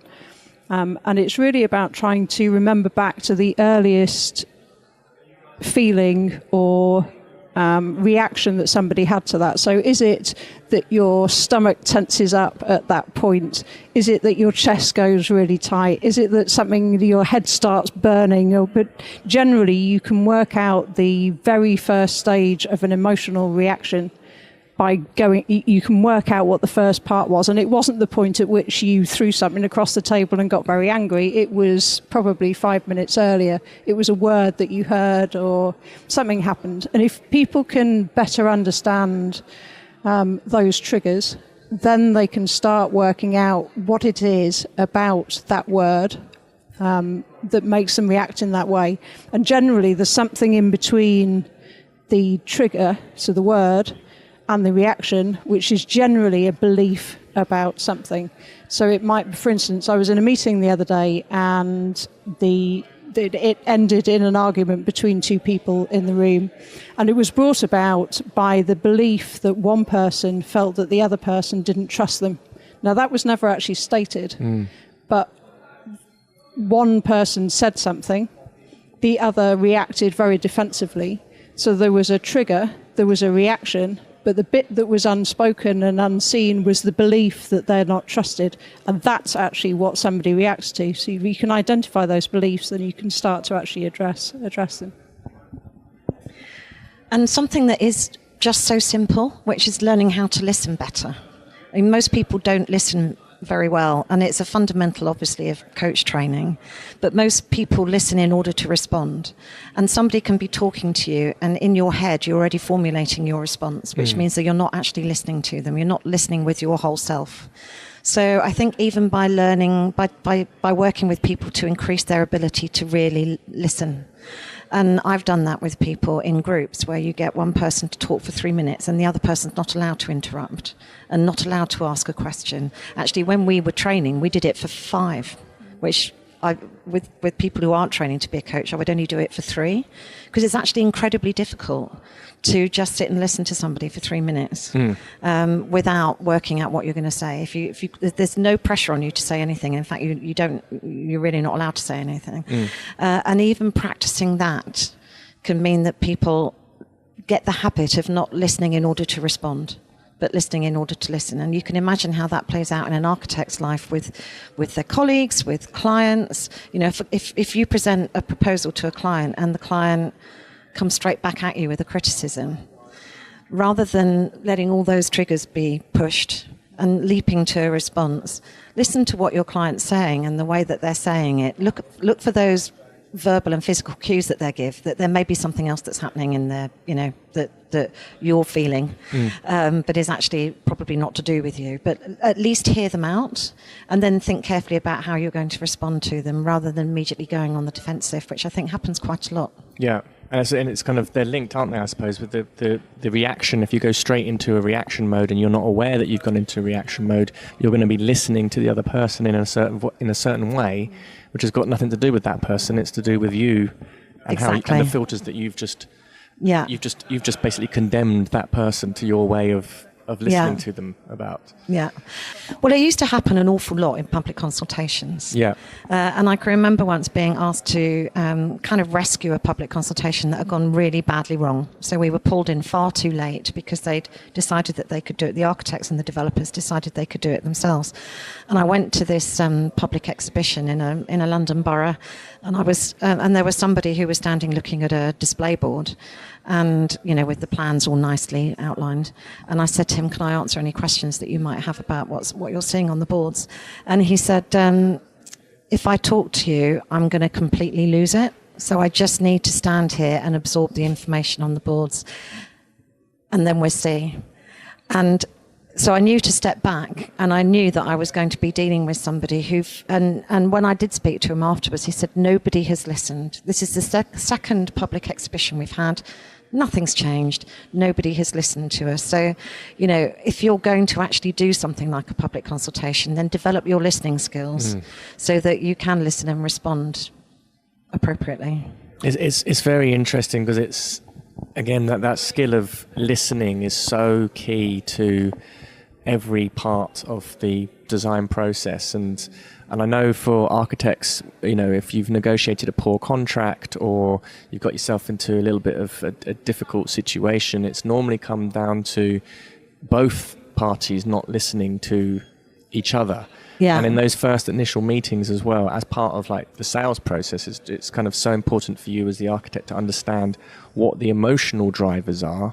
Exactly. To why the project is happening. Yeah. And it's often very interesting to try and to dig and to also, I suppose it takes a lot of confidence as well to be able to ask questions that elicit certain types of responses. Well, it does. And, obviously, as trained coaches, that's one of the things that we do. But actually, when I'm describing what coaching is to people, I often say a coach will be your thinking partner. We'll help you think, because we believe that you have the solutions in your head and our job is to help bring them out. And I think sometimes an architect working with a client is the same sort of relationship, isn't it? That you've got to be thinking partners. You can't have two people coming in with completely separate agendas. You've got to have the ability to empathize with the other person, kind of walk in their shoes for a while, understand their point of view. And it is all about kind of basic relationship building. Yeah, I think that you were going down the route of good questioning. And I think people don't sometimes ask enough questions to try and understand a bit more. I think sometimes we hear something which resonates with us and we almost go off down that tangent rather than listening to that and then going back with another question about the same topic and stopping us at another one of those triggers, stopping ourselves going off down the tangent. So yeah, great question. Yeah, no, I've had that issue myself in conversations with clients where I've been held back and been like, actually, I shouldn't ask that. It's not my business. And then actually through external, training and development, been able to, go, well, actually, no, you can ask these questions, and it makes a big difference when you start probing and asking questions that you thought perhaps were too personal, but actually it creates a very different relationship in a very different space. Well, people are different, aren't they, obviously? So the early relationship building, the better you've listened, and the more you've watched those facial cues and that sort of thing, the more you should know then about how far you can push your questioning. Yes. Because if that early relationship building bit hasn't been done very effectively, you might well get it wrong. And we've all seen that. I've certainly done that myself, where you haven't quite got it right and you think, oh, no, that's too far or didn't go far enough. Yeah. So when architects engage with your services and your coaching, what are they coming to you with? All sorts of different things. I mean, so one-to-one coaching, I do, and I know Louise does similar, lots around people stepping into new roles. So new directors, people about to be promoted, people who are maybe stuck in a rut, who are either looking to leave the practice or trying to find a way to refresh what they're doing. So want that promotion, don't understand why they're not getting it, but actually think it's something to do with them, not just the practice, so they're looking for help with that.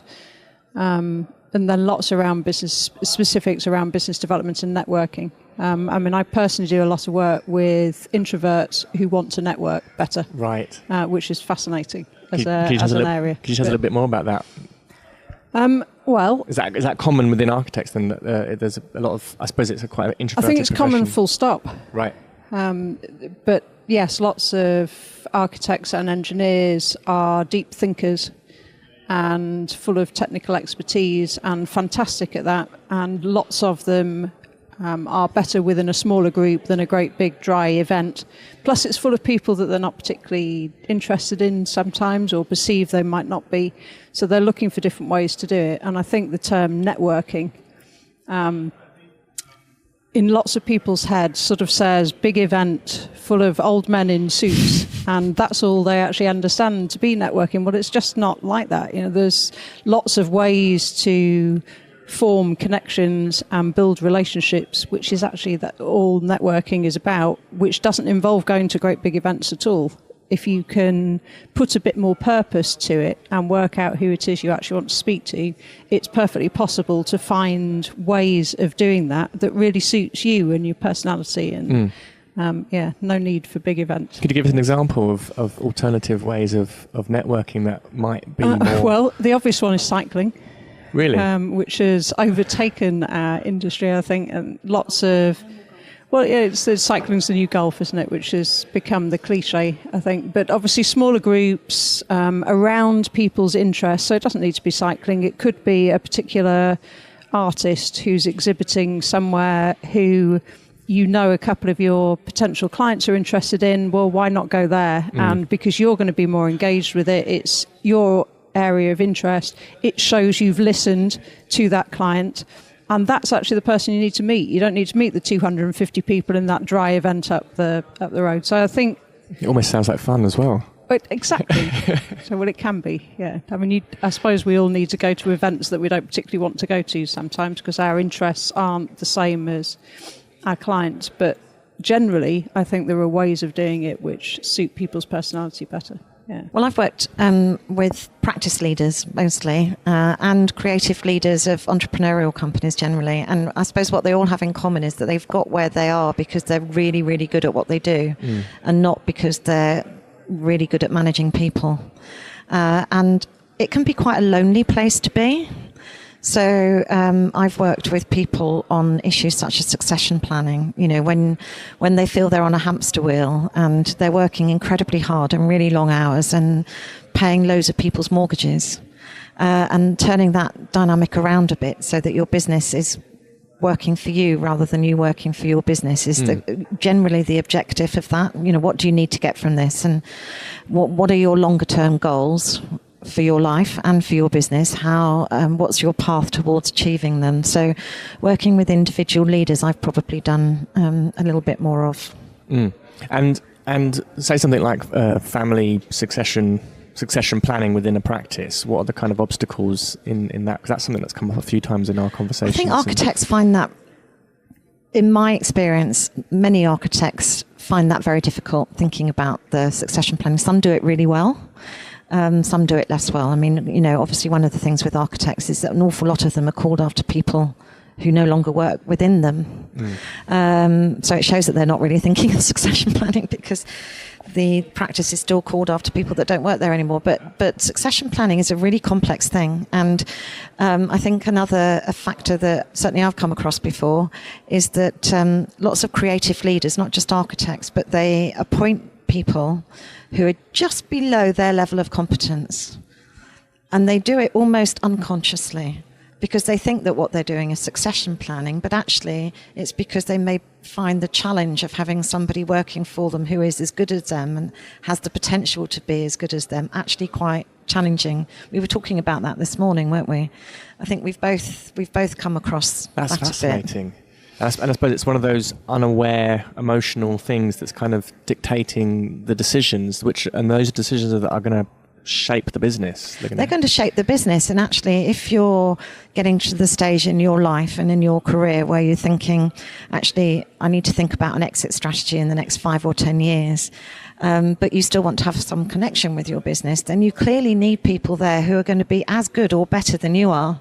So developing your emotional intelligence so that you can recognize those people and play that role in their lives as of nurturing and developing them to one day, step into a leadership role, the leadership role in your business is not an easy thing to do. And how can architects, say, for example, in the hiring of staff, make sure that they're employing people that have a high level of emotional intelligence? Because I've heard business leaders in the past speak to me or have conversations, and sometimes one of the things they really think is the most important is not necessarily what's on the CV, but actually the emotional intelligence of a newcomer to a team. So how can architects or business owners ensure that they're kind of bringing emotional intelligence to those kinds of HR processes? Well, I'm going to let Rachel answer that in just a minute, but I will say something that we both feel is really important, that by actually working with a more coaching approach to developing people, you may not have to do so much recruitment, because we would really argue that retention is a much better strategy than recruitment. It's cheaper. You don't get people setting up in competition to you. You know, we both spoke to somebody quite recently who said we have one of two things. They either leave and set up on their own, or they leave because they haven't done that well here, and then they go somewhere else and they flourish. Now, what's that about? And isn't that a waste of your human capital? That's terribly cold term, but you know what I mean. You've invested all this time and energy and even money into somebody, and then they leave and set up on their own or go and work for somebody else and do really well. So we would both argue that actually developing a more coaching style approach to management may stop that happening in the first place. And I'll let Rachel talk about recruitment. First of all, what does a coaching style mean? What does that mean to you? Well, I'm afraid it's words that we've used before, like listening, right, and empathy. Right. And developing that most people go to work these days, they don't want to be somebody different from the person they are at home. They want a kind of congruence between who they are at home and who they are at work. They want to be accepted for what they bring to the table. They want to feel that they're being invested in, that their strengths and values are being honoured, that they are part of a collaborative effort, that they've got some sense of purpose. There is less disconnect now between people at work and people out of work. And I think that, you know, modern recruitment and retention strategies need to take that into account. Yeah, I think just to add to that on the coaching style, there's a big shift in sort of leadership terms away from the sort of command and control, so person at the top of an organisation dictating down, and this sort of cascading of information down an organisation, into a position where actually leadership is much more distributed across, or needs to be distributed across the practice. So when somebody comes to a principal of a practice and says, how shall I do this? It needs to be less about, or a coaching style is less about, you do it this way, or try this, and more about, what have you tried so far? And the asking questions to try and get that person to actually resolve it themselves. Because if you can do that, then obviously you can get all of your people in the practice to resolve day-to-day issues much more directly themselves, and therefore less pressure on these busy principles of practices. Back on the other question. Yes, on the HR. How can architects try and employ people with high emotional intelligence? I think that's quite difficult. So I would start with improving the emotional intelligence of the people doing the recruitment in the ways that we said, because if you've got low emotional intelligence, you won't recognize it in other people. In fact, worse than that, I think you'll actually then recruit lots of clones of yourself. And you can kind of see it in organizations who have people leading recruitment with low emotional intelligence. They just have a team of people who are all just like them. Whereas people with higher emotional intelligence, I think, are able to understand their own strengths and not worry too much about their weaknesses. They might be working on those things, but they're not worried about other people having that strength. They're not threatened by that in some way. So, yeah, I would work on principles and those recruiting improving their own first. Fascinating. Thank you very much. If any architects listening to this wanting to get in touch or wanting to work with you, where do they start? Well, we both have websites. So rbmarketing.co.uk. And my website is idea.co.uk, and that's spelled EIDYIA. Brilliant. I'll put all the information in the link below. Thank you very much. Thank you so much for your time and expertise today. Thank you. Brilliant. Thanks. Pleasure. Thank you for listening. Now, don't forget, early bird tickets are now on sale for the next BOA UK live event, which is the 7 Threats to an Architectural Practice, happening Tuesday, 5th of March, 2019. Book your tickets now. The views expressed on this show by my guests do not represent those of the host, and I make no Staying Alive UK. Share your story. Hi, Faris. How are you today? Hi, Michael. I'm really good, thanks, and great to be on this podcast. Thank you for coming on the podcast, and thank you for being so patient, because I know you booked our interview back in January this year, and we're now in June, listeners. We're now in June, which is great, and thank you for being so patient. I'm very interested to hear your story, very interested to hear about your business and the background about the name and everything. I won't say what it is yet until later. But let's start with like a really open question. And the open question is, tell us about your story and how did you get to where you are today? That is a great question. It reminds me actually of a very similar question I ask people when I used to interview them for companies.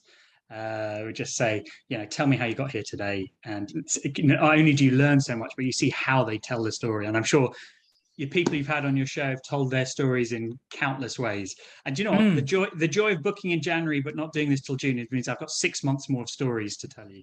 Yeah, true. That's true, right? So yeah.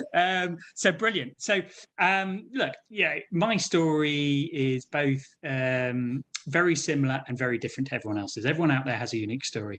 I think my story, if we go right back to the beginning, but I'll give a really précis. Grew up in South London. To my parents who are Palestinian immigrants to the UK. And so there was a strong Arabic culture, strong Palestinian culture. And I've got ties back to Palestine. We'll touch upon those in my story. And went to school in South London.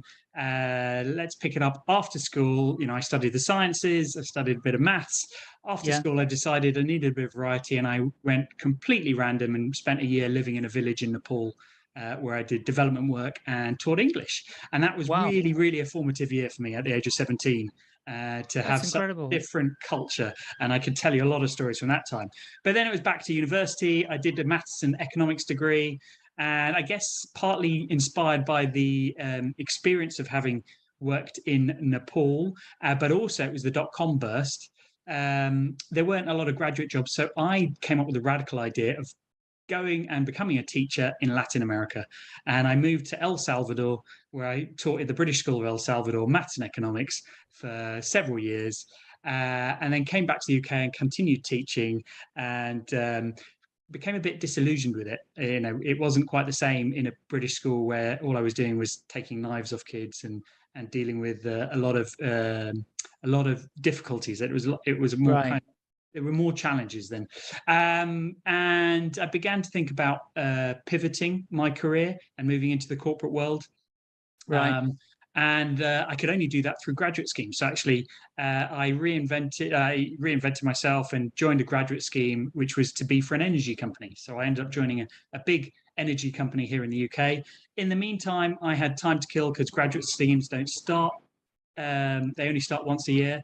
So I took myself off to Palestine for a year, where I taught in a university and worked in a university in the West Bank.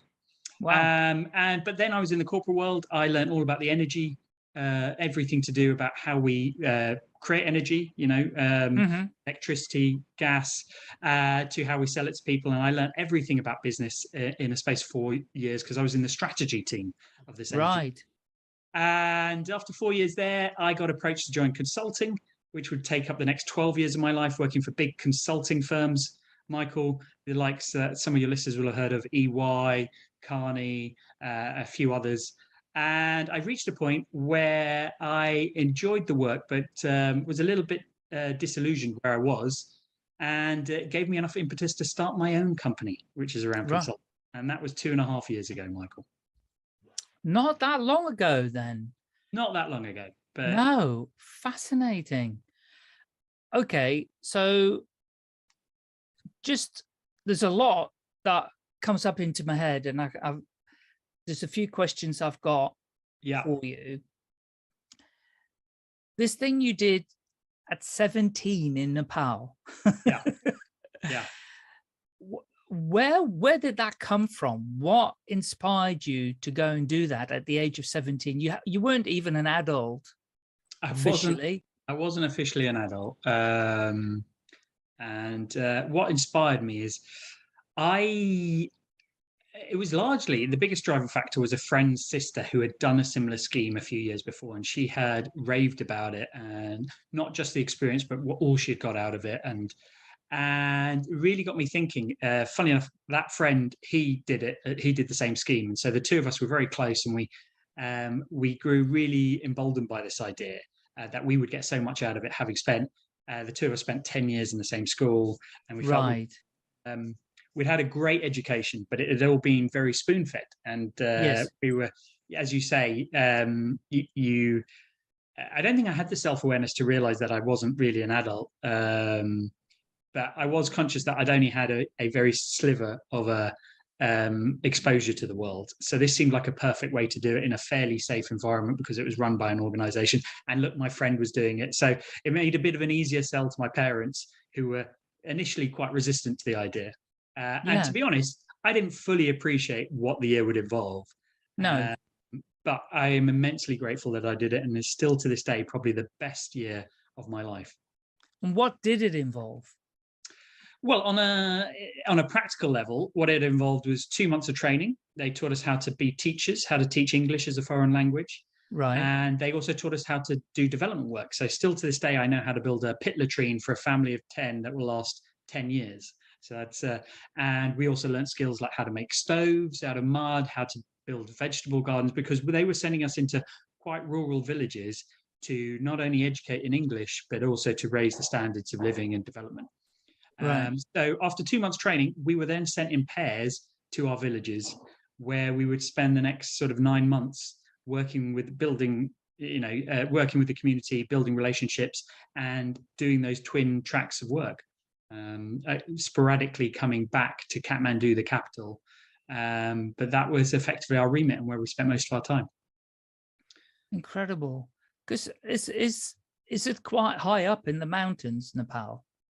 So Nepal's a fascinating country. It's got 8 of the 10 highest peaks in the world. But it's also got a basin, a terai, right, which is under sea level. So it goes from minus 200 meters to Everest, which is so it's actually got like jungle, it's got mountains, but predominantly it is mountainous, and we were living at about 3,000 meters. So put that in context, that's well above anything in the UK.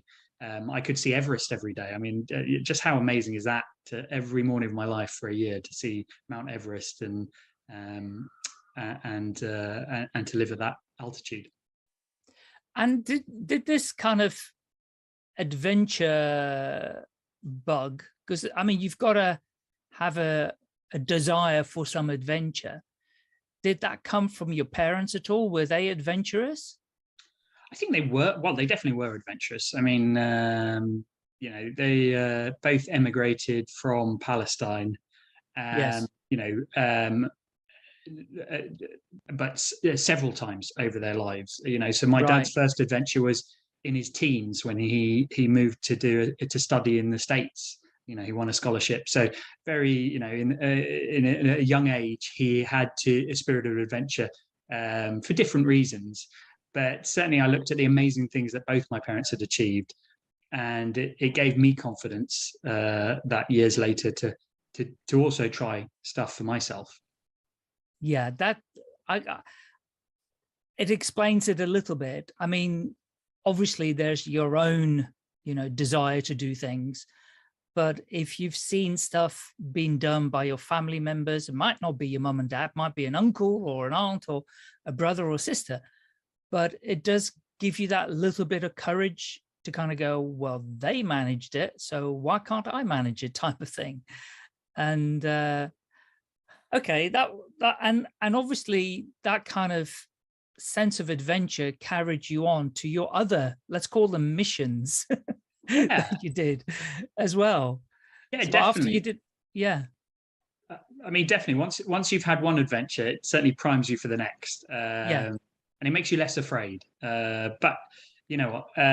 Comfort is these things, rightly so, wrap around you. So if I look at it depends how you define an adventure, but if I look at that kind of big Nepal type adventure, I'm obviously doing less of those nowadays. But Yeah. hey, starting my own business is an adventure. Learning any new skill for anyone out there is an adventure. Even moving house is an adventure. You can make an adventure out of anything. It doesn't have to be grandiose. So would you say you're somebody who likes change? I'm like every other human being. I probably resist change initially, but I think I adapt to it quicker than others. And in fact, it's a large part of what I do as a work to help organizations get through change quicker and make it more. So I couldn't do that for organizations if I didn't keep applying change to myself. So I'll give you a good example, Michael. A few years ago, I used to own my own property. I used to own my own flat, and I sold it. And it was a long, arduous process to sell my flat. And when I did finally sell it, I came up with this plan. I was going to stay in London, but I thought, do you know what? I'm a renter now. Why not embrace this as an adventure and live in different random parts of London that I've never lived in? Because most of us just stick to one part, doesn't matter wherever, and often it's not far from where you grew up.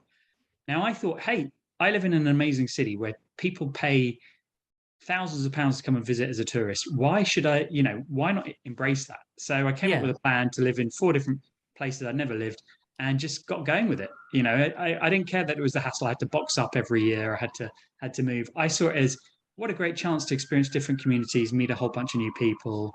And plus it was research for when I was next ready to buy. It totally explains everything about you, because the fact that you moved around when you were a youngster, that your parents moved around when they were young, and now you're doing it in adult life, you definitely embrace change. So much so that you seek it out by saying, I'm going to move in different locations. That's seeking out change, because it's a hassle moving house, right? Yeah. Providing you're a minimalist, and I'm an aspiring minimalist, let's put it that way, nowhere near to it yet. But I would love to be able to just pack up and go, I'm going to live somewhere else. I've only got like 3 boxes to take with me,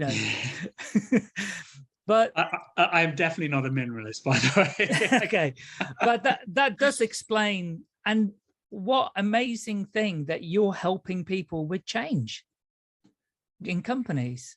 Yeah, I mean, change is a fundamental part of life, is definitely a large part of business, and it can be the difference between successful businesses and unsuccessful businesses. So it's a great privilege to be able to help. And actually, I don't specifically only focus on change. I focus on getting teams working better together, getting people to buy into ideas. Now, obviously, change is a large subset of that. But really, it could apply to anything where there is a difference of views, teams are not aligned, companies are not aligned. That's really my forte, where I come in and help, and me and my company do. People in organizations resist change. There's no doubt about it. And that's where you get friction. Relationships inside companies is always difficult. People don't gel, they don't get on with each other, or they don't like the look of somebody, or somebody rubs them up the wrong way. And that whole dynamic is a very difficult environment sometimes for people to work in, operate in. Then on top of that, you have the pandemic as well. Home working, people working from home, not getting the kind of treatment that they would like, being ignored. There's so many things that go on. So why don't you tell us a little bit, if you were going into a company, they learned about you, maybe through this podcast, let's hope, and you're going to pitch to them because they can see they need to perform better than where they are. Yeah. How would that go? What would your pitch look like? What is it that you would share with them?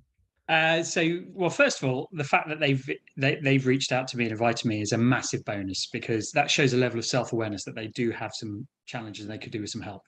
Yeah.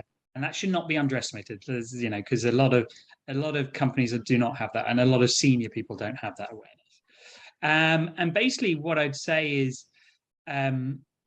my pitch would be, what's your problem? What's holding you back? Where do you want to be? And why do you think you're not achieving that? Now, invariably, it'll be one of the things you've listed: people disagreeing, people being too busy, people not understanding. And say, okay, well, are you communicating to them in the way they like to be communicated? Are you, instead of assuming that, look, I'm just going to say this and everyone, they either like it or lump it, right? They listen to it and they buy into it. Or are you going, actually, maybe they didn't understand what I said. Maybe I need to say it in a different way. Yeah. Because if you haven't tried that, if you haven't adopted that latter approach, you're far less likely to be successful than if you had. Okay, because we all breeze through life usually operating in the same way, and this is why I like change. But actually, that's not always the most effective way, because we'll always meet people who resist. Like you said, resistance to change is very common, and it reminds me very much of my very first day in consulting when I joined this consulting firm, and a very senior person gave me a slide, gave me a document that had written on it 28 ways people say no without saying no. Yeah. All right. And it's a great slide. I still use it today.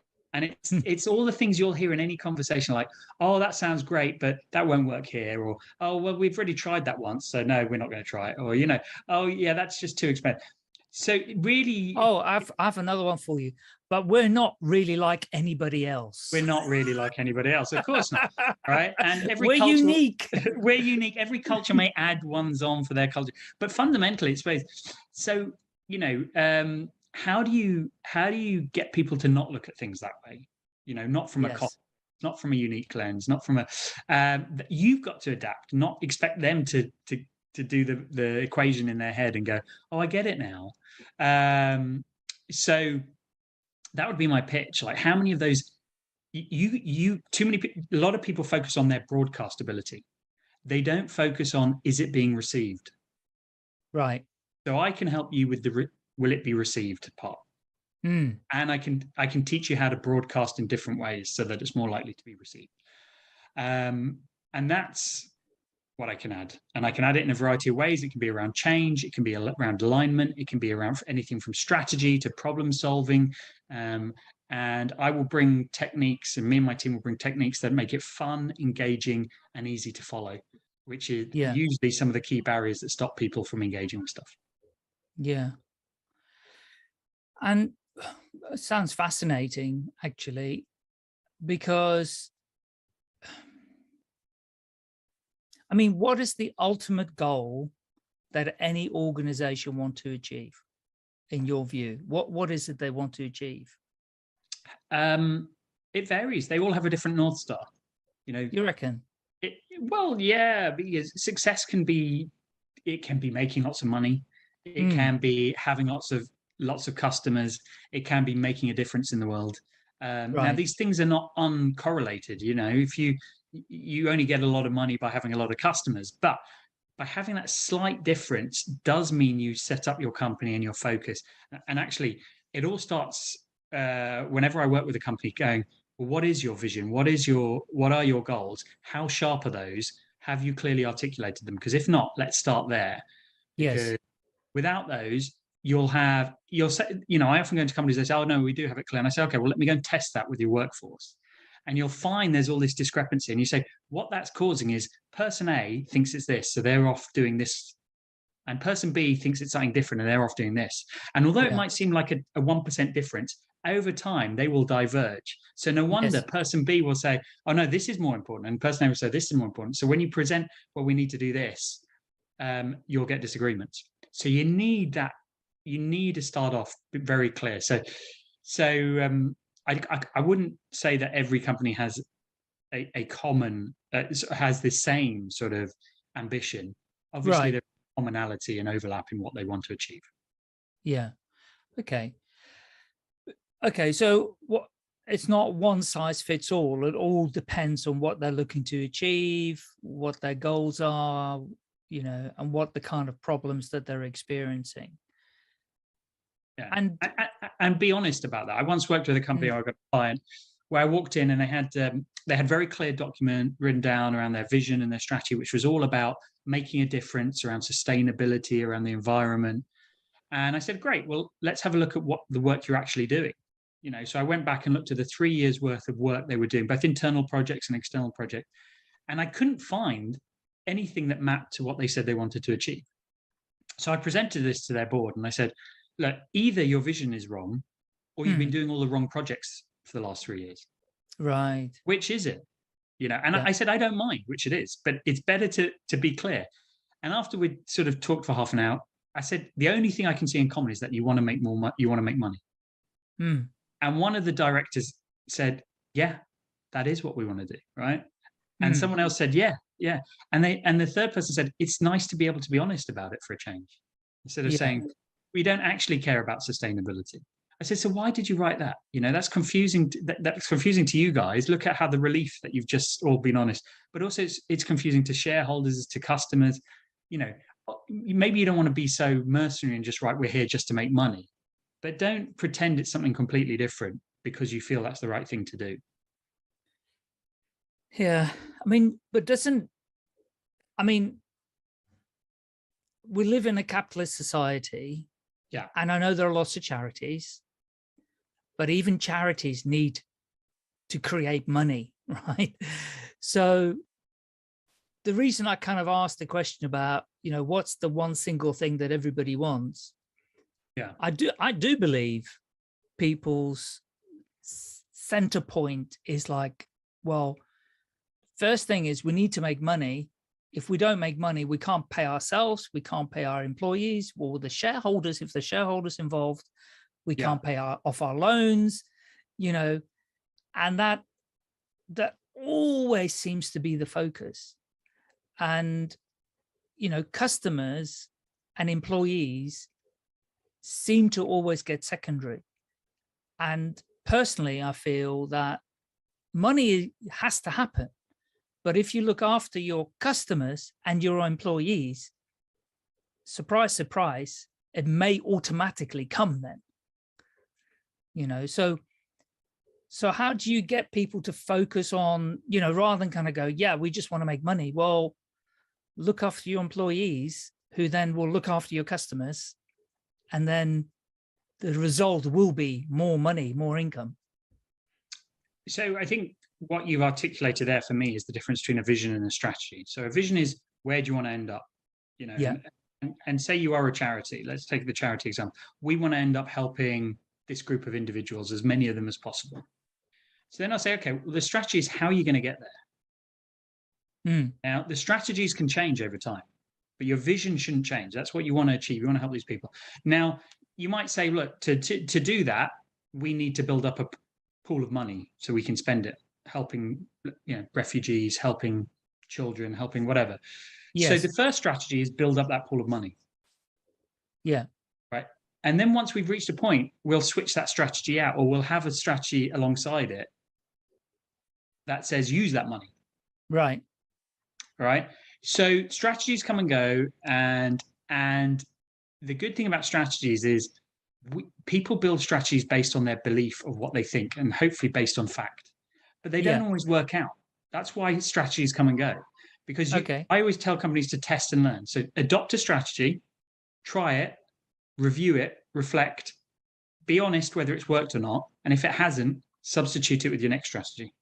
Right. Right. So it may be that you achieve by getting your employees happy and your customers happy. Right. Yeah. Go and try that. Give it your best efforts. Do all the things to do that. If it doesn't work, or it doesn't work as well as you hope to, review it and change something about it. Right. So that's the way to do it, because I'll work with companies and they'll all have a different way that they think they can achieve their thing. Now, I will always push them to lead by fact. Okay, where's the evidence that this A will be better than B?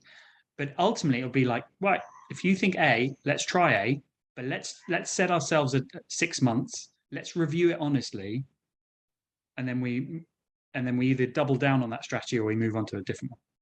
Yeah, that makes a lot of sense. Yeah, 100. Yeah, I get that. It's amazing. A lot of people set their strategy, but they never review it.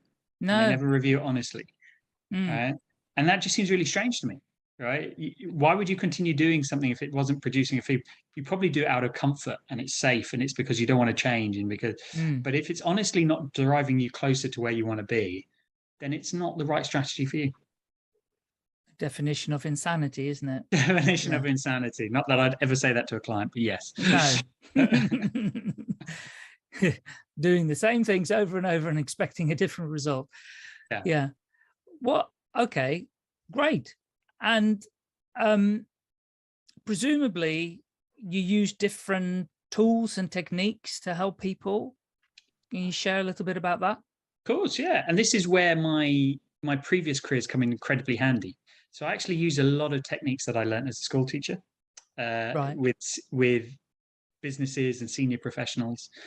I do have a methodology that I use for companies, and it's an equation that says success is built up of 3 factors: IQ, EQ, and FQ. Now, IQ is the ability to come up with great ideas. So do you have enough of them in your company? Are they robust? Are they based on fact? Are they the best ideas? The second one is EQ. Are you able to sell those ideas to others? Bring them along with you. And the third is, can you then focus on delivering those ideas? Right. And you need all 3. You cannot rely on just 1 or 2 of those, right? Because imagine you have really smart people in your company, but they can't articulate it to anyone, right? Then the smart idea goes nowhere.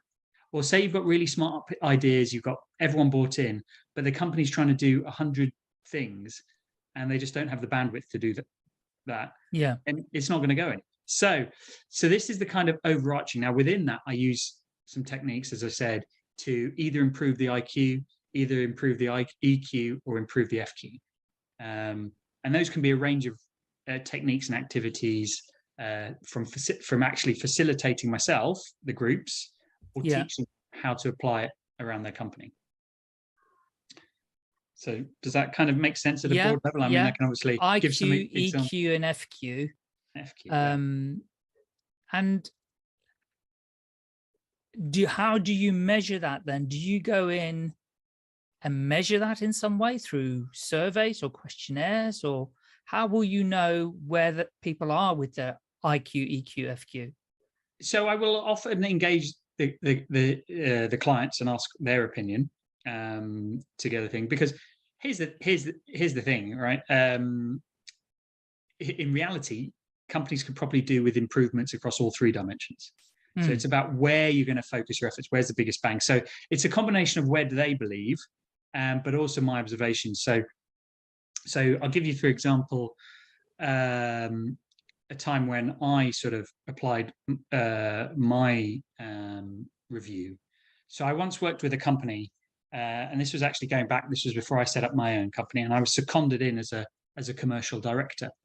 And my remit was to try and find an extra £100 million worth of sales for the which was quite a challenge considering the company had only made about 70 million the year before. So it was more than doubling.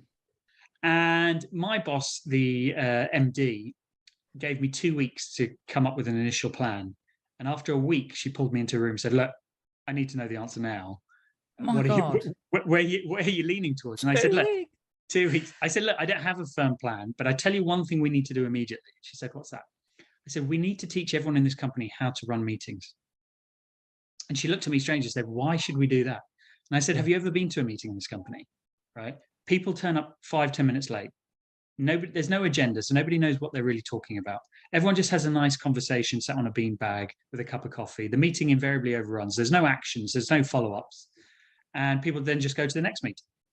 And I said, not only is it unproductive, it's demoralizing. It stops people from actually organizing meetings, and it just means everything is a nice chat and we don't actually get stuff done. And so she said, okay, yeah, that resonates with me. So, okay, go ahead and teach these people. So we rolled out a 6-week course in how to run meetings. And you know what happened? Sales improved by over 2%.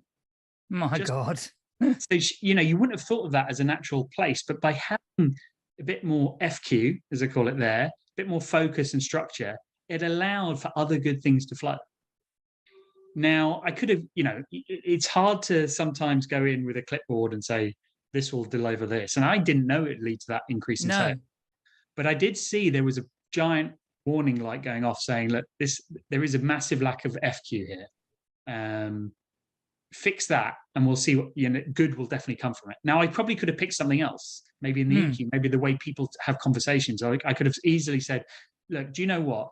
People in this environment don't, they close down each other. They don't construct it. They're not constructive in their feedback. They're very dismissive, and let's teach people how to give feedback more effectively. And I'm sure that would have had a knock-on effect. Yeah. But the one that was just most obvious immediately when I walked in was around the meetings. So that's when I say that often actually you could apply your shoulder against lots of those different pillars. Or actually a lot of my clients come already going, I think it's this arena. Can you help us with that? And I'd rather work on something that they're already sort of chomping at the bit to do than spend hours going, actually, do you know what? You really need to focus on this and waste a month debating with them. Right. I'll tell you a little story. I worked for it wasn't a multinational, but it was a national textile group in Leicester. Yeah. And we unfortunately had inherited an Australian businessman as CEO. He was not a nice man. However, he put in place some very, very good things. One thing was about meetings. If he was in a meeting that he was chairing and you arrived late, you could not join the meeting anymore. It's true. You he said, goodbye, mate. You're late. Guess what? That guy never turned up late for meetings again. Yeah. It just worked. It was just really simple. You're either on time or you're late. And if you're late, you can't come in the meeting. Yeah. You'll get the minutes, but your voice isn't heard. Yeah. And it worked. It really worked. Oh, I'm not surprised. Yeah. Often, you say this is a combination of a couple of things that I often try and implement in companies. One is have clear rules or have clear decisions. I always say don't half decide, because when you leave grey area, then that's where so it's very. And then the other thing is people learn. So when I run training courses, I have a strong belief that people learn through failure. Yes. Okay? They're more in tune to actually pay attention if they've learned. So if they failed. So the person who turned up late learned a very harsh lesson and changed their behaviors. Whereas if they turned up late but had been allowed in, they probably wouldn't have changed their behavior because there wasn't a consequence. So often when I try and institute change, I'll often engineer a failure early on to create a shock to the system so that people are more open to change. And so, there's a lot of good stuff. And do you know what? I love that story because I do a lot of wacky stuff with companies, and often they think, why are you doing this? I've run meetings where if people turn up late, they're not allowed in, or you can only talk if you're holding an item, or you can only talk if you're holding a plank. Have you ever done a plank exercise? Yes. Right? It's a great one if you've got a group where people are talking too much with no real, they're just having a monologue without actually getting to a point.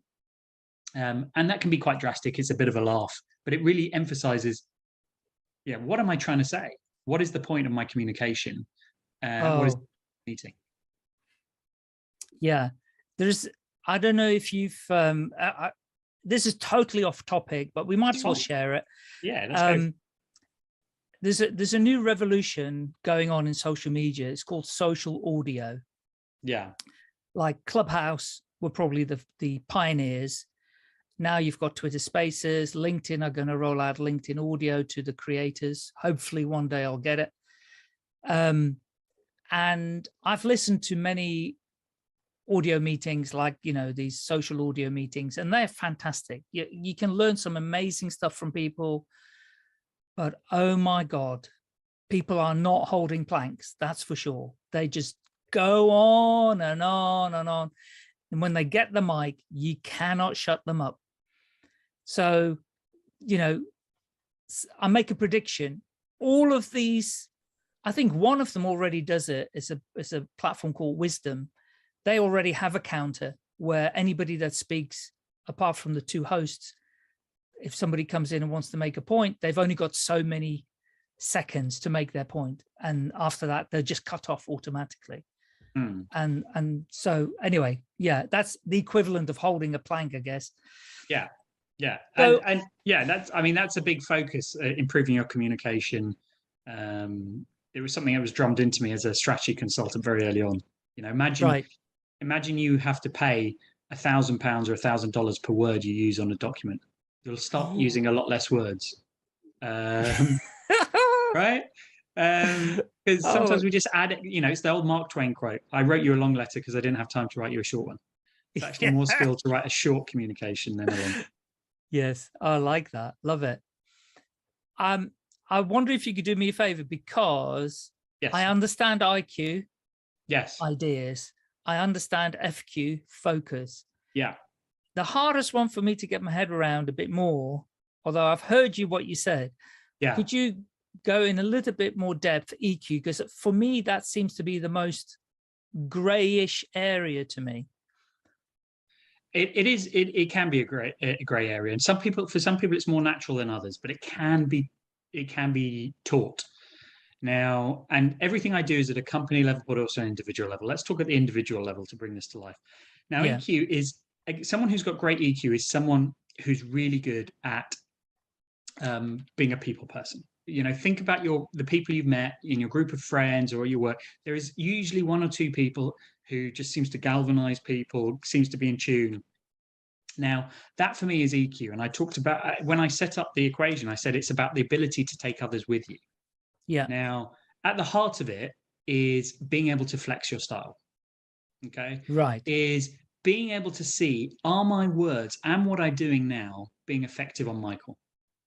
If not, I need to adapt and meet what Michael needs. Right. Okay. Now, this could be you go into a meeting and you realize that the other person loves numbers, loves facts and figures. Right. So the best way to communicate with that person is bring in lots of facts and figures, bring in a spreadsheet, show them the numbers. Right. But you might be in a meeting straight after to talk about the same topic with someone else who hates spreadsheets. Yeah. They're a big picture thinker. They love pictures. They love talking. They actually don't want to see any document. So the onus is on you to flex, to communicate in the way they want. Right. And people give clues around how they like to be communicated. They give it in the way they talk, the way they interact with you.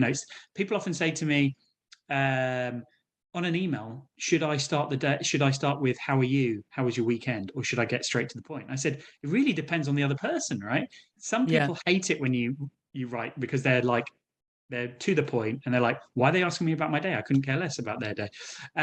But someone else will be offended if you don't write "How was your day?" And I said the clue is look at their emails. How do they start to you? You mirror them, right? So it's small things like that about being, and so understand people around you better, find connections. There's a simple fact that when human beings find something in common with each other, they are more likely to have a productive relationship. Okay. So any meeting I run or any team event, I will start off with a little bit of an activity where people find out about each other. And it doesn't have to take long and it doesn't have to be onerous. But it's amazing how powerful. I'll tell you a story about a client I'm working with where they were a bunch of individuals. They weren't a team because they were all alpha individuals who were hired to do specific roles that they were very good at. Yeah. But it just so happens that their performance went down as a team because during the pandemic, because they were no longer co-located, so they could no longer ask each other questions, which they didn't realize was actually part of teamwork. Right. So what I needed to do was get them to be a team. But because they were alpha type people, they had no interest. So, one person had no interest in learning anything about the person next to them. I was fascinated. I remember asking someone early on, I always have a one-on-one, and I said to the person, do you know anything about the person who sits next to you? Do you know, if they have children? Do they have? And he said, no, I don't know. I said, how long have you been sat next to him? He said, about 10 years. I said, wow, you don't. That's incredible. It's incredible. So not only did he not know, he didn't care. So I had to find a way for them to care without realizing. So I'd use these sort of icebreakers and energizers at the start of the game and made them competitive. So they thought it was all about the competition, but actually it was about learning about each other. Yeah. So within 6 months, they actually started to know about each other. They started to ask about each other's families. They started to know how the other person liked, whether they liked mornings or nights, whether they liked emails or phone call. And you know what happened? Their performance began to improve as a team. They began making more money than they'd ever made. Now, this wasn't a coincidence, right? This is because we were increasing the levels of EQ in the team. Yeah. But I had to do it on the sly. Whereas other teams, they want to actually know and they're invested, and that's easier. But that's what it is, right? So improve the EQ, and you will go much further together than being alone. Thank you very much. That really is a wonderful explanation of how, and I love that story. I mean, I find it incredible. I mean, you might be interested in actually listening to a podcast I did with a guy in America called Ron Stickler. Yeah. And he's written a book. He's in his 70s and he's lost his voice. So talk about being determined to be on podcast. He uses a voice recorder thing that speaks for him on podcasts. Wow. It was a challenge to produce it, but we did it, and he does many of them regularly. And he's written a book called Prosperity, Personality, Recognition. And he has just 4 categories. I know there's all these different tests available, but I'd never heard about this one in particular. And he has got, let me think now, he's got like drivers, analytical, analysts, craftsmen, and persuaders. And immediately, I've read his book, I've been learning about this, but also when you talked about this guy who didn't know anything about his neighbor that he sat next to for 10 years, and he didn't care, which is the other thing. To me, he was a driver, because that's exactly the personality of a driver. He's just driven to do certain things his way for himself. He doesn't really care about people around him that much. Now, it doesn't mean that he doesn't deep down care about a fellow human co-worker, but it's just his makeup or her makeup is that they're just driven in a certain direction. So yeah, I mean, it's so important. Relationships, I'm so fortunate because I have lots of guests that talk about the human condition and relationships and how we got empathy. My last podcast guest was all about empathy for each other. You know, we just don't have that anymore. The division that's occurring in the world as well. So I'm so pleased that you're out there trying to get people to change just in a little bit, you know, to kind of recognize, and the EQ sounds an amazing tool to do that. Yeah, I mean, my vision is to make, you know, a small part of the world a little bit more effective than it was the day before. And that includes myself. And if that's helping with EQ or helping with focus or helping with ideas, then that's a great place to be. You know, a place where I think you should definitely be, and I'm not meaning this to be a political discussion, but you should be in Downing Street. You should get those people being able to work together with each other. Oh, incredible. They have some problems, major problems. Well, dream big. Who knows? In a year from now, Michael, we'll do another podcast, and maybe we'll do it from Downing Street. Well, I would love that. I would love that. Yeah.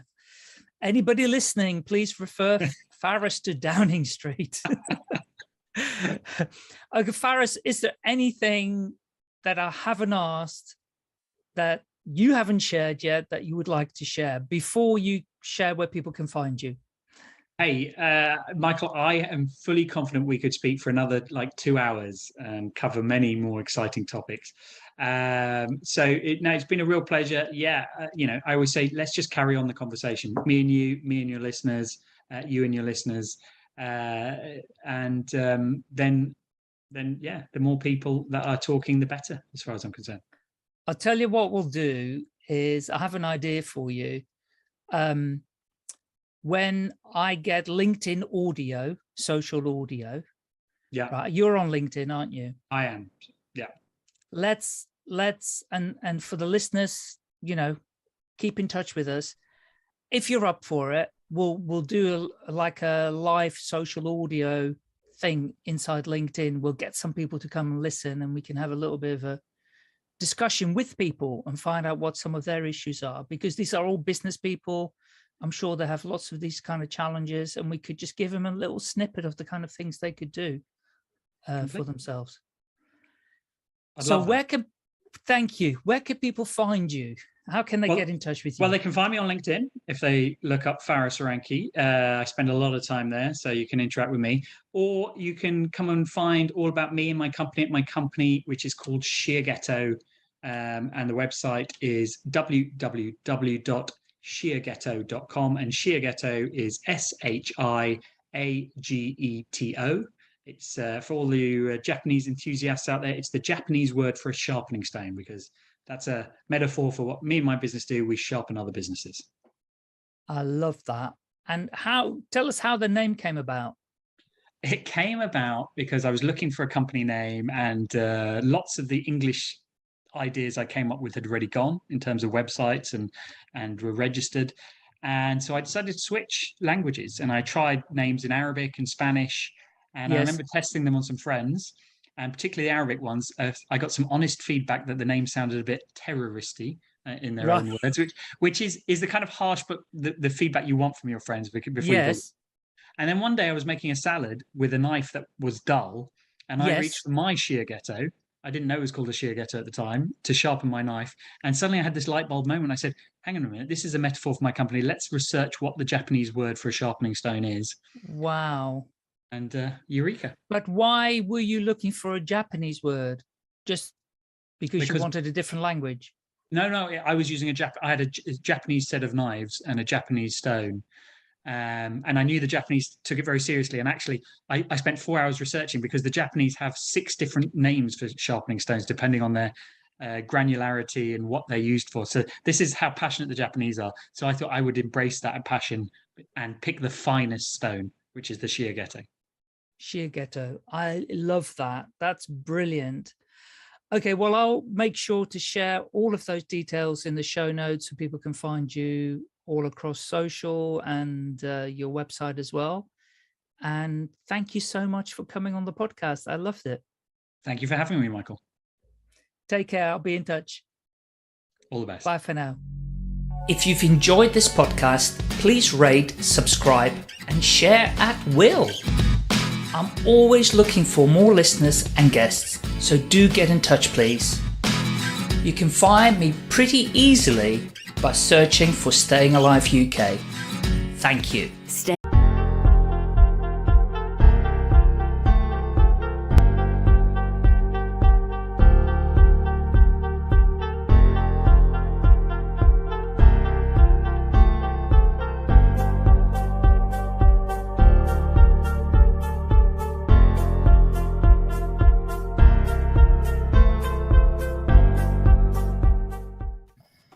Welcome, everyone. I'm Ashish Kaushal, CEO of diversity staffing firm Empire Talent and the founder of Consciously Unbiased, a movement to build belonging in the workplace.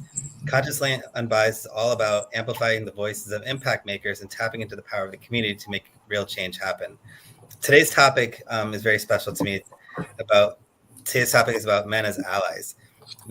We have a majority of the male panel today because I believe we have to stop talking about how to fix women. They don't need to be fixed.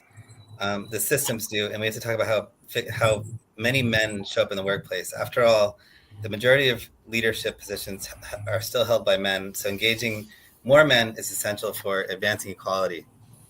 We have some amazing leaders here to share the topics, to share what they've learned and how they can support women in the workplace. We have special guest Henry Rowling. He's the founder of Flying Cars Innovation. Welcome, Henry. Hi there, welcome. Brad Johnson, professor of psychology for the U.S. Naval Academy and co-author of Good Guys: How Men Can Be Better Allies for Women in the Workplace. Welcome. Yeah, thank you. And then we have David Smith, associate professor of Carey Business School at Johns Hopkins University, and also co-author of Good Guys: How Men Can Be Better Allies for Women in the Workplace. Thanks for including me. Absolutely. And then Purvis Taylor, mental health advocate, life coach, wellness practitioner, author, and also a previous host in our Breaking the Bias podcast, if you guys are interested in checking that out later. Welcome. Thank you so much for having me. And then Hira Ali, CEO of Advancing Your Potential and author of Her Allies, a practical toolkit to help men lead through advocacy, as well as author of Her Way to the Top, a guide to smashing the glass ceiling. Welcome. Thank you. So I'd love to start off with asking each of you how to tell us who you are in more detail and what you do and why the issue of men as allies is personally important to you. Hira, do you want to start?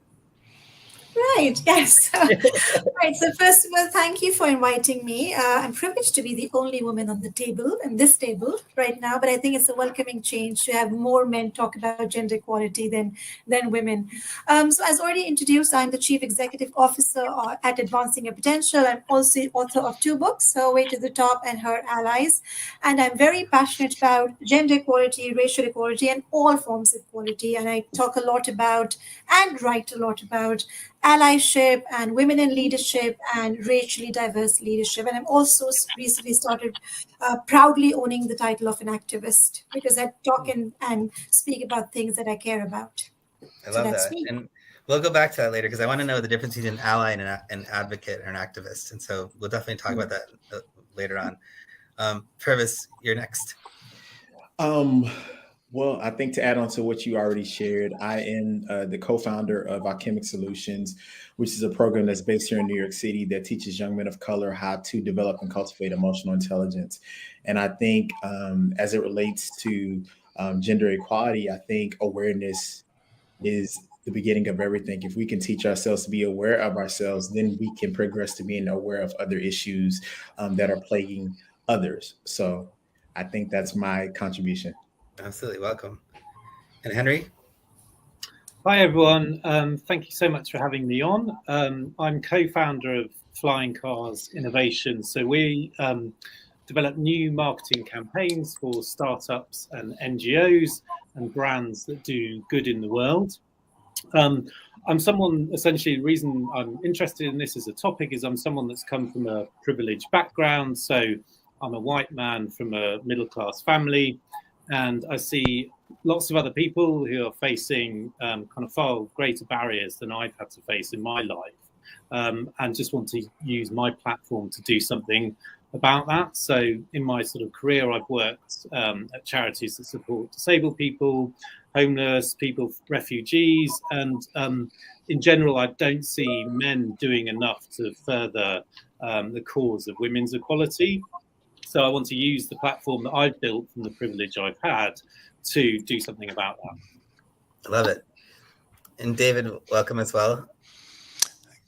Hello, thanks, and great to be here with everybody. So I guess in addition, it would be helpful. I'm a sociologist, and I do all of my research in the area of gender, work, and family. So thinking about gender perspectives on careers in the workplace and how family intersects with that. And, you know, I think one of the things that, as Brad and I started collaborating together and doing this work, we noticed very early on were that these are often framed, these gender inequities are framed as women's issues, and women, so the solutions are often, from organizational perspectives, are often focused on women and fixing women, and not about the broader culture, the broader structure, and men, and how we can be part of the solution. So we love to reframe this as a leadership issue where we as men and women have a role and a function, a responsibility to be engaged in creating the kind of workplaces where we all want to work and thrive there. But I think also the personal connection I think is really important too, and hopefully we'll get a chance to talk about some maybe why these are things that are personally important to us as well.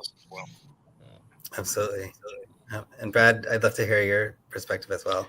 Yeah, my why. I am somebody, I'm a clinical psychologist who has spent his entire career researching mentoring relationships. And I in all of that time, have seen the data. So part of it is scientific for me. I've seen the data showing that women just don't get the same level of mentoring. And even when they do, they often don't get sponsored. They don't get advocacy as part of their relationship the way that majority men do very naturally. So there's that kind of nerdly scientific part of me that got me into this work. But then there's the personal, like Dave, there are women that I care about, maybe most notably my sister, who's a Navy captain, very senior officer in the Navy. I talk to her frequently about things that happened to her in the workplace because she's a woman that have never happened to me, even though we're very similar in our leadership style. And so I attribute some of my awareness and empathy, honestly, to my sister's willingness to share some of her experience. Yeah, and I think that's important. It's a lot of times change happens because you connect the mind and the heart, and it affects you or somebody you love. And if you focus on that, then you really make it resonate. Make it personal. What does allyship mean to you? So can we start off with you, Brad? Yeah. So, I'm going to just put it in three big buckets, maybe in 1 minute here. And this just comes from all the research Dave and I have done. That, for me, it is the interpersonal. It's how I show up in my relationships and hold myself accountable. And if we're talking about gender, how about just starting with learning how to listen more effectively? Apparently, we men struggle with that. Then there's the public side, right? Really putting myself out there, more skin in the game now. It's not just holding myself accountable. I have to hold others accountable, and especially other men. Got to be willing to call things out. How about loudly advocating, for women? So there's that public piece. And the last bucket is really the systemic. This is harder even yet. Now I get to hold my own organization accountable and society accountable. I need to advocate. Someone mentioned advocacy here already, and boy, I got to become an advocate and ask questions about how my organization is missing it or getting it wrong, and how we need to improve so that this is a workplace that everyone can really show up and be authentic. So for me, those are kind of the big three areas I like to focus on. I love that. And those are manageable. Like if you break it into that, then it's more manageable than vague. So I love that. And David? Yeah, just to build on, I think what Brad brought us there is, I think the language is important too, and remembering that, allyship is not about rescuing. This is not doing things for somebody. This is doing things with, right? So we need to learn to come alongside and think about, how do we do this collaboratively? How do we show up as partners in the workplace and do this together? And again, because I think we have as much to gain and to learn as men as do women in the workplace, and we can do that for all of us together. The other thing, I think the really important aspect to remember, just from a societal perspective, is that if we're ever going to get to gender equity in the workplace, and being a great ally in the workplace is one place to start, but we also have to remember we have to do this at home. And that, again, for those of us who are partnered with women, we know that women have historically done, up to 2 to 3 times as much of the domestic labor or unpaid labor in the work at home. The pandemic has certainly exacerbated that. And if, most of us tend to be in dual earner, dual career couples. And if we're going to survive, we've got to be supportive of our partner's career and do our fair share as allies at home, and doing the caregiving and all of that. So I think, again, showing up as allies means being good collaborators, good partners, and that partnership can start at home. I love that. And, one of the things that really resonated there was allyship isn't a favor, it's a strategic advantage. Right? Correct. Henry? So some really good points already made. I think for me, allyship is around using the kind of power and network, using your brain, your influence, essentially to advance women's equality in practical ways whenever you can. So for me, the practicality of what you do is really, really important. So theory is very important as well. But for me, it's kind of how you show up when you're caught off guard, or there's a situation that arises really quickly. So thinking about my own personal experiences of working in offices, from time to time, people say things, and I haven't always been able to react in that moment in the way that I would have liked to, looking back retrospectively. So for me, what's really important is, as being an ally, is to think about when you haven't done as you would have liked to have done, and try to do better each time. So when you've fallen down or not kind of represented yourself as well as you can do, then trying to sort of be better each time. But I'm all about those kind of practical ways that you can sort of support people. Yeah. And then you brought up a really good point about self-reflection, because a lot of times we'll be embarrassed that we did something that wasn't kosher, and then of sweep it under the rug rather than actually reflecting and fixing it in the future, you know. Purvis? Wow, you guys have provided some great answers. I don't know what to say. No, but you guys have really provided some great, insightful answers. I think if I can add anything, I would say, like, you know, allyship for me is being intentional and active. You know, being an ally on purpose, right? And really being utilizing my voice. So, like in those instances, those moments where, say, for instance, a women counterpart of mine, organization wanted to hire me, but I wasn't available. And I recommended my friend. And I said, pay her what you're going to pay me, or if her quote is higher than mine, pay her that. You know, so like being active and utilizing my voice when necessary, and doing it on purpose because she deserves that. And so, like, it's for me, it's just, you know, the intentionality behind it all. I love that. And it has results as well, right? So you have to make sure that it's having an impact. It's not just spoken about. Yes. Yeah. Right. So I realized I didn't add my personal whys. The reason why I'm going to begin with that, the reason why I decided to write this book was because having worked in different countries and with different people in different cultures, I'd seen a specific trend holding women back, and not just in women, also in men. I would see that many of them were well intentioned and they wanted to do something good in this space, but they often didn't know what to do or how to do it. And I decided that, you know, this is it. I'm going to write a toolkit for men. I don't know what I was thinking, telling men what to do. But yeah, that's what I decided to do. And that's the reason why I wanted to write a book in which men, despite whatever level they're at, they can actually take small steps, small actions. They don't have to be major influencers. They can just take, you know, tiny steps in order to support women in their circle. And for me, allyship is people who can choose to challenge themselves first, because it all begins with them, with you, right? Change begins with you. And then they can move on to challenge others, because that's really, really important, specifically when we're talking about male allies. Calling out others is, I think, the most important part for me. And then challenging the organization culture, and finally challenging the organization institution. So I think these were the 4 parts which I see. That's how my book is also being divided into 4 parts. Allies who can challenge themselves, challenge others, challenge organization culture, and then finally challenge the institution. But yes, as David said, they are not to be saviors. We don't want to be saved. We don't want to be rescued. We need people who are, you know, working collaboratively with us, alongside us, who are mentors, sponsors, advocates, but not saviors. I love that you wrote a book on it, because I do think change can be overwhelming, and by breaking it down to small steps, sometimes that really helps us. Right, the intention might be there, but then we're not sure where to start. And so I think that's amazing.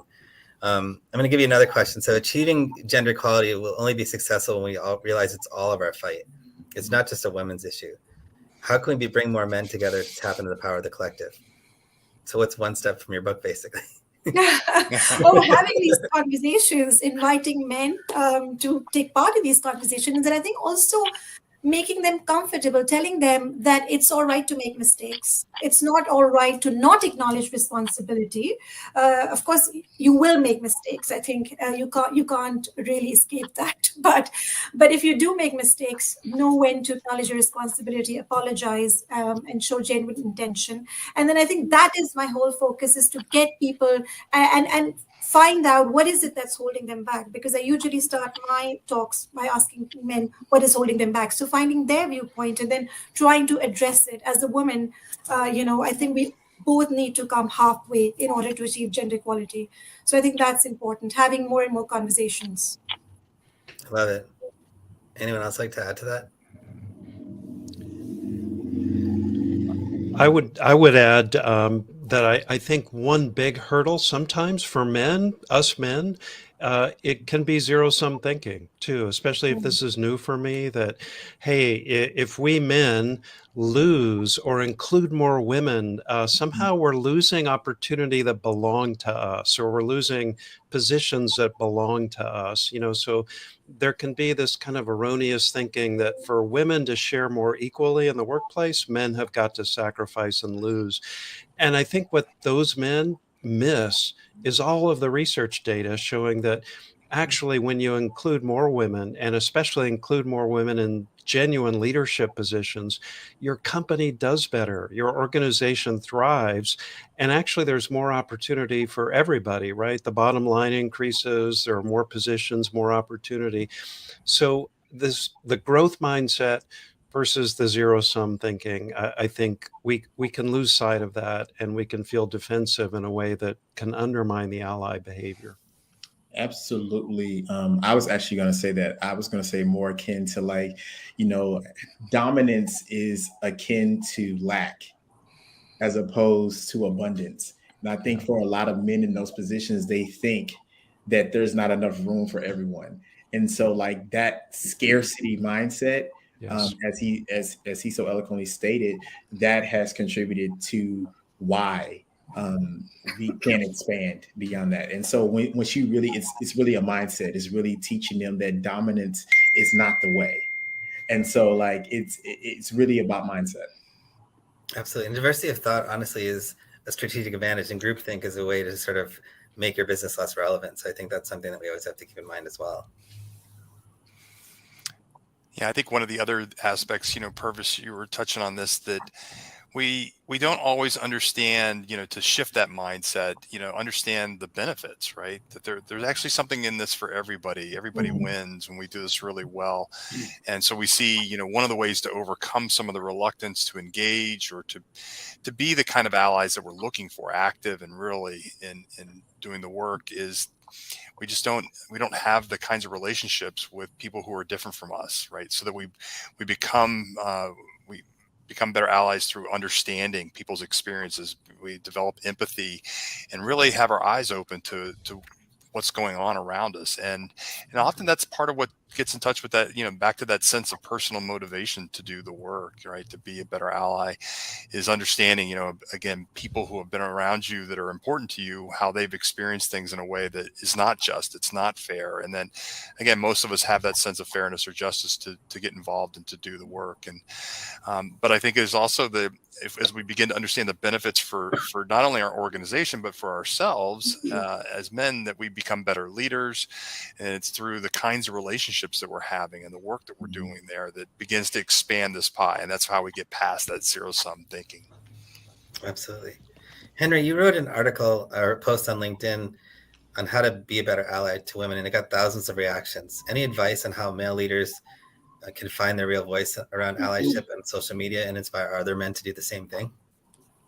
Yeah, it was a really interesting process to go through. So I just wrote the LinkedIn post and wasn't really expecting it. I own a business, so I write content quite regularly, and it normally just does okay, but it doesn't go sort of viral. And this really did kind of go viral. It seemed to really resonate with people, and I think one of the reasons for that was the sort of scarcity of men talking about this kind of stuff online and social media. So I think kind of in the digital space, there's a kind of blurring between work, politics, personal brand building. It all gets quite messy for people, and they don't really kind of know how to react to that, other than sometimes hiding behind sort of corporate statements around diversity. And if people actually use their authentic voice to talk about these issues, it really resonates and cuts through. So I think thinking about the sort of digital space and finding your authentic voice and what you can say about a particular issue, there is a kind of fear that men have around saying the wrong thing and kind of getting a pile on, and people kind of, cancelling them and feeling really kind of scared about saying what they really feel around this. So I think the way that, I don't see a lot of CEOs making particularly interesting statements around racial issues or disability issues or women's issues. They're very much kind of hiding behind a corporate cloak, and I feel like that's kind of one of the problems that stops an honest conversation about lots of things. So I think thinking about what your authentic voice is that you can add to a conversation is you really kind of need to think about when you learn the most about a particular issue. So You might revert to when something went well, but actually I think the best time to reflect on when you learn the most is when something's failed or when you've fallen down in a particular scenario, and being honest with yourself. So I think for digital spaces, if you've got something to say, you need to say it with that authenticity. So in the US, the gender pay gap is like 80%. So I think women get paid 80% of what men get paid, and it's something pretty similar for the UK. And if that angers you, which it should do, and I think most people, it would anger most people, then you really need to say that. Don't hide behind sort of corporate statements that you wheel out once a year for International Women's Day, which I think a lot of CEOs do. You need to say practically what you're going to do to fight against that 20%. 20% of free work, essentially, that you're expecting all of your female employees to do. And that's really important. And that is how you can kind of find your voice online, is to speak with passion and honesty, and talk about when you failed and how you can get better. So in my sort of working career, when I worked at businesses and organizations, I did quite a lot of hiring. I didn't get all of those decisions right. And sometimes I made decisions that were based on my bias, and sometimes it was because of conflict avoidance or trying to get out of the situation that was difficult in terms of structural issues. I didn't get everything right. I try harder each day to be better, and that's my authentic position. It's not to kind of go online and say, hey, I'm great, I've done everything great all the time, because that's not realistic. Yeah. But then, social media encourages us to put our best foot, the best things. You put your best picture on Instagram, you put your best memories on Facebook, and that's not a true reflection of who we are. Yeah, and I think we also need to sort of reward, and what you did was basically authentic. You combined authenticity with strength and vulnerability, right? And putting yourself out there. And I think that was really what resonated and helped. And I think that's something that we normally haven't rewarded men for, is being vulnerable. And that's been shown as a weakness. And I think that's not a weakness. It's actually a strength. And it gets people to go to war for you, Yeah. Here, what is the most important first step men can take to advocate for women that you learned when you wrote Her Allies, a practical toolkit to help men through advocacy? And to add to that, can you tell us the difference between advocacy and allyship? Gosh, where do I start? There's so many steps, but of course, the first step would be to challenge yourself. And I think the very first thing when you're challenging yourself is to educate yourself, because you can't change what you're not aware of. So I think it's important to not only do your research and read about it, but also go and expand your social circle and meet with people who are not like you. Because I can't believe the number of times I've had to tell men that just because women in your circle haven't vented out to you, haven't shared a grievance, or it hasn't happened to them, doesn't mean that it doesn't exist. It still exists. It exists with other groups of women, which you probably are not aware of. So I think expand your social circle. And also when you're educating yourself, I think it's important to look at challenges impacting women through an intersectional lens, because sometimes women can experience marginalization because of the multiple identities they own. So not stereotyping, not generalizing or assuming that just because she's a woman of color, so her experience is going to be very similar to another woman of color, which is not true. Because as an Asian, brown, Muslim woman, my experience might be very different from a Black woman.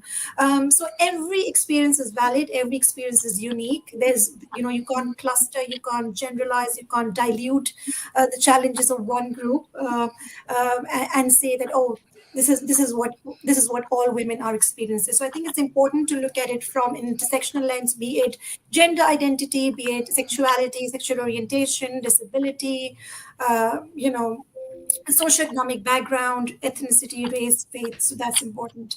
And allyship and advocacy, well, you got me there, because I'm just thinking, what is the difference between allyship and advocacy? But I think allyship is, from what I can see, allyship, you can be like a silent ally. You don't have to, in your own capacity, you can be an ally, and you can whether it's at home, whether it's with your friends, whether it's in your organization, you can be an ally in your own little area. But when you start advocating for it, when you start speaking out, when you start championing it, and you start talking about it, tweeting about it, sharing articles, writing, like Henry's written this post about it. So I think that's when allies become advocates, because they're not only silently being allies to women in their circle, but they're also actively advocating about it.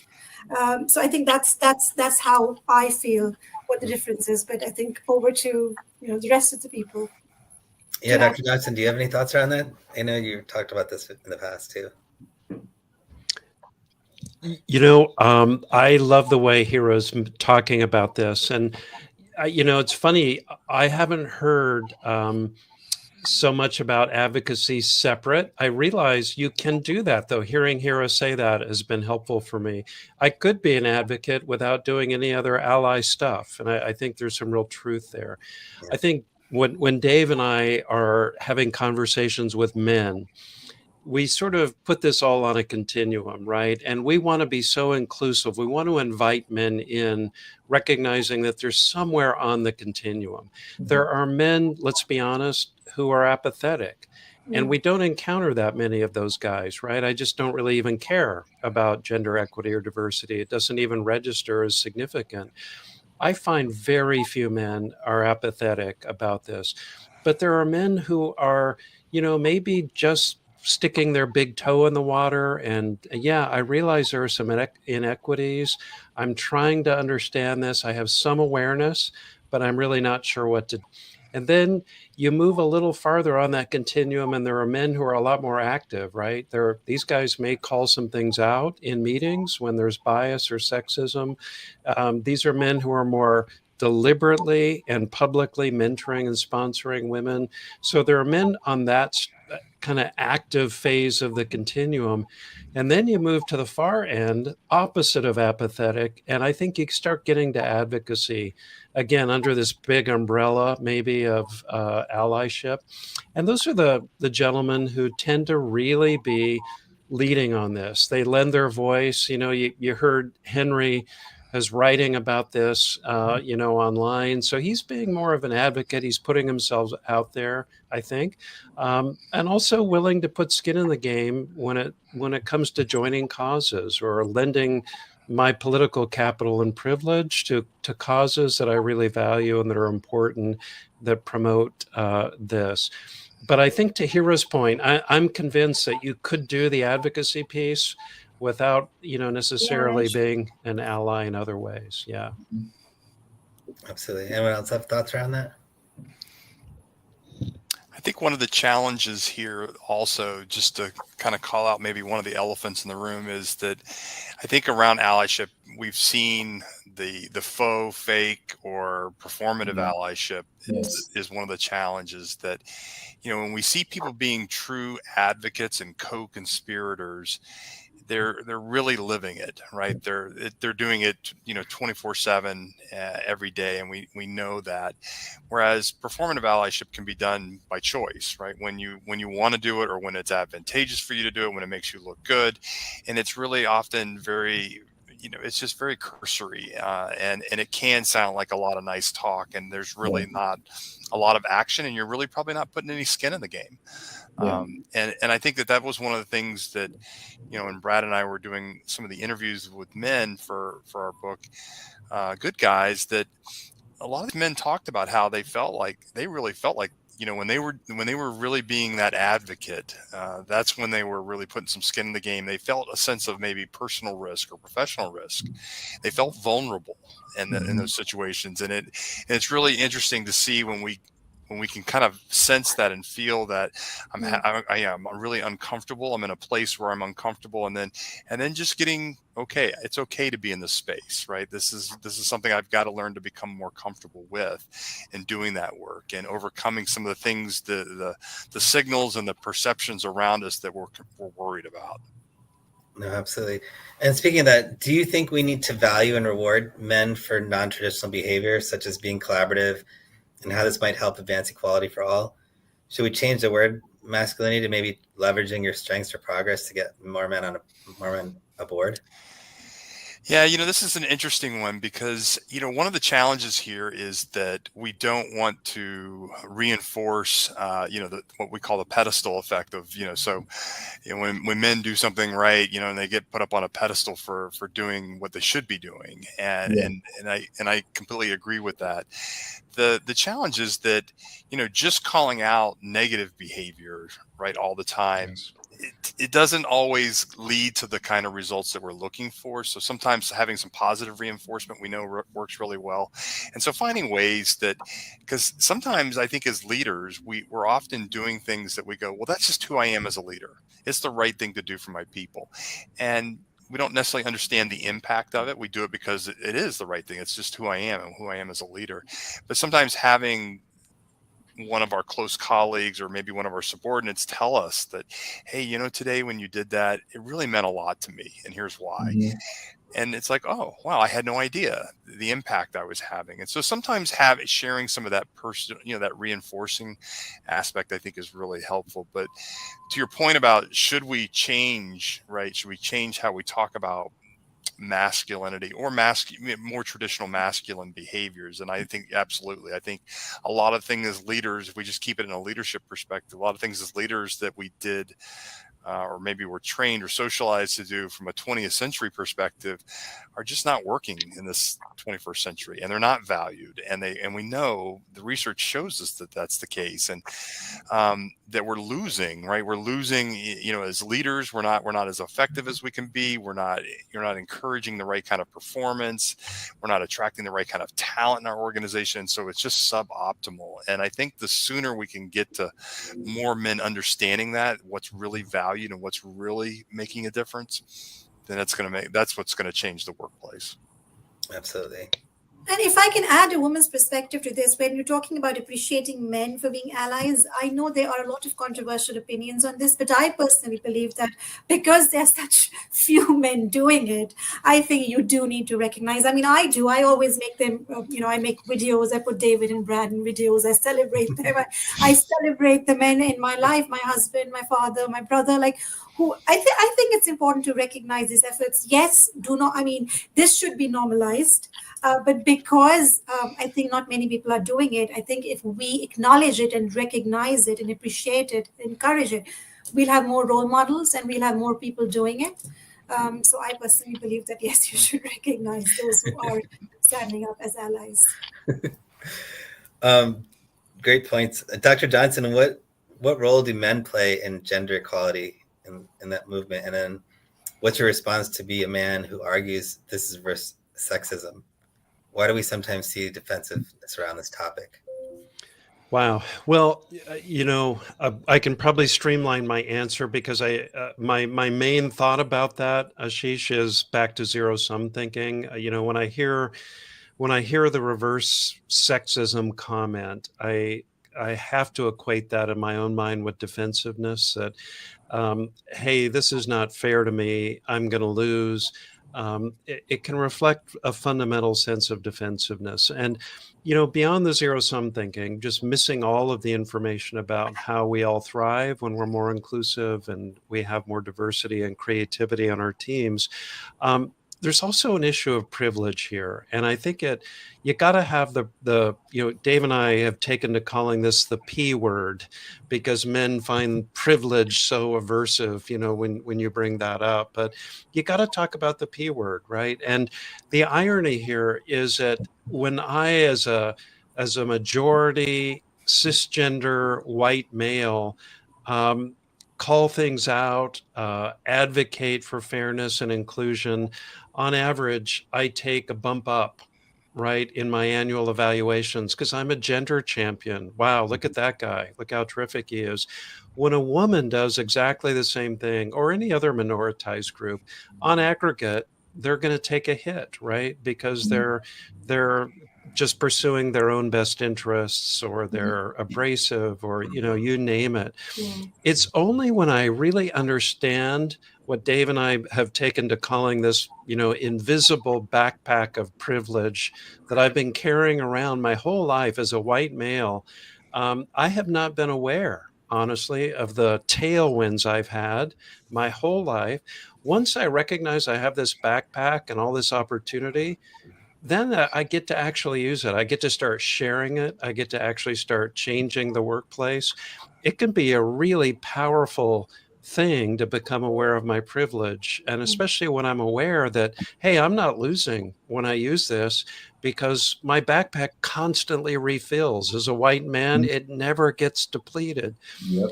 Once I have that kind of, epiphany taken to heart, I think I become really empowered to begin sharing that. And I think that's what can change men's attitudes and their behavior. But that getting to that awareness, I think, is a challenge.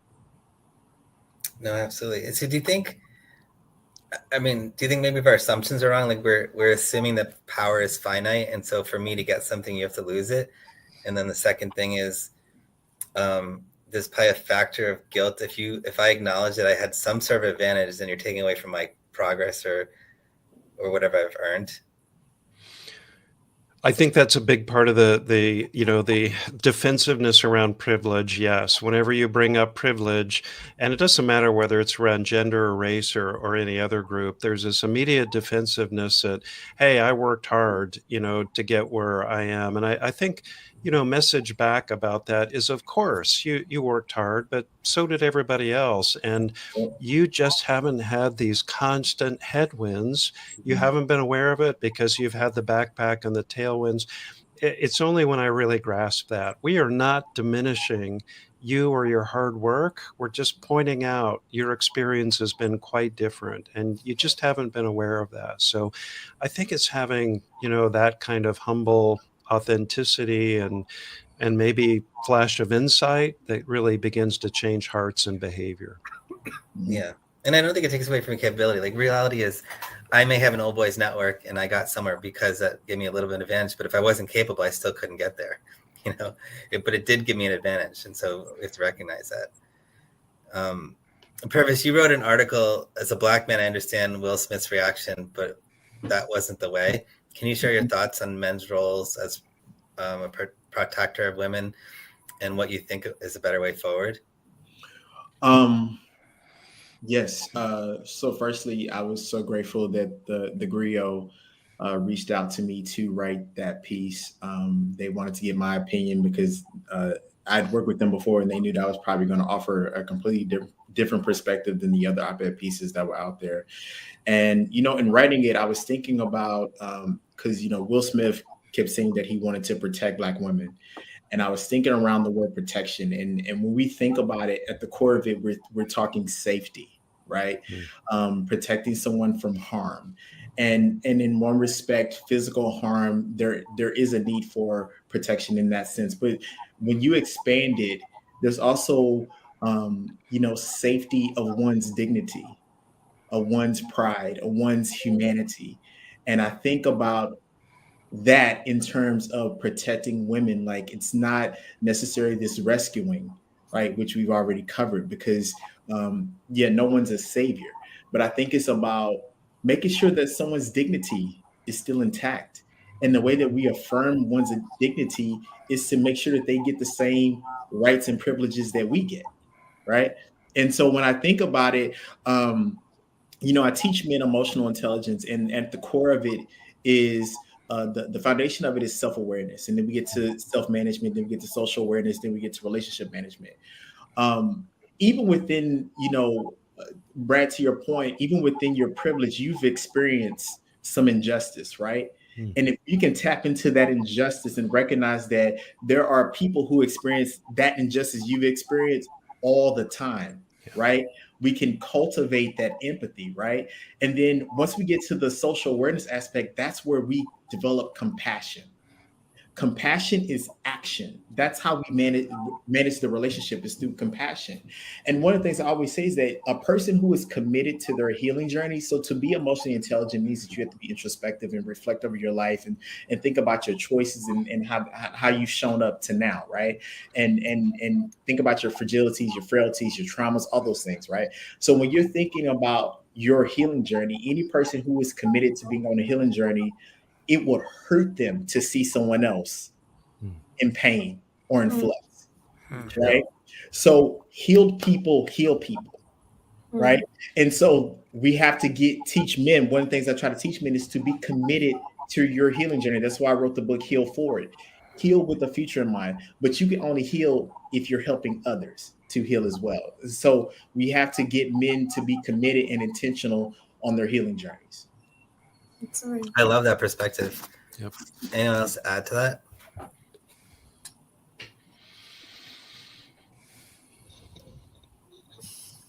I think Purvis said it all. Oh, go ahead. Here. Sorry, Brad, you go ahead. No. Yeah. No, I think, as a person belonging to a racially diverse group and who ticks many boxes, I think what Purvis said, it really hit the nail. You really do need to heal yourself, because a lot of us are carrying past trauma of injustices and, the way we've been treated, and discrimination and interpersonal prejudice, and all these things has affected us. And there's a thing known as acculturative stress, which I've recently been talking about, which a lot of people don't know, but people from racially diverse groups, marginalized groups, even women, because they have been diminished and trivialized and debased in such a long time, they have an acculturative stress where they have to adapt to the values of a dominant group. For example, if I'm the only woman in the room or the only woman of color. And that is a lot of stress. That's a lot of anxiety. And if you put in actual lived experiences in that, then that can really create havoc in a person's life. So I think what Purvis says is, I completely relate to that. It's important for you to heal, because if you're not healing, then you will be reacting at everything. But when you are healed, then you'll be able to, and you heal by helping others and reaching out to others. So I think, yes, that definitely resonated. Yeah. I was also thinking, like, if do you guys see the Oprah interview with him prior to the event? Right. It's almost like he was trying to fix his trauma of not being able to protect his mom by instilling more trauma, and that doesn't really justify like the response, because then we never get out of this cycle. Yeah. And that's why it's so important for us to heal and be committed and intentional about it. Men in particular, it's because that's my, what I specialize in. We don't have a lot of times we're not introspective. We don't have the language, and we also don't have the accountability. And to your point earlier, we don't understand, vulnerability is truly a strength, and vulnerability, it's a risk as well, because it's an invitation for feedback, right? That's really what vulnerability is. It's an invitation to feedback. And I think if we're honest, I'll be honest, I've been afraid of feedback. Oh, absolutely. Because then if you don't like the response, then it makes you feel really bad. Absolutely. And I think, and then that becomes shameful, and then that becomes, and then we tuck and hide, and then we just put on the, the masculine face, or whatever that is, Yeah. Yeah. And one follow on to that, Purvis, Dave and I find it so interesting that the men who tend to get really good feedback, to your feedback point, tend to be those men who respond to it really effectively. Absolutely. They welcome it. And even if they've really gotten it wrong, they show gratitude for that and say, thank you. Wow, I had no idea. They might even be authentic enough to say, that's really painful for me to hear. I had no idea that I was blowing it like that. And this is a little hard for me. Could I come back to you, maybe in a day or so, and continue this conversation? Because I know I need to get better. And let me just also thank you for trusting me enough to share that, because I know that wasn't easy. Men who tend to do that are those guys who really have this cluster of confidants around them, who trust them enough to continue giving them the feedback. Absolutely. And they're also on their healing journeys as well. So you're kind of saying our strengths are or what we perceive strengths are sort of routed in insecurity on some level?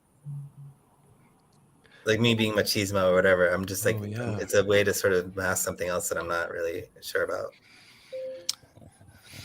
Yeah, it can, because I think, this kind of goes full circle, right? To make myself vulnerable and to really be humble and to accept that, be open to this kind of feedback, you're acknowledging that I think one of the challenges there is that people feel like they're accepting that risk, and the risk of what they're seeing happen around them, especially for more senior people, CEOs, for example, back to the cancel culture, right? Of that I'm going to get canceled if I'm that vulnerable, I'm that open and that honest and humble about this. But I think what we find is that the reality is that it's something different, right? That when men are putting themselves out there, and this is part of who they are as leaders, as people, that we are on that journey, that healing journey, as Purvis was talking about, that people will meet us there. They'll meet us where we are, and they really, I think, appreciate that authenticity.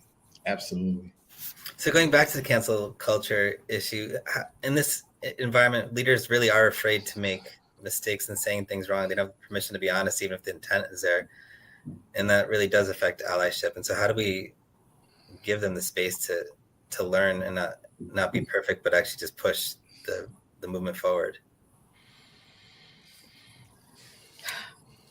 I think as a woman, I would say that if a man has made a mistake or said something accidentally which was sexist or racist or,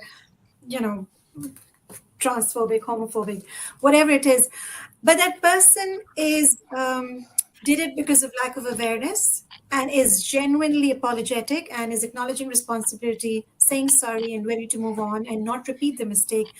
I think that genuineness does come across, and it's going to really help the person. Of course, if you are resorting to half-hearted cover-ups and making excuses and defending yourself and being dismissive, then that might backfire. That might go in a very wrong direction. But if you are genuine, if you're authentic, if you're vulnerable, people most of the time are able to recognize that, and hopefully you will not be cancelled. But yes, I think, given the environment that we are in, it's difficult to say what can get you into trouble. But again, I would say authenticity, vulnerability, acknowledging responsibility, these are the keys. If you can do that, then hopefully everything is going to be okay, and you will be accepted even for your mistakes, and you will be forgiven. Absolutely. We all have biases. It's part of being human. Our collective biases can show up in systems that contribute to gender inequalities. How can we become more self-aware and start to interrupt our own biases? Like, what's one action step you guys do to sort of shortcut that decision-making or stop the decision-making shortcut process? I think in terms of biases, it's important that you kind of speak to people outside of your echo chamber is really important. So social media allows you to build really kind of unhealthy echo chambers of people who just agree with you. And I think, Twitter and even LinkedIn allows you to just kind of connect with people who think the same way as you. And that's really unhealthy in some ways, because you're not being you can avoid people whose opinions you don't like. So I think we all hold biases, and sometimes they're overt, and people are not capable of kind of moving beyond them. Speak to people, listen to what they say. So you can speak to people and kind of switch off, but really kind of listen to what they say, get content from outside of your echo chamber, and understand. I think one of the issues with sort of men's fear of cancelling and that kind of thing is men are not used to being uncomfortable. They're not used to white men are not used to walking into a room and it being full of people who are not the same as them. And even talking about allyship and women's issues online, not everyone's going to agree with you and they're going to come back at you. But you have to get comfortable being uncomfortable if you're going to change anything, because absolutely. If you don't do that, then nothing will change at all, and you can build these kind of walls around yourself. So getting comfortable with being uncomfortable is incredibly important, and that's one of the things that I put on this LinkedIn post was, get into spaces where you are the only person of a certain type. So last year I mentored through a network called Like-Minded Females, a really brilliant mentoring network. And it was mostly women mentoring women. I can't even remember how I came across this network, but they asked me to mentor, and I was a bit like, am I allowed to? Can I do it? Like, is this okay? Anyway, it was okay. And it was a really kind of great experience. So you have to get outside of your echo chamber and read deeply, read different perspectives. And then when you're faced with stuff you're uncertain about, lean into it and not run away. But I think most of the time men run away from those situations. So if I put a post online around intersectional issues, around women's issues, I know that 90% of the people that interact with that are going to be either women or people of color. There'll be no white men that interact with that post because they'll be like, oh, that's not for me. I'm not really interested in that. So yeah. That's how I think you can confront your own bias. I love that. Anyone else want to add to that? I think that if we're talking about gender, just one add-on, I was nodding my head to everything Henry said, but I one subtle thing that I've had to learn slowly, and I've had to kind of work at this, are some of the more subtle forms of sexism that I think we can miss, and especially as men, because we don't receive it as much. So, how about benevolent sexism, right? All of that stuff that sounds chivalrous, it sounds positive, it sounds protective on the surface. Like, hey, we shouldn't consider Hira for that promotion because, she has kids. Well, that sounds positive, right? But no, it's not. I'm making all kinds of assumptions about her. I don't know what she wants, but I should take the time to check with her. Hey, can I put you forward for this? Are you even interested? But too often we default to the benevolent sexism. And I think when people hear it, they don't pick up on the fact that this is one of those death by 1,000 cuts women experience every day. It undermines them, right? It takes away their autonomy. And so it's not just the egregious sexism and bias I need to look for. I need to educate myself, to Henry's point, about some of the more subtle kinds of things. And I see that as being maybe the next step and the next challenge. Absolutely. I think one other thing we can do, and I think one of the ways I think about this is how do I put it into action every day, and certainly from my background as a sociologist, I think about the language aspect of it, and certainly we find biased language, right, in lots of different ways. And as you learn that something is biased, is then the hard part there is, it's like, well, how am I going to change that for myself? Because that sounds like a lot of work, and it is, and it's really, I mean, just try to, for example, if you always go into a meeting and you refer to large groups of people as just generically guys, which has become so culturally common in lots of different settings, and everybody's like, well, yeah, I didn't mean to privilege the men in the room. I wasn't really referring. I was referring to the women, everybody in the room in that way. It's like, well, but it's not really all that inclusive of language. Could you use a different term, a different way to address people so that everybody felt included? And you're in the way that you did that, you'll find yourself, as you begin to work on that, catching yourself, and you probably will make the mistake of continuing to use the word over and over again, but you'll start to catch yourself, and it almost becomes frustrating in some ways, until you get to the point where it's like, now I'm actually thinking far enough in advance where I'm actually changing it.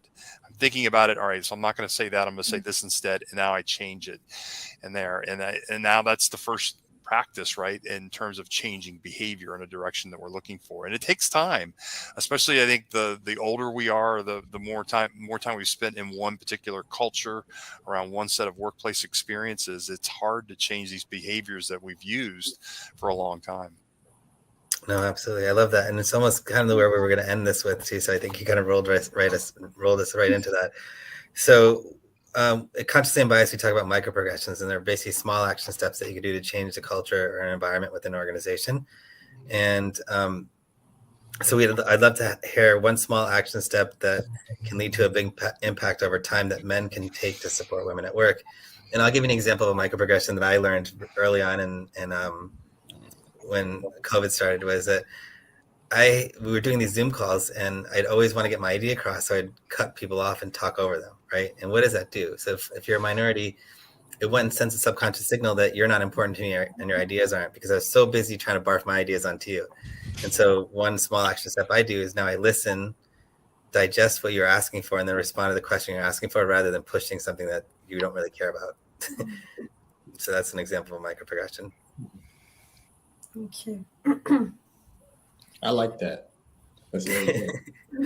Active listening, which is what that is, right? Active listening on purpose, and listening to what is said and what is not said. And I think, I try to cultivate that in my CEO clients often is to listen to what's not being said, listen to the body language, listen to the tone of voice, right? Just being intentional about your leadership, being intentional about listening, because people, believe it or not, people can tell how you're listening to them. So that is a great micro progression. Love that. I would add to that and say that I'm a huge fan of surveys and polls. I love to do surveys and polls every now and then to capture experiences of people and find out what exactly it is that they want. So I would say go and talk to women, either through surveys, polls, or have actual conversations rather than assuming what women want and what they don't want. Find out from them what is it that want, what is it that they want. And once they do share their grievances, or once they do vent out, don't dismiss them, and don't treat bias as a dirty word, except that we are all biased, because if we are dismissing that, we're dismissing science. The brain functionality is designed in such a way that we all develop. We all have a biases. As a woman, I have biases against other women too. But what we do need to do, there's no button that you can consciously press and stop the bias. You have to actually question yourself all the time and take a step back, because we've grown up with deeply entrenched biases. So I think if we can consciously take a step back and see what is it that we're doing wrong, and question ourselves, what assumptions am I making on the basis of a person's gender, race, ethnicity, faith, or any other protected characteristic? I think that would really help. I love the way you put that. I've never heard it said that way before, especially about the bias piece and questioning science. I'm going to use that if that's okay. Absolutely. I'll keep mine really short. I'm going to hit the sponsorship piece. My micro progression, if you happen to be a male, and you happen to be a male with any seniority, it's not enough to be nice to women and to mentor them that way. You need to talk about talented women when they're not even in the room. Tell other people why they're rock stars, why they should be considered. Tell them about their great performance. This requires more skin in the game and risk on your part, but you need to step up and do that. I love that. Right. And on the note of gender equity starts at home. If you're not sure if you're partnered with a woman, you're not sure if you're doing your fair share and being a great ally at home, go home tonight and do your domestic audit and ask. And when she tells you, here's places you could be stepping up your game, time to go take a macro progression and step it up big time, and then do the same thing at work, right? And when it's your turn to take the kids to the doctor or stay home with the sick kids or something like that, don't slink out the back door quietly, leave loudly, leave so it normalizes it for everybody, junior men, and for the women, so it's not so stigmatizing for them. Absolutely. And I will say something different. So buy from female-owned businesses. So women don't want more mentoring. They don't want more kind of unsolicited advice. They want you to buy from their business if they're a business owner. So buy from female-owned businesses. Love it. But thank you all so much. It's so enlightening, and we're honored to have you today. Yeah. Thank you. Fun conversation. You guys are amazing. Yeah. Have a wonderful day.